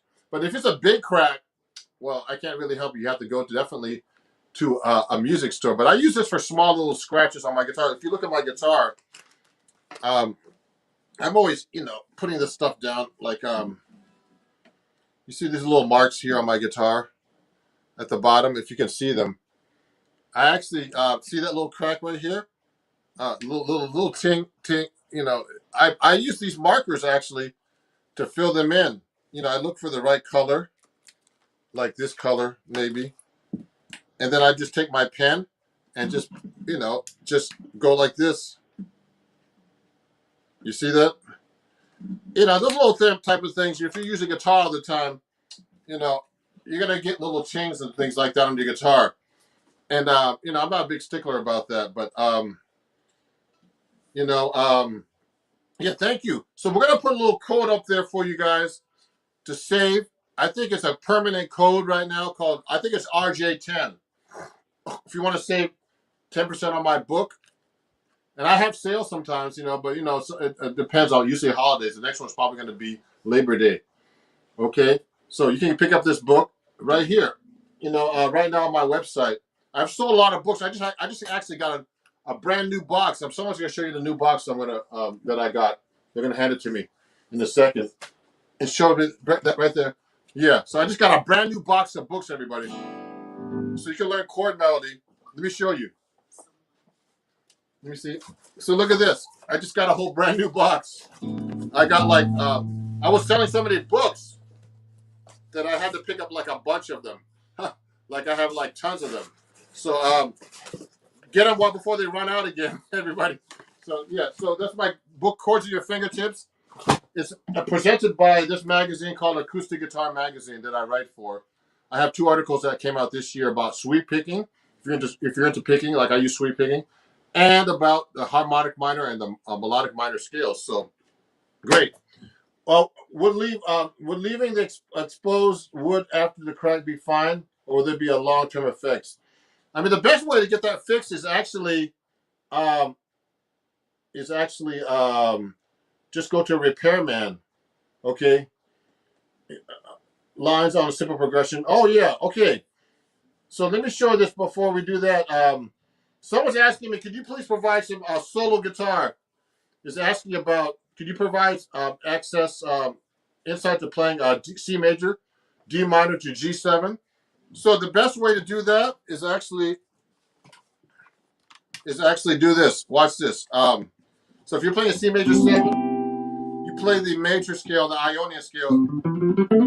Now the D minor 7 scale, you D Dorian, and G7, G dominant. Now these are all the key of C major, but I don't think like that when I'm actually playing. I'm actually switching between all of them. Okay. I'll go from C major. If I'm in the, if I'm playing for C major and I go C Dorian, you should play with C Dorian from that root too. Or C dominant. Or C Lydian. You should be able to change your scales to any scale. C Locrian. So you should be able to play that from any root. Okay, everybody? When I'm practicing 251, I play 4/4 rhythm changes because it becomes more difficult. Oh yeah, I understand that. Yeah. So you can practice sequences, guys, too. So that's another thing you do. I could go like it. I mean, this is really a simple exercise. I show this all the time to my students. The like 1 3 5 7. Then the arpeggio, all arpeggios. I mean, I'm only doing it for the root position, everybody. Now, I mean, there's so many different techniques. I have like different licks. Then 2 5. I'm doing 1 6 2 5 the whole time when I'm doing this. Okay. Okay. Oh yeah. Okay. So yeah. So everybody, so we pinned my comment for the discount code for my book. Everybody. So if you want to get my book, the comment is pinned, so you can save 10% on my website. Okay. If you have any questions, let me know. And let me play another song then to continue. Okay. And I'll take some more questions. It becomes more difficult on a backing track. Yeah, sure. Good. Dyads. Oh, dyads. Interesting. I gotta look that word up. I mean, I think I know what dyads means. I'm gonna look that up in a second. That's a good question. Someone's asking me about dyads. So go back. It's okay. Let me look that up real quick. You look the dyads up for me. Yeah. So anyway, let me play a song before we do that, and then we're gonna go into questions right now. Oh yeah, someone's asking me about Coltrane changes. So you know what's really funny? I took a lesson recently with Mike Stern, the guitar player, and the first thing he says to me, "Why don't we just practice giant steps?" So we had a good talk about that, so I like so we worked on giant steps, and so there's different ways to approach that song, and basically giant steps is taking giant steps is an E flat, okay. But basically, you're taking the scale and dividing it into 3 parts: E flat, G, and B, or which is actually in this case, it's an augmented chord in the key of E flat. So giant steps is basically is actually from the Slominski book, wherever my book is right here, which is this book. Okay, Slominski is his name, and he's really great. So John Coltrane went to this section in the book where you actually take the. Let me tell you the section. You take the octave and you make it a ditone progression. Okay, and the ditone progression. Oh, it's corrupted. Oh wow. Oh, it says about the link is corrupted. Oh. So I've got to go in there and get it fixed, guys. Oh, my link is corrupted, so I've got to contact my company. Okay, so we'll work on that next. I'm sorry about that, guys. We'll get that. The banner is blocking the fretboard. Oh, sorry.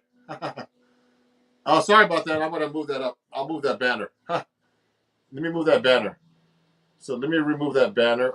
Actually, the banner could be like a scrolling banner. Actually, we'll fix that in a second. I'll move the guitar. I'll move the guitar down a little bit like this. Okay, that's better. So that's ditone progression. So let me play Johnny Steps for you a little bit with my well, I'm not gonna play Johnny Steps right now for you because I want to try. I'll do it like solo guitar. Ready?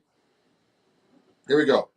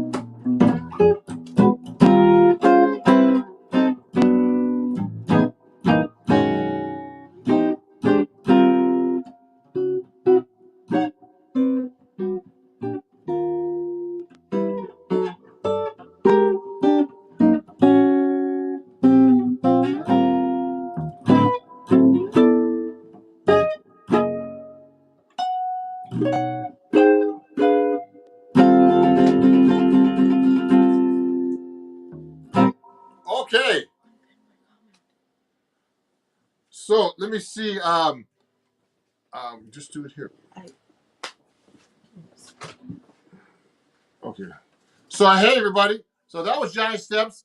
Now, if you have any questions, please let me know. Um, someone had a question about that kind of stuff.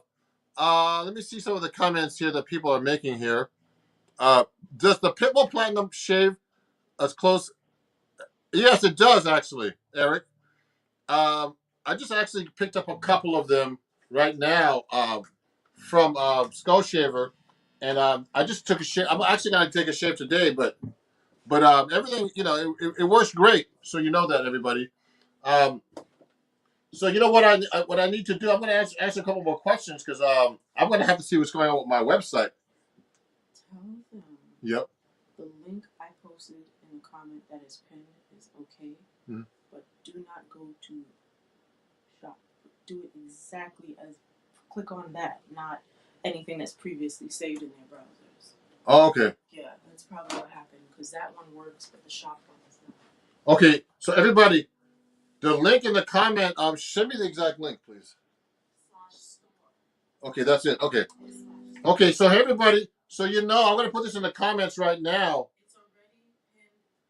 It's already pinned, but if you want to buy my book in my store, someone just told me that you need to go to ronjacksonmusic.com/store. Don't put anything else in there. There's a corrupted link. I think my website is actually working, but that's the problem. I'm going to talk to my website developer. Someone's been trying to hack my site, so we're going to make sure that's straight after this, okay? Okay. No, sure. Okay. Okay, so here, everybody. So now let me continue to answer some questions. Giant Steps. What's Wonderwall? I don't know that one. Thank you. Huh? Oasis, Wonderwall. Oh, Oasis. I don't know that one. Okay, Dario. So anyway, so you can pick up my book if you go to that right link. Okay, that's pinned to my comments. Okay, sorry about that, guys. Let me keep answering some questions here. So the Pitbull Shaver is really great. if I could see the box of the new one, it's in the plastic bag over there. Yep, that would be great. Um, in the bathroom. Let me see what else is going on here. I want to keep answering some questions. Let me go to YouTube, Instagram. Actually, I study music theory, and I'm struggling. Any tips for that? I try to study a little every time to be sure, but I have understood the concepts. But yeah, sometimes theory blows my mind. Theory. I'll tell you, everybody. Theory is really important, but you can be a good musician without theory. So what I suggest is that that you get a teacher to help you or study with somebody. Now you just have to be able to relate theory to what you're actually playing. And that can be a little tricky. Okay, so when I'm actually playing, I have a lot of patterns memorized and licks. So you have to really be conscious about that kind of stuff. And so when I'm playing, like I know that if I'm playing like let's say I'm playing a C alter scale. So I'm playing through that right now, and I play that really quick, but I know I'm playing it so fast that I can't think of every note. I just remember the pattern. But if I slow it down, then I'll go C altered is actually could be a D flat melodic minor scale, so it's like this. Okay, that's a D flat melodic minor scale. Starting on C. So I know that's altered, but also I know that this is a C note, which is the root. The D flat against the C chord, the C dominant 7 chord with a flat 9, sharp 9, flat 13, all those notes.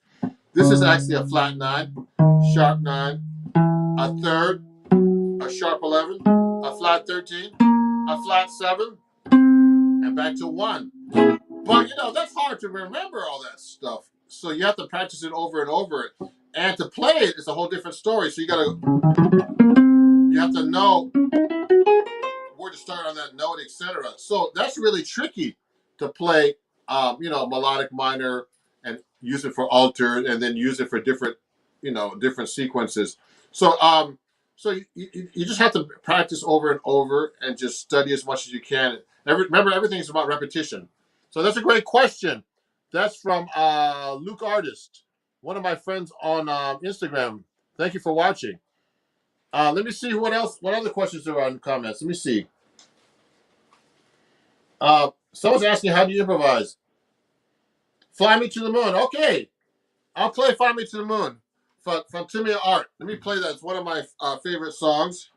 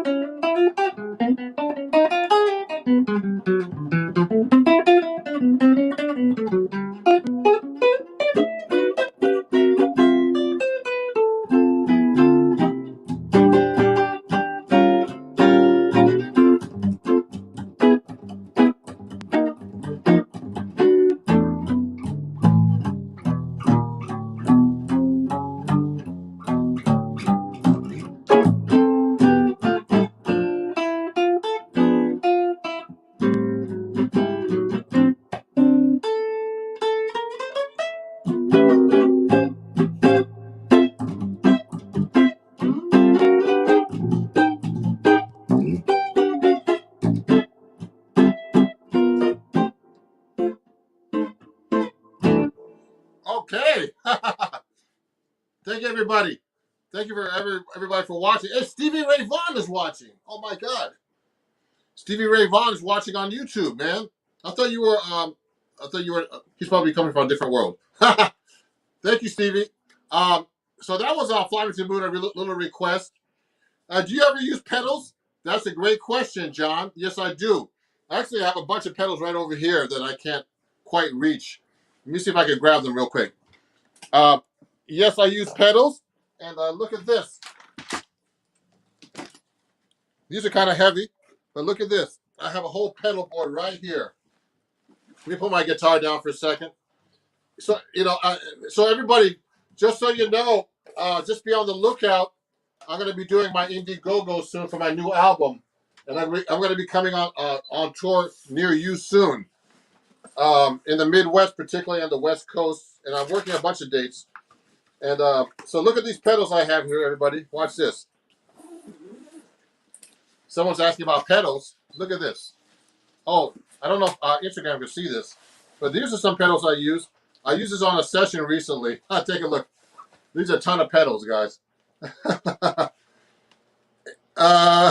Hey, someone said they love Stevie Ray Vaughan's work. He must be working from heaven because Stevie passed away quite a while ago, but he has his own YouTube channel. I love it. So look at this. These are some of my pedals. I got a lot of these from Seymour Duncan. These are great pedals, guys. And I got the pedal train, pedal board, and I got a Voodoo Labs power supply. So I actually did a filming recording session with this recently. So yes, I use pedals. And yeah, thank you, Dario. Those are great pedals too. Joyo vintage overdrives. Yes, I use pedals. But most of the time I like to play with the clean sound. But when it calls for it, I use pedals. So I got my pedal train here, and I got a bunch more pedals than this. I can't fit them all in this thing, man.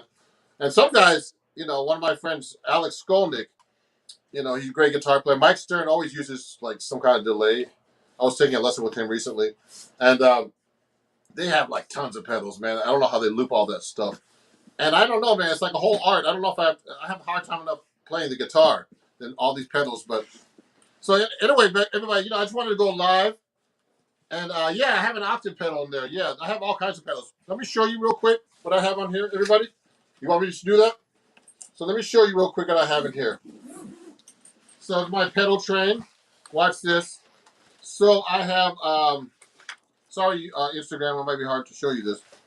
But I have like, let me show you. So I have a Dark Sun reverb delay from Seymour Duncan, a loop station from Boss, a shapeshifter tremolo from Seymour Duncan called the shapeshifter, the Catalina from Seymour Duncan, which is a chorus pedal, a booster pedal to turn my guitar up if I need to. It just boosts the output of the guitar. Okay. A Palladium gain stage. It's actually like a kind of an overdrive from Seymour Duncan. So these are from Seymour Duncan. Dirty D distortion from Seymour Duncan. I endorse Seymour Duncan. That's why I have these pedals too, guys.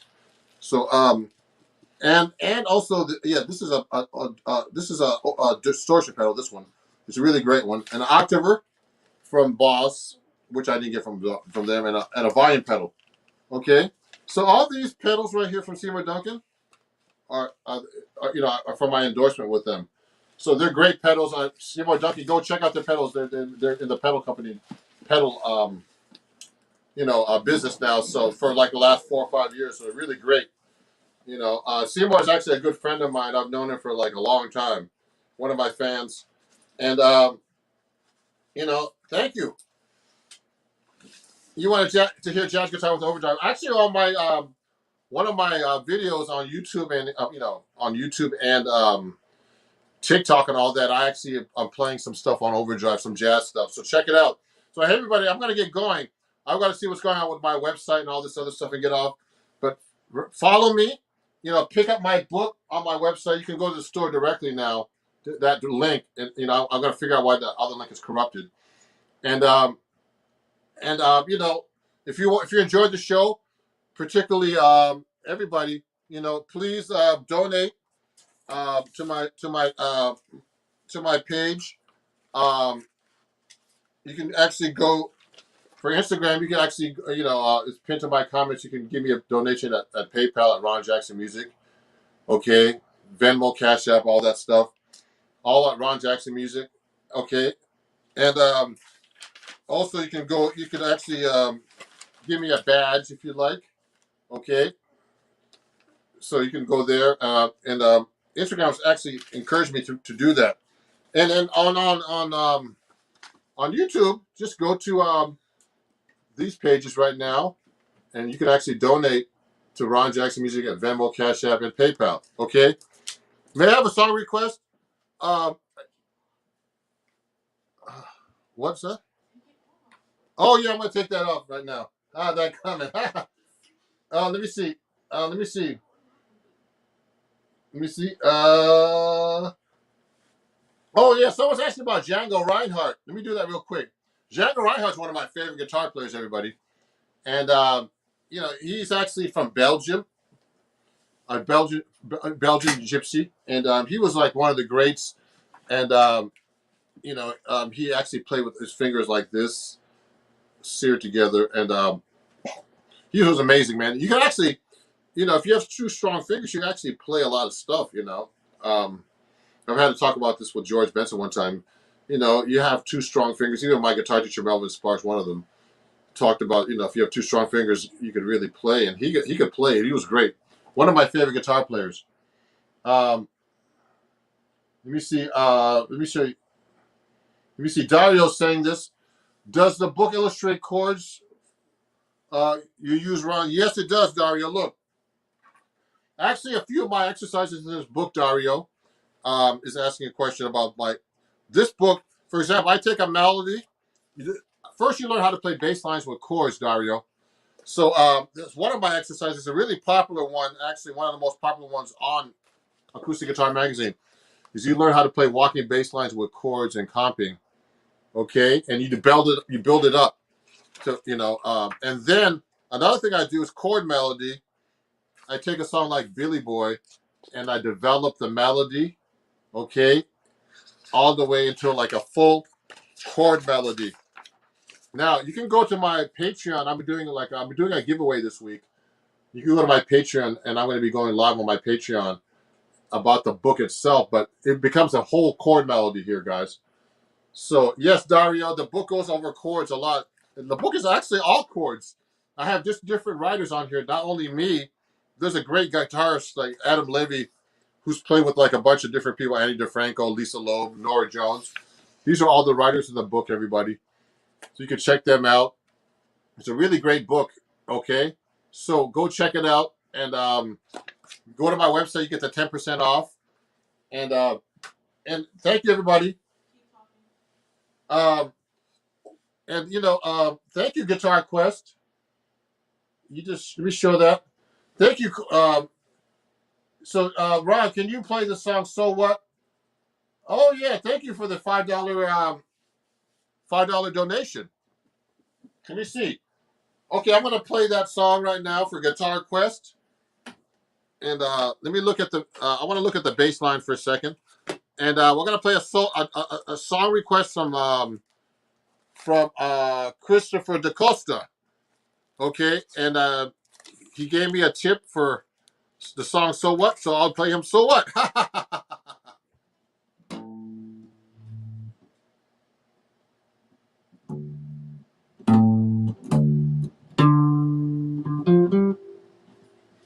Okay, here we go.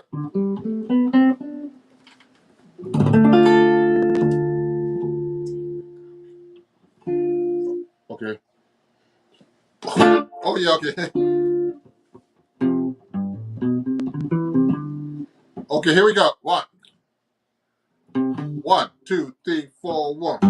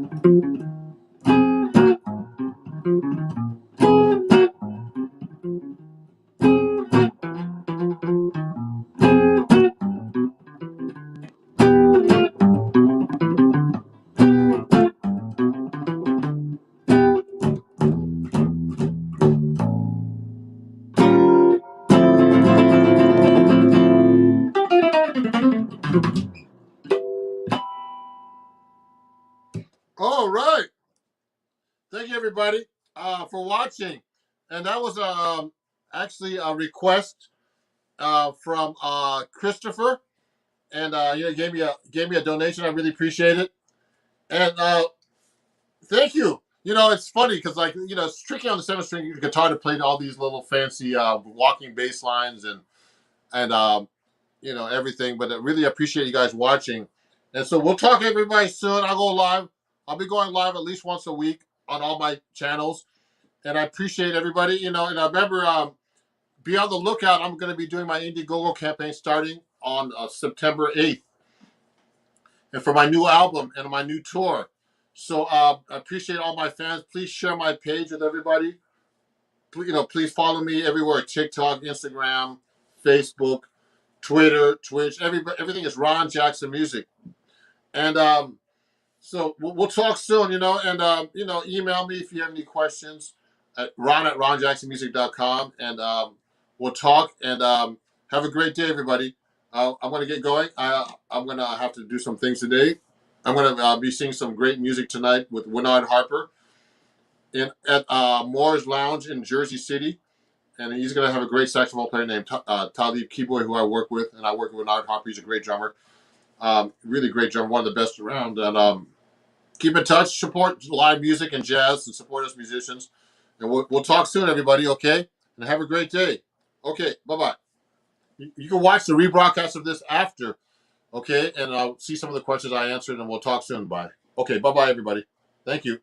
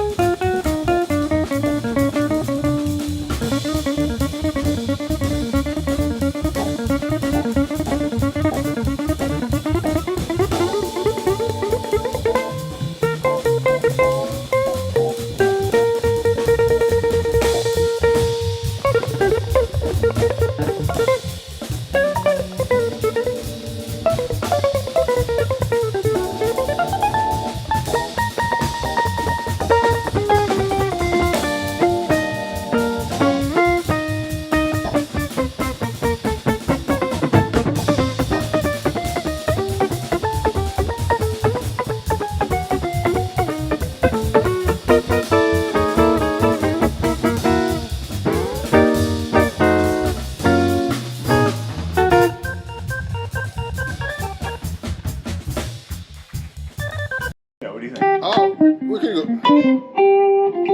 Oh, I haven't played that in ages.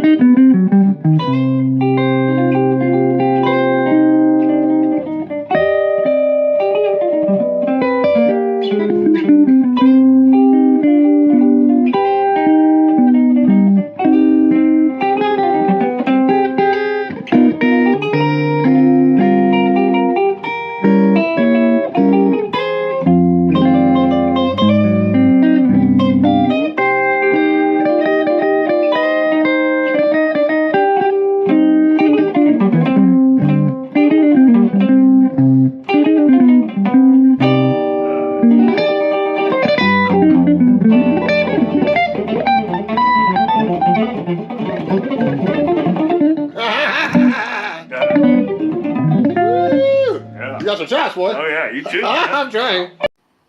We had an issue earlier where I couldn't go live. So let me see if I can go live now without any issues with the connectivity.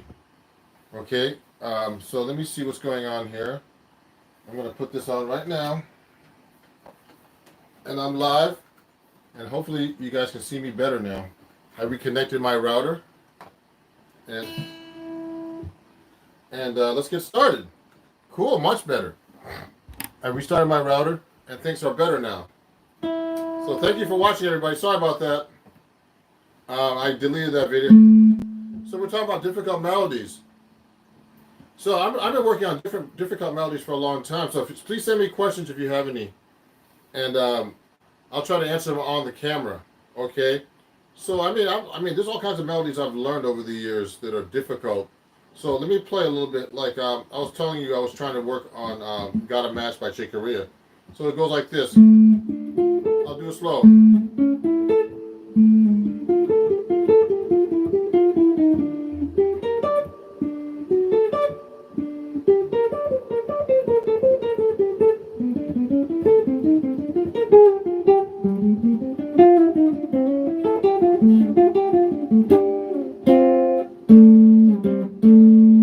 So yeah. So you know what? When I'm playing that melody, I've been practicing that thing for like a year. You know, and the thing is, it's not playing it that slow. It's being able to play it fast. But I would practice this so many different ways. I would go like this. And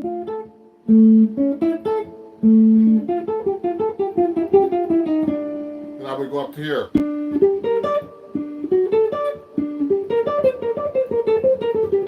So, you know, so that lick is cool because you can play that actually so many different ways. I mean, I can go like here. I did it here. I mean, I don't want to play an octave.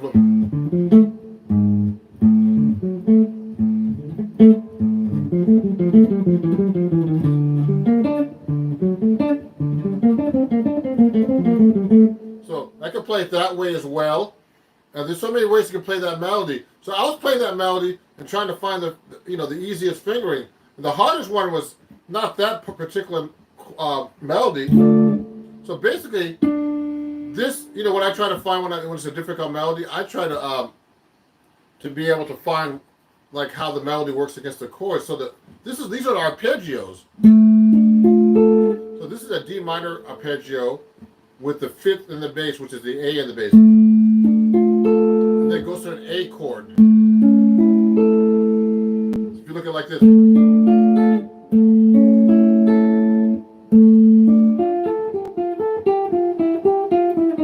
It does the same thing. Now it does that line and then goes up to this line. This is the same thing in G.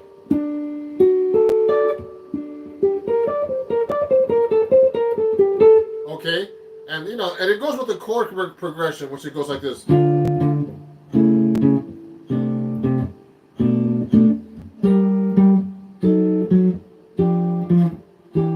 It's basically that progression, which is like a D minor. It's like Stairway to Heaven. So D minor major 7, or you can call it C7 with a A7 dominant with the C sharp in the bass, which is the third. Then it goes to a D minor 7 with the 7th in the bass, to a B minor 7 flat 5. So the melody kind of goes around that, like this, etc. Okay, so when I try to learn these difficult melodies, I try to see how they go around the chords as well, because it gets complicated and it can be really weird, if you don't learn how the chords go with it. So, let me see some of these questions here. Good day, sir. I'm a new follower. Oh, great, Van. Everything is fine. That's great. Can you show us the difference between jazz and blues again? Well, okay. Let me see. Van's asking me. Van Man? Is that what your name is? Okay, I like that name. So, Van. Blues is, blues, jazz comes from the blues. So blues is just, blues chord forms are basically, I don't want to say simpler, but they are simpler than jazz chord forms. So let's say you're playing a blues in E. Or let's pick a different key, G. So blues would go 1, like a 4, and then 1. And then, and it goes for 4 bars, 12 bar blues, for example. Now, it goes to the 5 and the 4, etc. in the blues. Okay, now in the jazz song, we would like reharmonize this basically.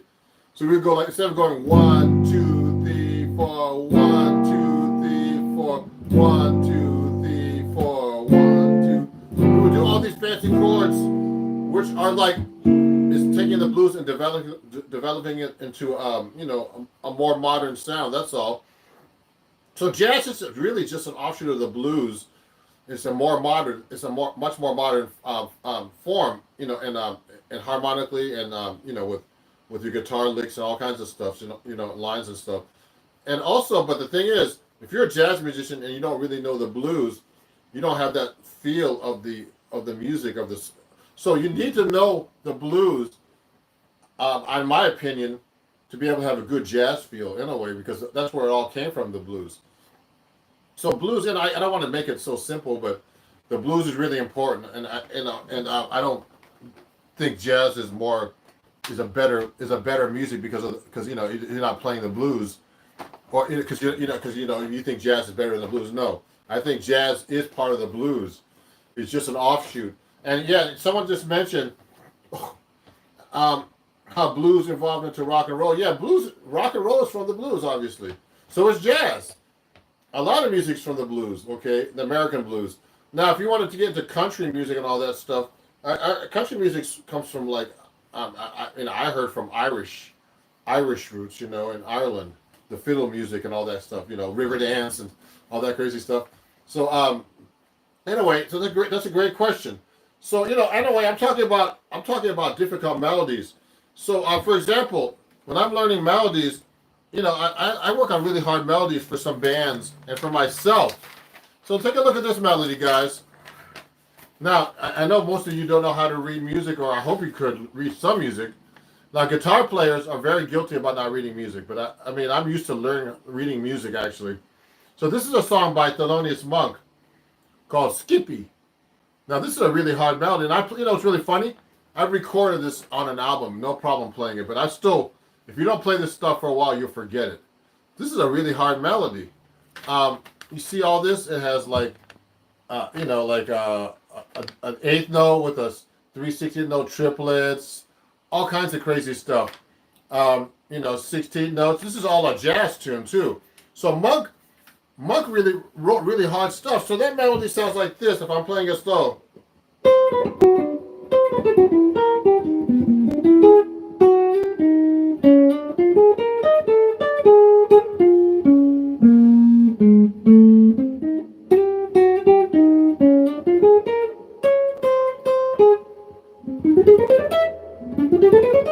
So that's a lot of stuff, man. And that melody, if I'm just doing it off like this, it's really hard to play. And you know, and there's some weird fingerings that I have to practice. Now, I used to play this perfect, but during the pandemic, I've been practicing other stuff and going live a lot. So you start forgetting these melodies. So what you have to do is you have to try to find the right fingering. And now this is a really hard melody and a lot of difficult chords. The chords go like this.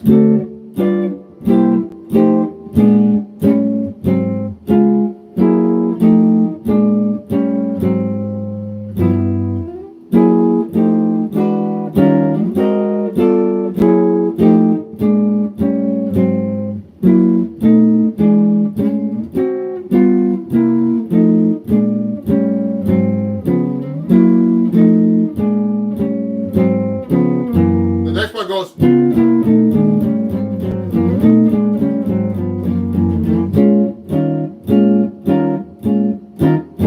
So, I mean, you have to be able to play over all that stuff too. Thank you. Thank you. God bless me. Thank you, Lynn. Oh, no, it's not Lynn. Sorry. Fanny. Robert Beats Bez Studios. Wow. You got a lot of words in your name there.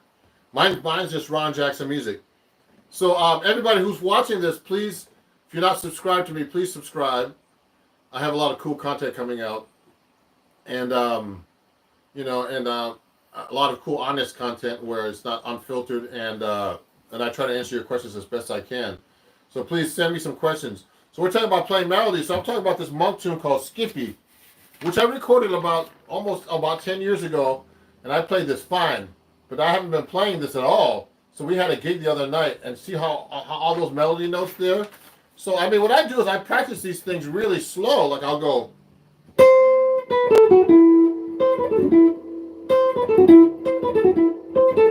So that's the first two. That's the first beat on the first two beats. Then the next part goes.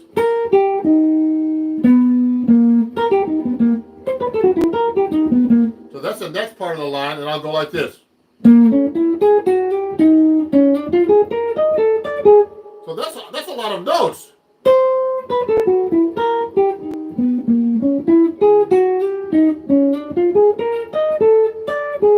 Okay, that's the melody. That's the melody of this song. The first 2 bars only. Okay, and that's what it looks like. If you look at it, it's these 2 bars, 1 and 2. Now, how did I come up with that? Well, first, I'm not playing it where it's written. I'm playing it an octave higher. That means I'm not. It's written here actually. It's written here actually. It's written here.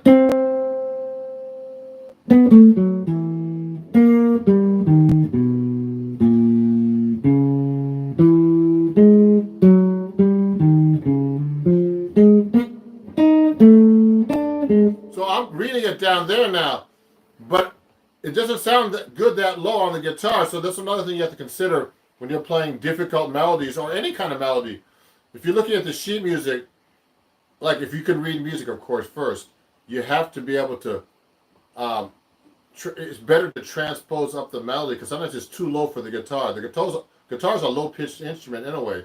So I'm reading it up here now instead. So I'm doing that automatically. I don't even think about it. So I'm reading the melody here.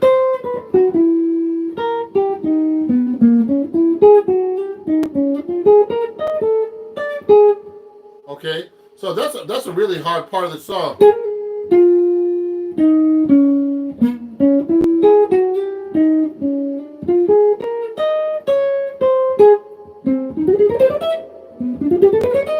So that's all this part right here. If you're looking carefully, I just played up to this bar right here. So I played all this and all this just now. You see how hard that is to play? It's crazy. So this is Thelonious Monk's music, and now everybody thinks that Thelonious Monk is this, like this. That's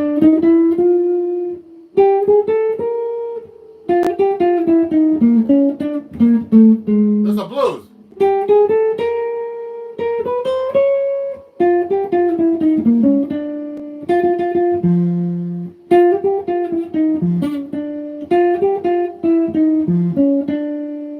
So that's Blue Monk, but that's one of his easy songs, and that's not even easy to play.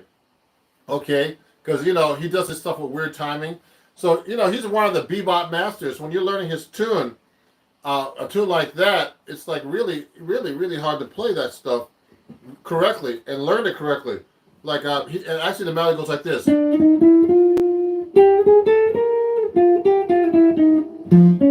It's that note.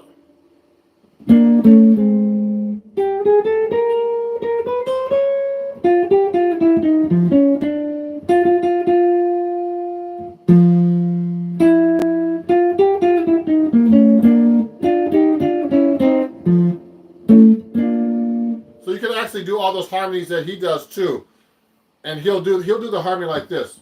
So I would play this different ways, for example, when I'm practicing these melodies, these difficult melodies. That's not an easy melody either.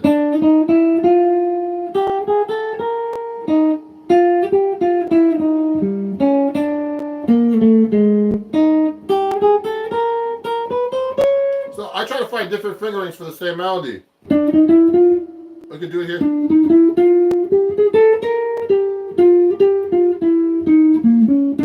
So it's actually.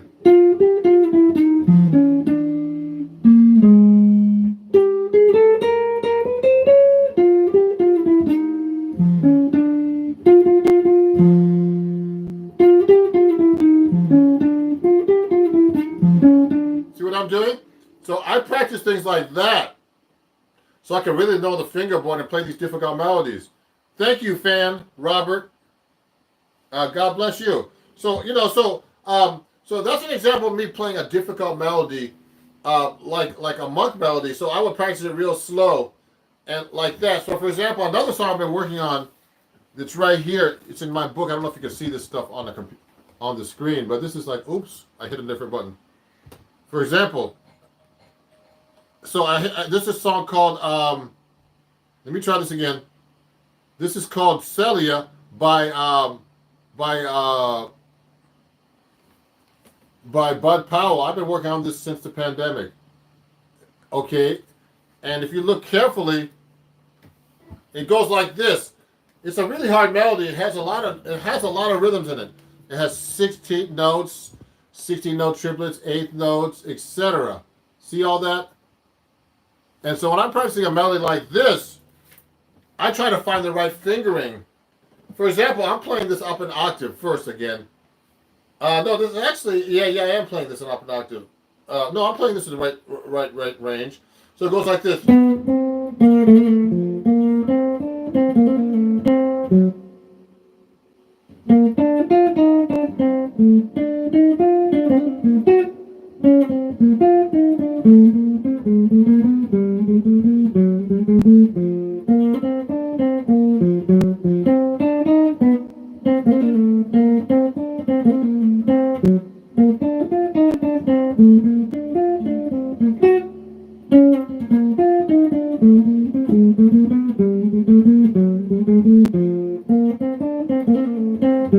See, so see all those rhythms I'm playing there? So what I did was, the melody is hard to play and hard to remember, so but it kind of follows the chords. So the chords go B flat major 7, then C minor 7 flat 5, and then D minor 7, and then E minor 7, E flat minor 7 to A flat 7. Then it goes D minor 7, D flat 7, C minor 7, B7.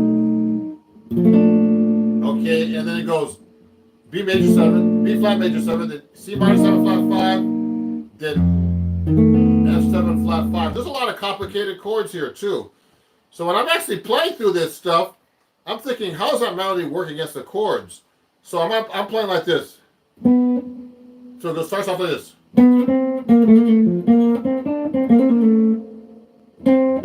So when that melody is being played over that B flat major 7, then when I get to that C minor 7 flat 5, this part is this.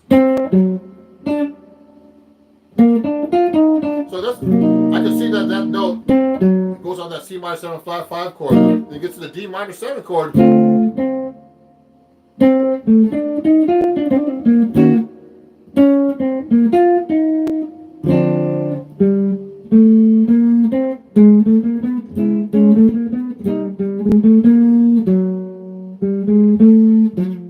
that follows the chords.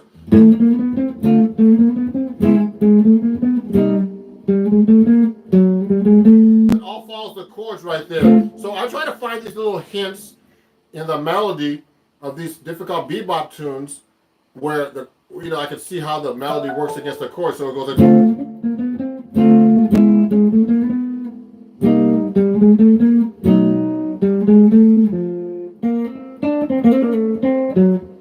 see what I just did? So what I'm showing you guys who just came in is I'm showing you Celia right now by Bud Powell. And that's a really difficult melody. You can look that up yourself and try to find it. Oh, hey, I was wondering how you learn music fast. I've been playing for 7 months, and every time it takes me to learn a whole song is 1 week and a half. How can I shorten this time? Hey, so I'm Gum Corrupt too. I like your name. So that's a good question. You know what? I mean, it depends on how the difficulty of the song. I mean, I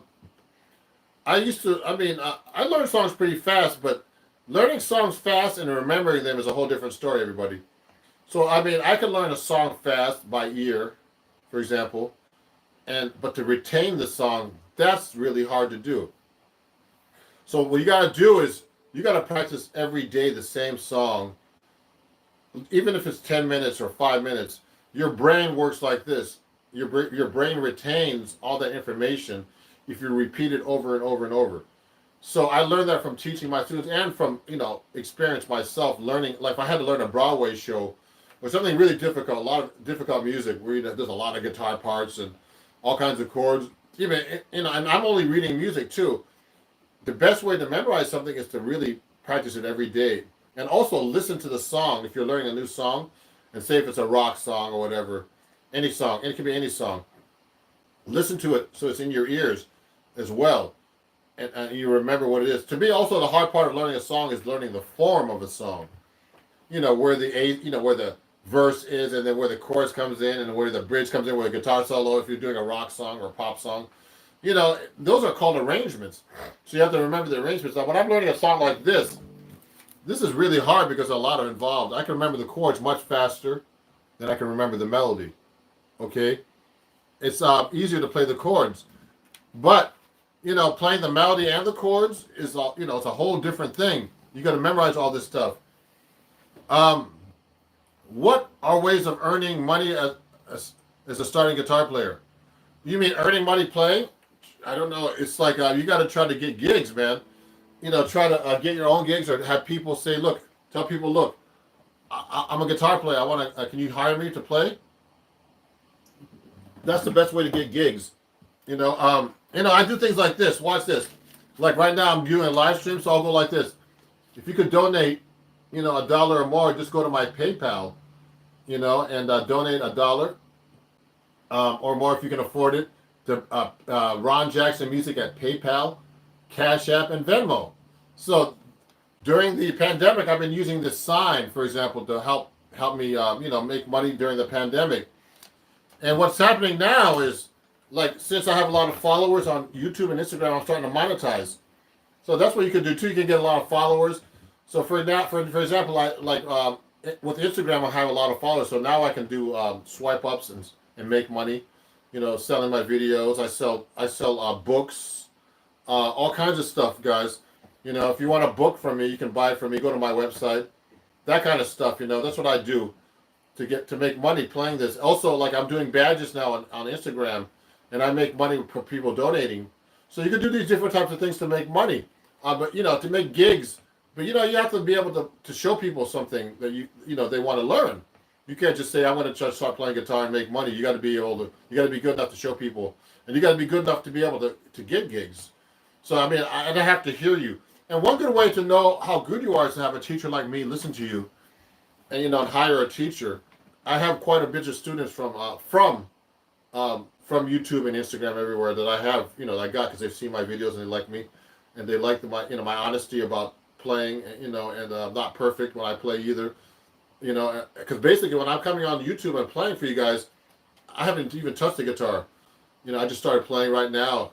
So, because half the time I'm trying to set up this stuff, So anyway, that's how you make money. Let me ask you a question. Hello, sir. Hi, Buenos Aires. What are the ways of earning money? That's great. So that's a great Alexa Loy. Yeah, Alexa Loy. Okay, that's a great. So we're talking about learning difficult melodies. So when I learn a song like Celia or anything like that, it's really hard. But like sometimes I retain some melodies easier. So a lot of this stuff, these melodies, these difficult melodies, you have to learn. You have to kind of memorize them like this.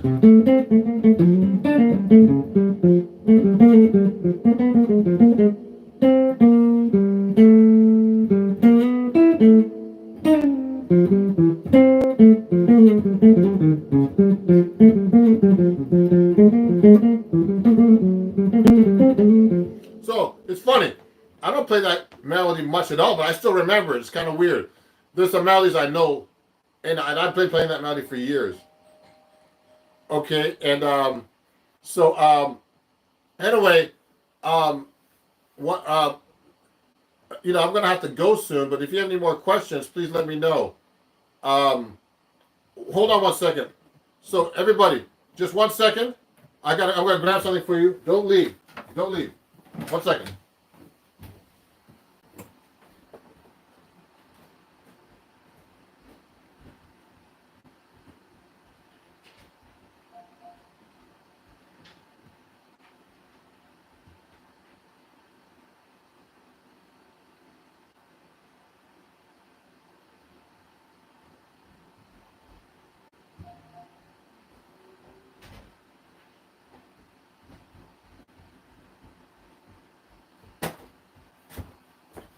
So everybody, look at this.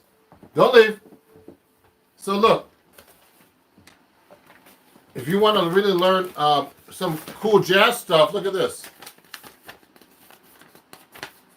Go to my jazz improv workshop this coming July 18th at Lively. Just go to my link here in my bio, and you can find that, and you can actually join my live workshop. Then I can show you all this stuff, and I can see how you play, to see if to help you get better playing gigs. Okay, so that's a cool thing. Let me answer this question. Oh, this guy retracted his message. So anyway, it's really important, everybody, to practice every day these melodies and do things like that to help you get better at playing. So we're talking about difficult melodies today, so let's keep going now. So I'm learning all these really hard melodies, so let's take another one right now. You have to practice these things all the time. Here's another difficult melody. Take a look at this. Okay, good question. Fanny, Robert. I would practice. I mean, it depends how good you want to get. Now, if you want to retain information, you should practice 10 or 15 minutes a day at least, every day. It's not about how much you practice a day. It's how much it's that you practice every day to remember information. You understand? And it takes a while. So if you really want to get better, you spend as many hours as you can every day to practice. But sometimes when you do that too much, you can hurt yourself. So I used to practice 5 to 8 hours a day a long time ago. So that really improves your playing. And I don't practice enough right now. Do I read solos? Sure. You know what? And I read notation, guys. So it's important to read notation. A lot of guitar players don't know how to read sheet music at all. Thank you, Anonymous. I know I'm trying my best. I don't know, but when I'm reading, I read solos. I read all kinds of stuff. So what I used to read a lot to help you guys, and it's the Berkeley book when I went to Berkeley, like this. It's a big book. You see this? It's kind of crazy, but you get into all kinds of stuff here. Look at this, all these etudes and all this stuff. So this reading is not really that hard, actually. Guitar, solos like saxophone solos and stuff, they're hard to read. So sometimes I practice that stuff. But you know what? I just need to practice in general myself. So this is a really great book if you want to get this. You know what? Just so you guys know, someone's saying great advice. I'm looking for music teachers. Well, I give lessons, so go to my links after this. I'm going to put the links up after the video. And I actually have a student coming up very soon. I'm going to have to finish in about 5 minutes. So if you want to study with me, please contact me. My email is ronjacksonmusic. Actually, ron@ronjacksonmusic.com if you want to email me. And, my website. Also, if you want to learn some cool things, go join my Patreon, which is www.patreon.com/ronjacksonmusic. And I give really cheap lessons there, starting at $3. And you can learn a lot of cool stuff from me there, and it's all free once you join. And there's tons of free lessons there. We could download them and practice them.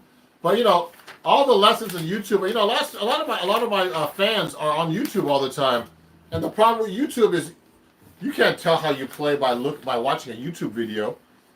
Then you go play a gig and you're not be able to. You don't know. You're thinking, "Wow, I can't really play," because no one's listened to you. You didn't have a teacher going, "Hey, your finger in the play is not playing that note correctly," and all this, and you're not, your timing is not like this, and this, it's hard. You got to have the truth. I like to be, I know the truth about myself. There's a lot of stuff I need to work on, So a teacher will give you the truth, and the most important thing about learning any instrument or doing anything really well is the truth. And one good way to judge you is to listen to yourself, record yourself, videotape yourself, just like I'm doing right now. I watch my videos, I'm going, oh my God, that me? man, I did a flub there, and I'll do this. Now, and you're the worst judge of yourself. So if you really want to get into music and really play good, you got to record yourself. You got to study. And you got to play with other people. Okay. So anyway, let me see. Let me see. Let me answer these questions.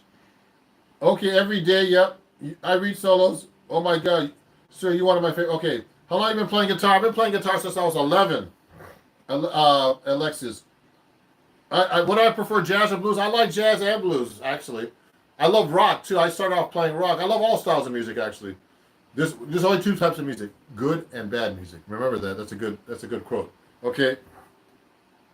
Yeah, thank you. Someone loves my shorts, Overbird. Thank you, Anonymous. What should be the ideal way to learning new songs for everyone? Someone asked me that question earlier. You know what? You gotta listen to the song. You gotta practice the song every day and memorize it. That's the best thing to do. And I try to listen to different ways people play these songs. Like you might hear a rock song played two different ways. Always hear the original version. Now, if you're learning a song that that's never recorded, that's a whole different thing. But listen to the song and play it every day consistently for like a couple of weeks. Then you'll really get the song subconsciously. Your brain works like that. Your brain will remember these things after doing it over and over and over. It's like driving a car. In the beginning, I drive a 6-speed manual transmission car. If you don't practice stuff every day, you'll forget it. But once you know it, you can do it all the time. Just like guitar. But you can lose it with guitar. I know great musicians who stop playing and then they lose it because they don't practice every day. So you have to keep it up with music, okay? Does everything that applies to electric guitar also apply to acoustic and vice versa? Everybody, if you play acoustic guitar, electric guitar, you should know acoustic guitar. I have a ton of acoustic guitars. So let me show you one right now. So this is a 6-string acoustic. Look, so I play acoustic guitar too. You should learn acoustic guitar first if you play.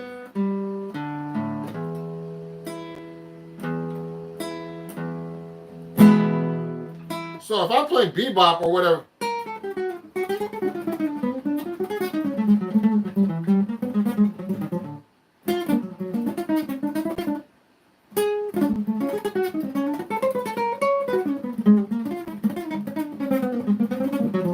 So, when I'm playing my acoustic guitar, it's very important to know how to play acoustic guitar too, everybody. You have to start off with that. And, they're all different, but you should make any guitar sound good: acoustic, electric, solid body, arch top, steel string, nylon string. Yeah, these are nylon strings, everybody. So I have a nylon string. I have like a steel string. I have tons of guitars. You can't see them. Look at this. Let me get another one. Here's another guitar. Here's a steel string. 1 second. I got a steel string here. So this is my humidifier. I throw that in there. Steel string.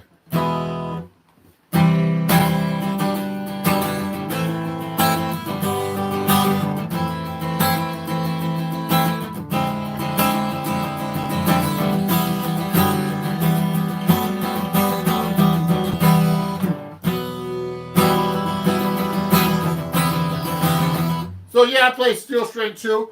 I have all the guitars actually. I have a 12 string. I have a banjo. You should be able to play all these instruments, everybody. So it's important to be able to be versatile too. And if you want to, someone's not talking about making a living playing music, you got to be very versatile in these days. Like I specialize in jazz, but I can play other styles, so I get called for other things too. So you got to be able to do those type of things too. So everybody, I'm gonna have to finish the live stream right now. So we were talking about difficult melodies, and people started asking me all these other questions. So are there other jobs that feel similar to playing guitar, like things the guitar players have to predisposition to? Like, well, when you're playing guitar, you got to be able to be very versatile. You got to be able to play different styles. If you want to make a living playing guitar, you got to be able to read notation. Not tabs. Guitar players, I notice a lot of people on YouTube, on my Patreon, my students, they don't know how to read music. So, because they never, everybody's like YouTube tabs, what the problem with tabs is you got to know what the sound sounds like. Otherwise, you can't play the music because you don't know what the rhythm is. You don't know what it sounds like at all. But so that's a real problem. When you have notation, you can actually play the song and read it because it has it has the notes, it has the rhythms, and you can play exactly the song the way the song is on a record. So I mean, you got to be versatile. You got to have all the guitars. You got to be able to read. You got to be able to record. You got to be able to have good time. There's so many things to be a good musician. And you can't, and the most important thing is I love teaching you guys on YouTube, but you can't just watch YouTube videos to get this together. You got to have a teacher. You've got to play with people. I mean, I don't want to be, I just want to be real with everybody. You got to be realistic about all this stuff. So, I mean, because you know what? Otherwise, you're going to go out there and you're going to say, hey, I can't get a gig because there's the things you don't know. And, and you can't just, you got to have someone say, look, you're not playing that note right. You got to put your finger here. You got to learn how to play with people. There's all kinds of things. It's a lot involved being a musician. And, and it's weird. I haven't been playing that much over a year. So now I'm getting back to gigs. So I feel like a little bit like rusty. That's the word. I still sound good, but I feel rusty. Because, you got to be able to play with people all the time and get together with people. So that's a reality check, I call it. So that's a great question. Yeah. So Anonymous, you're playing every day. Yeah, I play the bass too, so fan. Yeah, you gotta practice. You know what? If you don't feel like you're getting better, that's when you need a teacher. So if you need a teacher, please contact me. We can discuss. I've gotten quite a few students off of YouTube, who study with me privately. And I'll tell you exactly what you need to practice, And that's it, everybody. So contact me at Ron Jackson Music. No, Ron at ronjacksonmusic.com if you want more information. If you enjoyed my, if you're learning from me today, please donate $1 or more to my, to my Instagram. I mean, to my PayPal, Venmo, Cash App at Ron Jackson Music. Venmo, PayPal, Cash App at Ron Jackson Music, and Chase Quick Pay at Zelle at ronjacksonmusic@gmail.com. And everybody, I'll be doing a live stream tonight at 7 p.m. on Instagram at Ron Jackson Music. And please follow me everywhere. I'm going to have to teach another student right now, actually. Right after this, a private student online who's been studying with me for 2 years, and he's made so much improvement in improvisation. So, let me see. I play guitar. Oh yeah, so great. Thank you. So everybody, please, definitely, follow me, and I'll give you straight ahead advice on everything. Please rewatch this live if you miss anything. Please share with everybody, and please support me everywhere, and I really appreciate you guys being my fans. I've got to 26,000 subscribers now here on YouTube. It's past my Instagram, and it's about to pass my TikTok on YouTube. And YouTube, 5 months ago, I only had 2,000 subscribers. So thank you everybody for watching, and let's keep in touch. It's Ron Jackson, and I'll see you guys very soon. Have a great day. Okay, I've got to go teach now. Okay. It was really, hey, Dario, I got your email, Dario. So you own an electric guitar. We'll talk about that more. Okay, thank you. Have a great day, everybody. So I got to go practice myself, too. I need to practice about 5 hours a day, but I'm doing too much social media, unfortunately. But thank you, guys. Please subscribe. Please share. Join my mailing list. Do all kinds of stuff. I'll talk to you guys soon. Bye-bye. Thank you.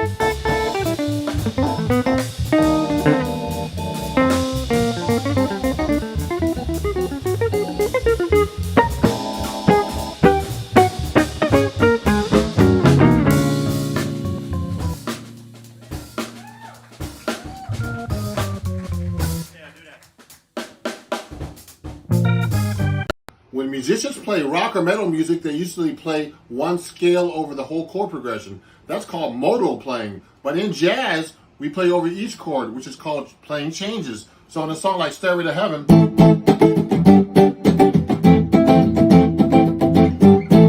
Jimmy Page goes like this.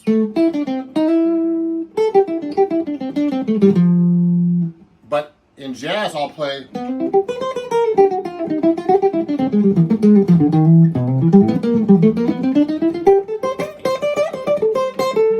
So I'm actually playing over the A minor chord, the G chord, and the F major 7 chord. So in jazz, we play over changes, and in rock, we play modal.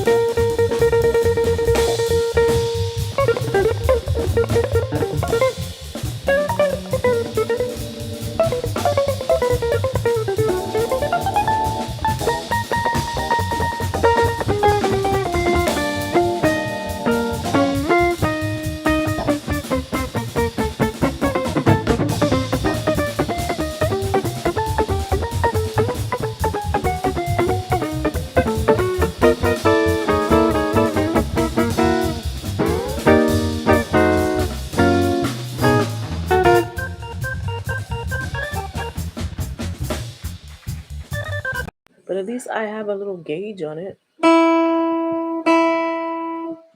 Hey everybody, it's Ron Jackson. I'm live. Let me go over here to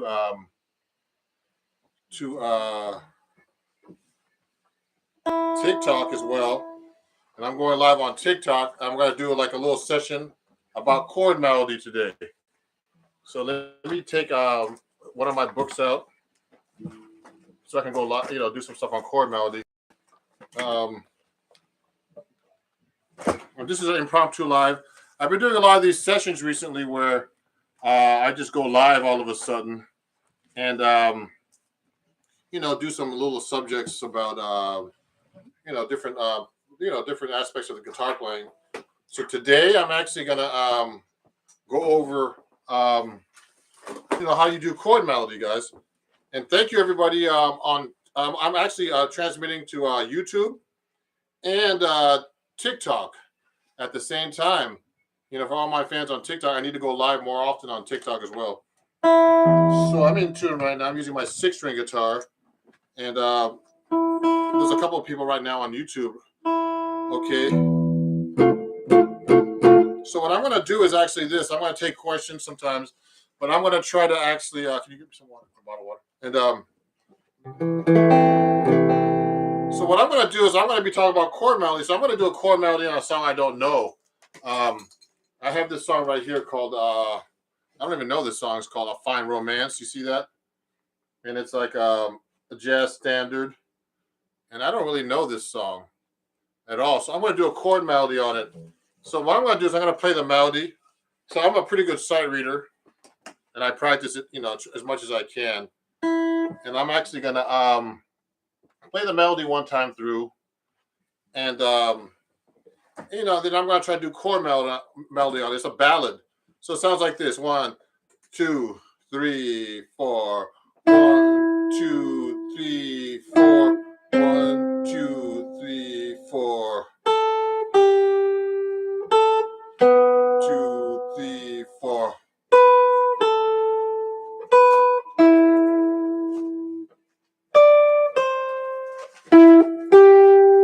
So that's the melody so far. That's the first 8 bars.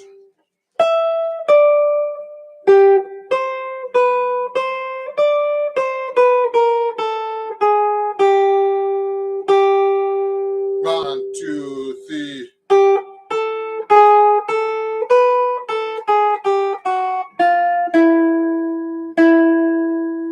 So that's the melody, basically. That's called A Fine Romance. I don't really know this song.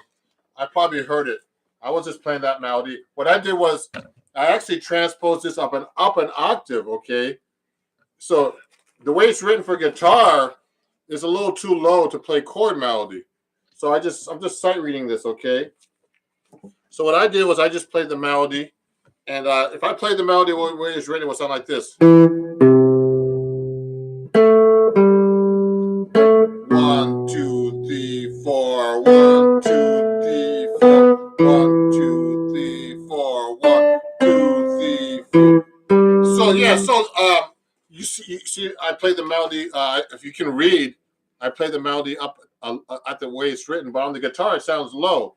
So what I'll do is I'll just actually play this up an octave now, which I did earlier.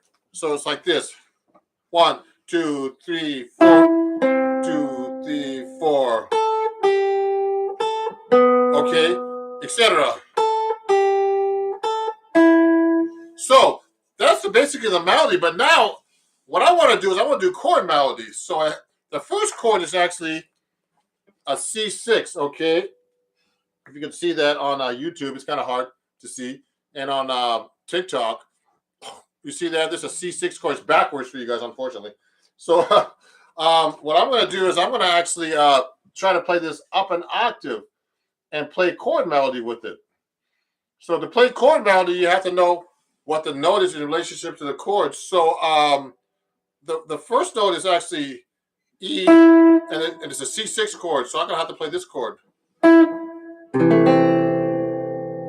And then it goes to C sharp diminished. So this is this chord. Then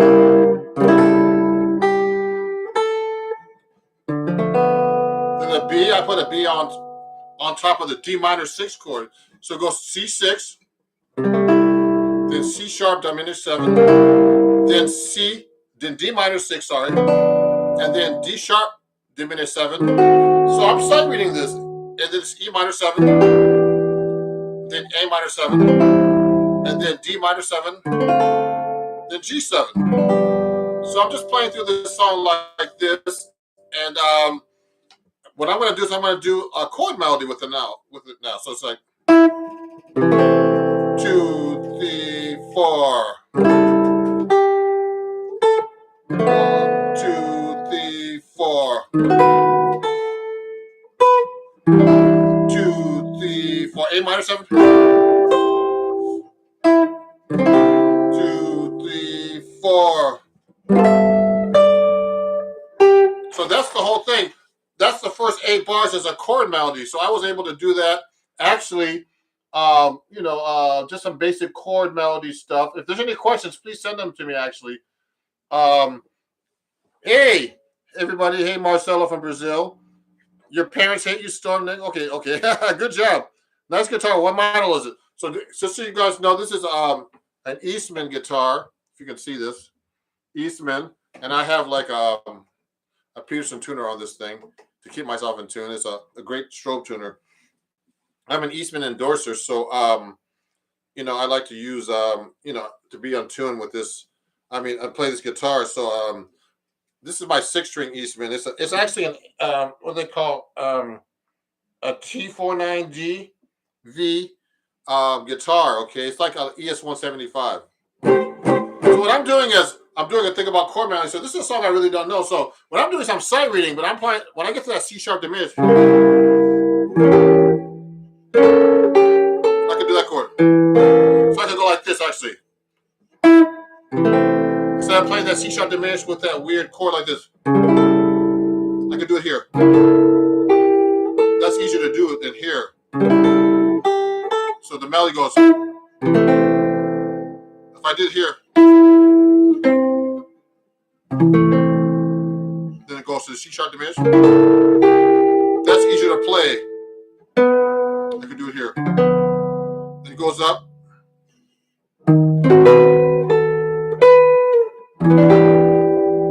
E, I gotta play E on top. Then A minor 7. I can play it that way. Then I could go. Then the next part goes like this. So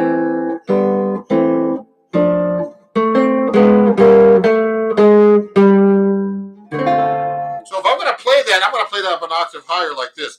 So the melody's written like this. If you look closely on the second ending, there are all these notes: C, B, C, etc. So to be able to play that chord melody, I have to play it up an octave, not the way it's written. So a lot of people, I know a lot of guitar players don't know how to read. So if you want to be a professional musician these days, it's very important to know how to read notation and not only tabs. I use tabs as a guide, but tabs are only a guide. You should know the notes on the guitar if you're going to play, okay? It's very important. So what I'm doing is I'm doing this from sight. And, this is not a hard melody. This is all quarter notes and stuff like that and quarter note triplets. What I'm actually playing, I'm actually sight reading, so I'm playing this up an octave. So that melody goes like this. So if I'm going to do chord melody with it, I'm going to go. And then I'm going to go.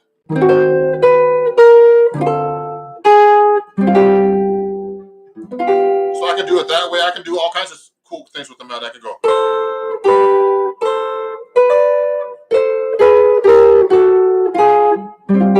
I can do it like the way to the G7. So that's the melody. The next part goes like this.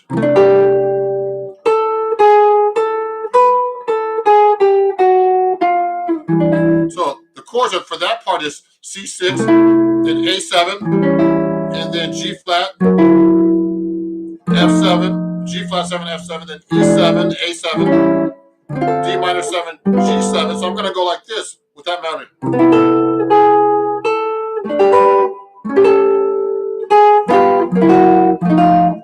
That's what's written actually. So this is a fine romance. I'm actually doing the melody for this. Okay, if you look closely on YouTube, I'm playing all that as chord melody now, a song I don't know. You should be able to do this on your own. Hey, someone says, hi, Ron. Hi, how's it going? So I'm actually doing a chord melody on teaching how to do chord melody. So what I'm doing, when I do chord melody, I know what the note is against the chord. So if the C note is like the root, so that's against the C6, so that's just the C on top. Then on the C diminished, that's like the that's actually like the 6th degree going up the scale.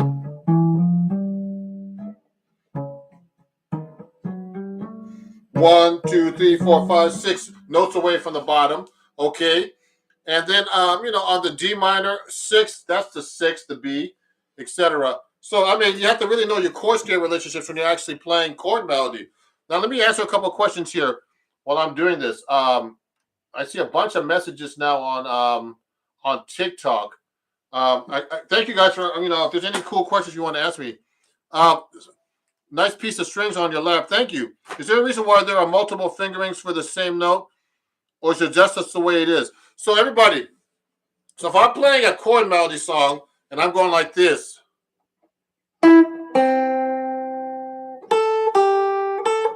Okay, now, you know how many ways I can play the... What's it?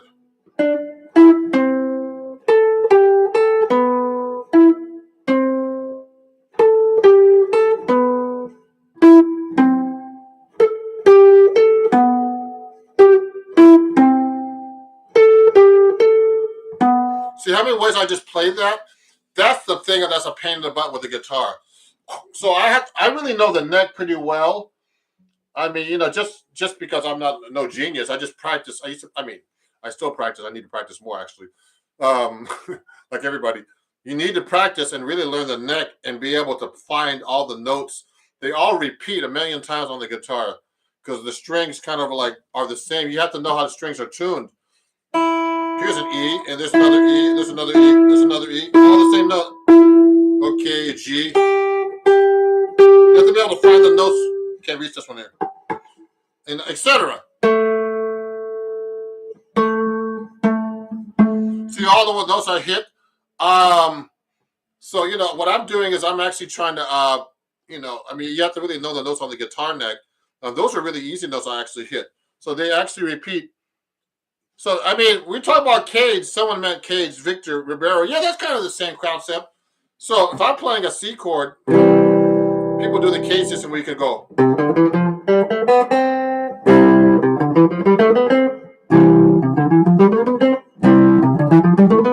the thing is, that looks easy, but it's not because... I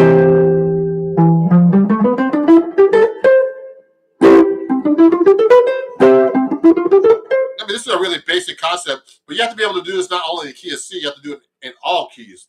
So right now, I'm only in the key of C. So Victor was asking about the K system. That's how it works. So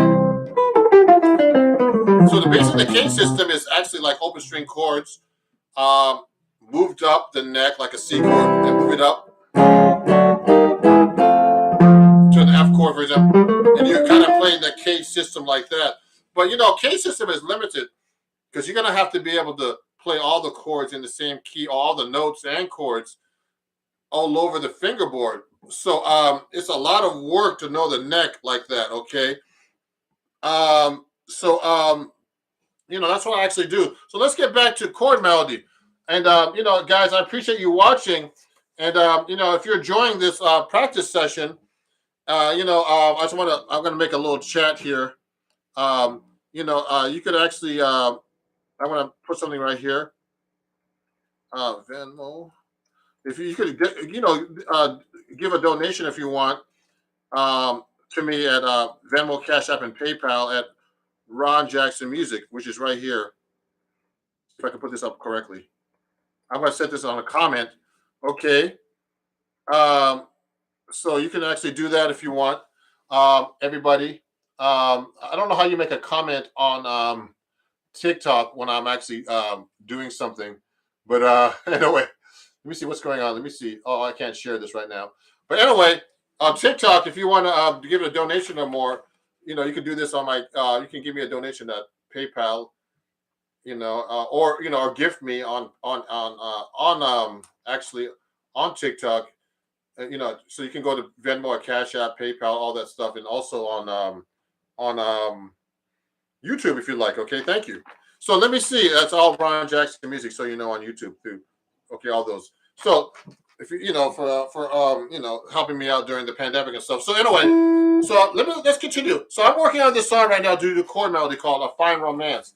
So there's so many ways to play the chords like this, okay, and the melody. So I'm going to harmonize this melody now as a chord melody. I've never done this before in this song, so I'm kind of doing it by sight. So it goes like this: 1, 2, 3.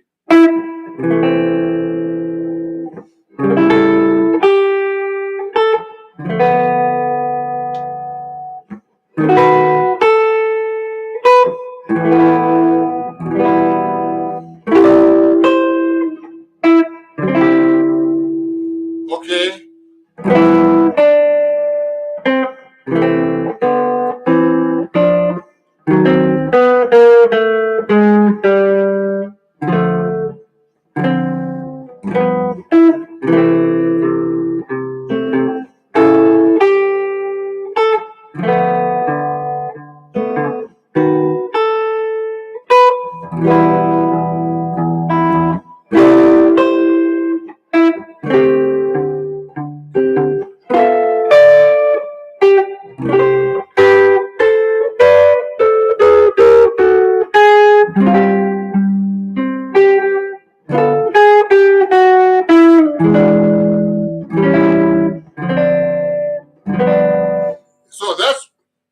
me basically harmonizing the chord melody right now. And if you have any questions about how you do that, that's great. So right now I'm going to play the second ending, which is this. I'm going to sight read this. Okay. You know, you can look up this song. I don't even know this song. But, you know, thank you, Live Action, for Brandon, for liking my short mini lessons. Okay, those are actually from my TikTok, and thank you, TikTok, for following me. I just got to 25,000 on TikTok, so I'm celebrating. Also on YouTube, I have about almost over 11,000 followers, and I got another 1,000 this week. I went over 10,000 actually at the beginning of the week. So thank you, everybody. So this is the last 8 bars. So I'm sight reading this. This is kind of tricky. Nothing's easy to me. So I can play the last 8 bars of this. Goes like this. The melody goes like this. 2, 3, 4. 2, 3, 4. So the chords go. That's the melody. And what I'm going to do now, I'm going to add. Here's what the chords are to those last 8 bars. Just like this: C6, C7. Then goes F major 7. Then A7 with the E in the bass. D minor 7. D sharp diminished 7. E minor 7. D flat 7. D6. D minor 6. G7. Then C6. You can play it like this. So the chords and the melody together like this will sound like this, guys. Watch this.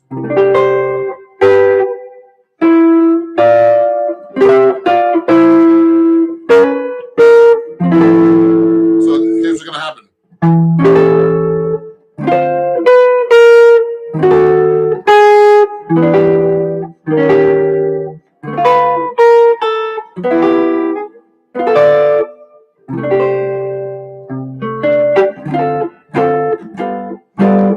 So that's the whole song, chord melody, A Fine Romance. Let me play the whole song as a chord melody. So this is a song I've never played chord melody or hardly ever played the song. I don't think I might have read through this one time.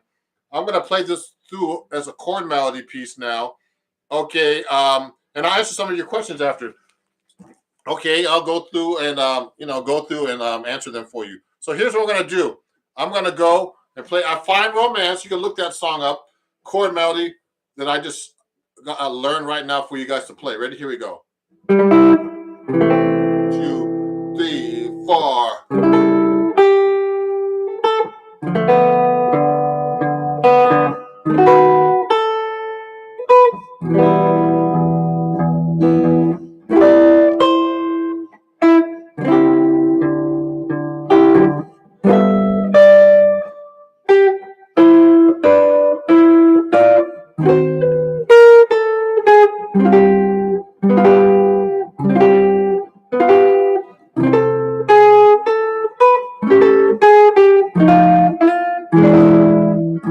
Almost perfect.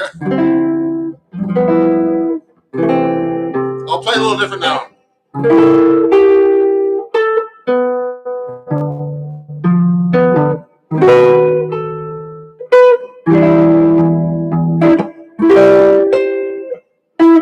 I'm playing it a little different now. Second ending.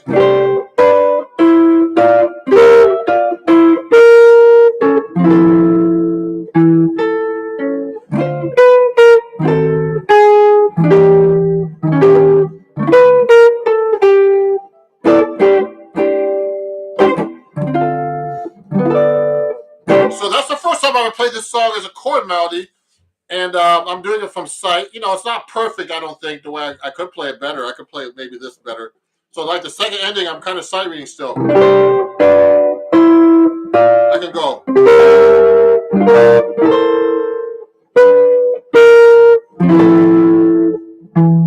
I'm trying to use the chords that are written.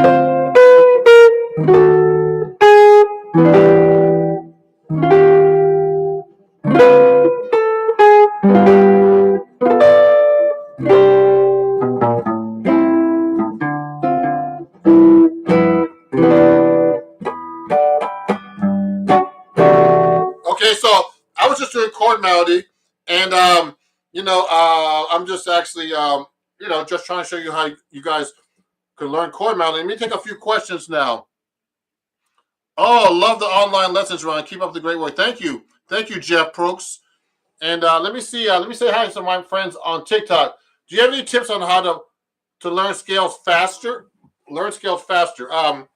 Well, you have to kind of like use your scales, as best you can on chords and learn the chord scales. That's what I would suggest. So, like I'm saying, let's say I'm playing a A flat 7 chord. You should know the scale for an A flat 7. It's an A flat dominant scale or mixolydian. So you just go. So it's actually a major scale. You should know your major scales first. All over the neck, every possible thing.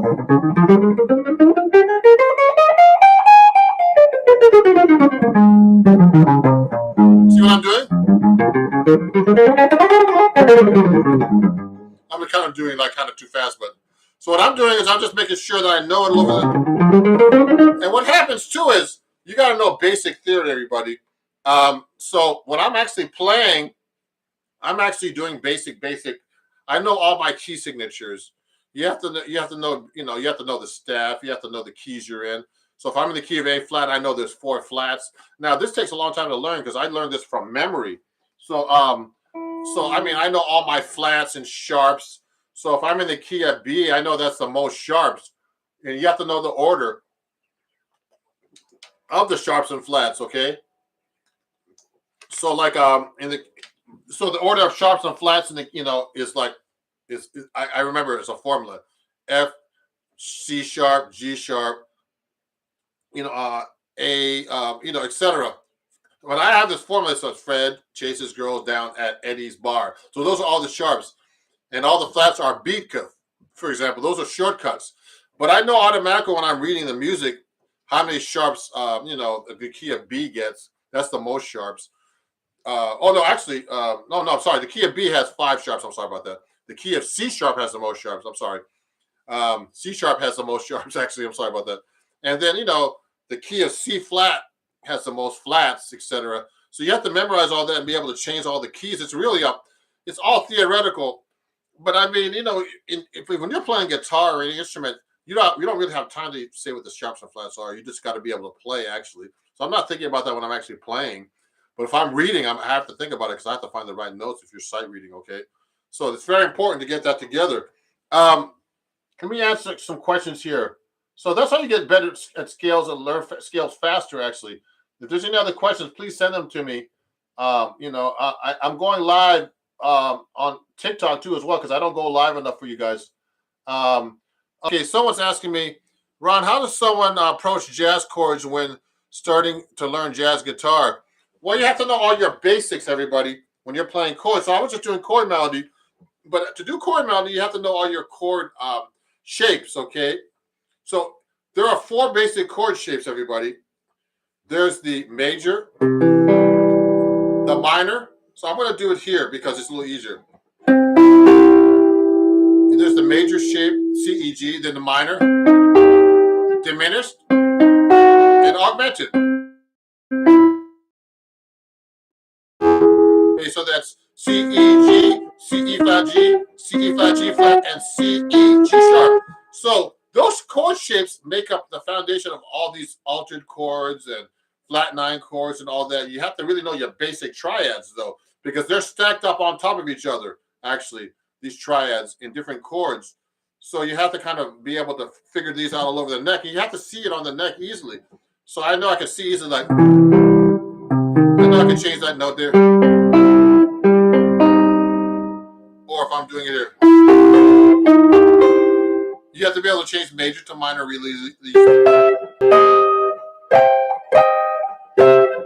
See how I'm changing the major to minor? It depends on the neck and what key you're in. So I'm changing C major to C minor all over the neck like this. You have to know all your inversions as well. On major, for example, just all your inversions like this on same string.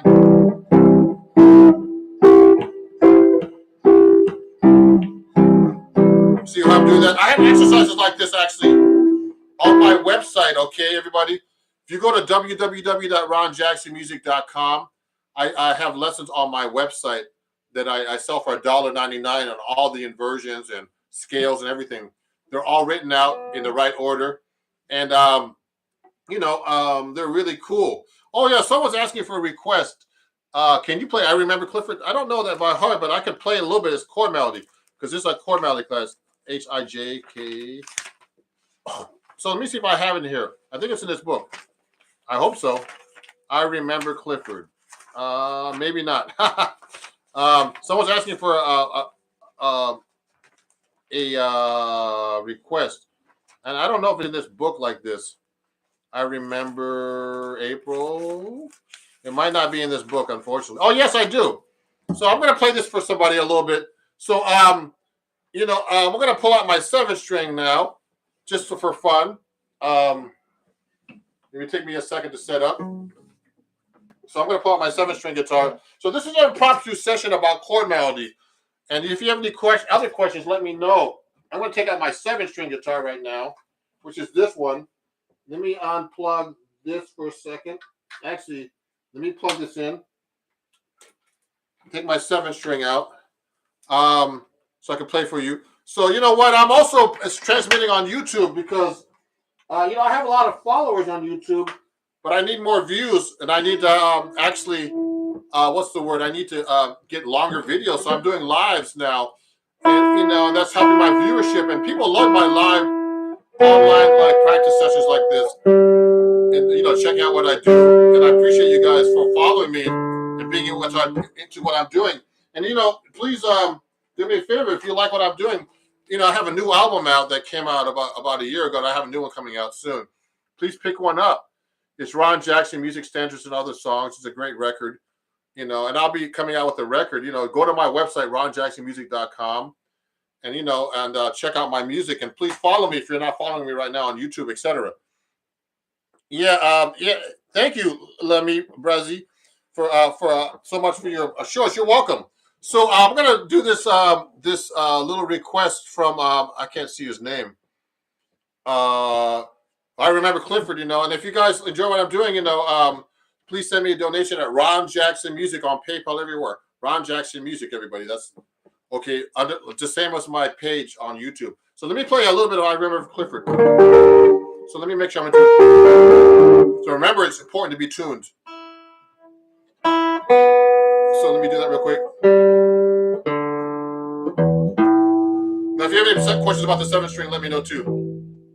So I'm going to do a little bit of this song right now.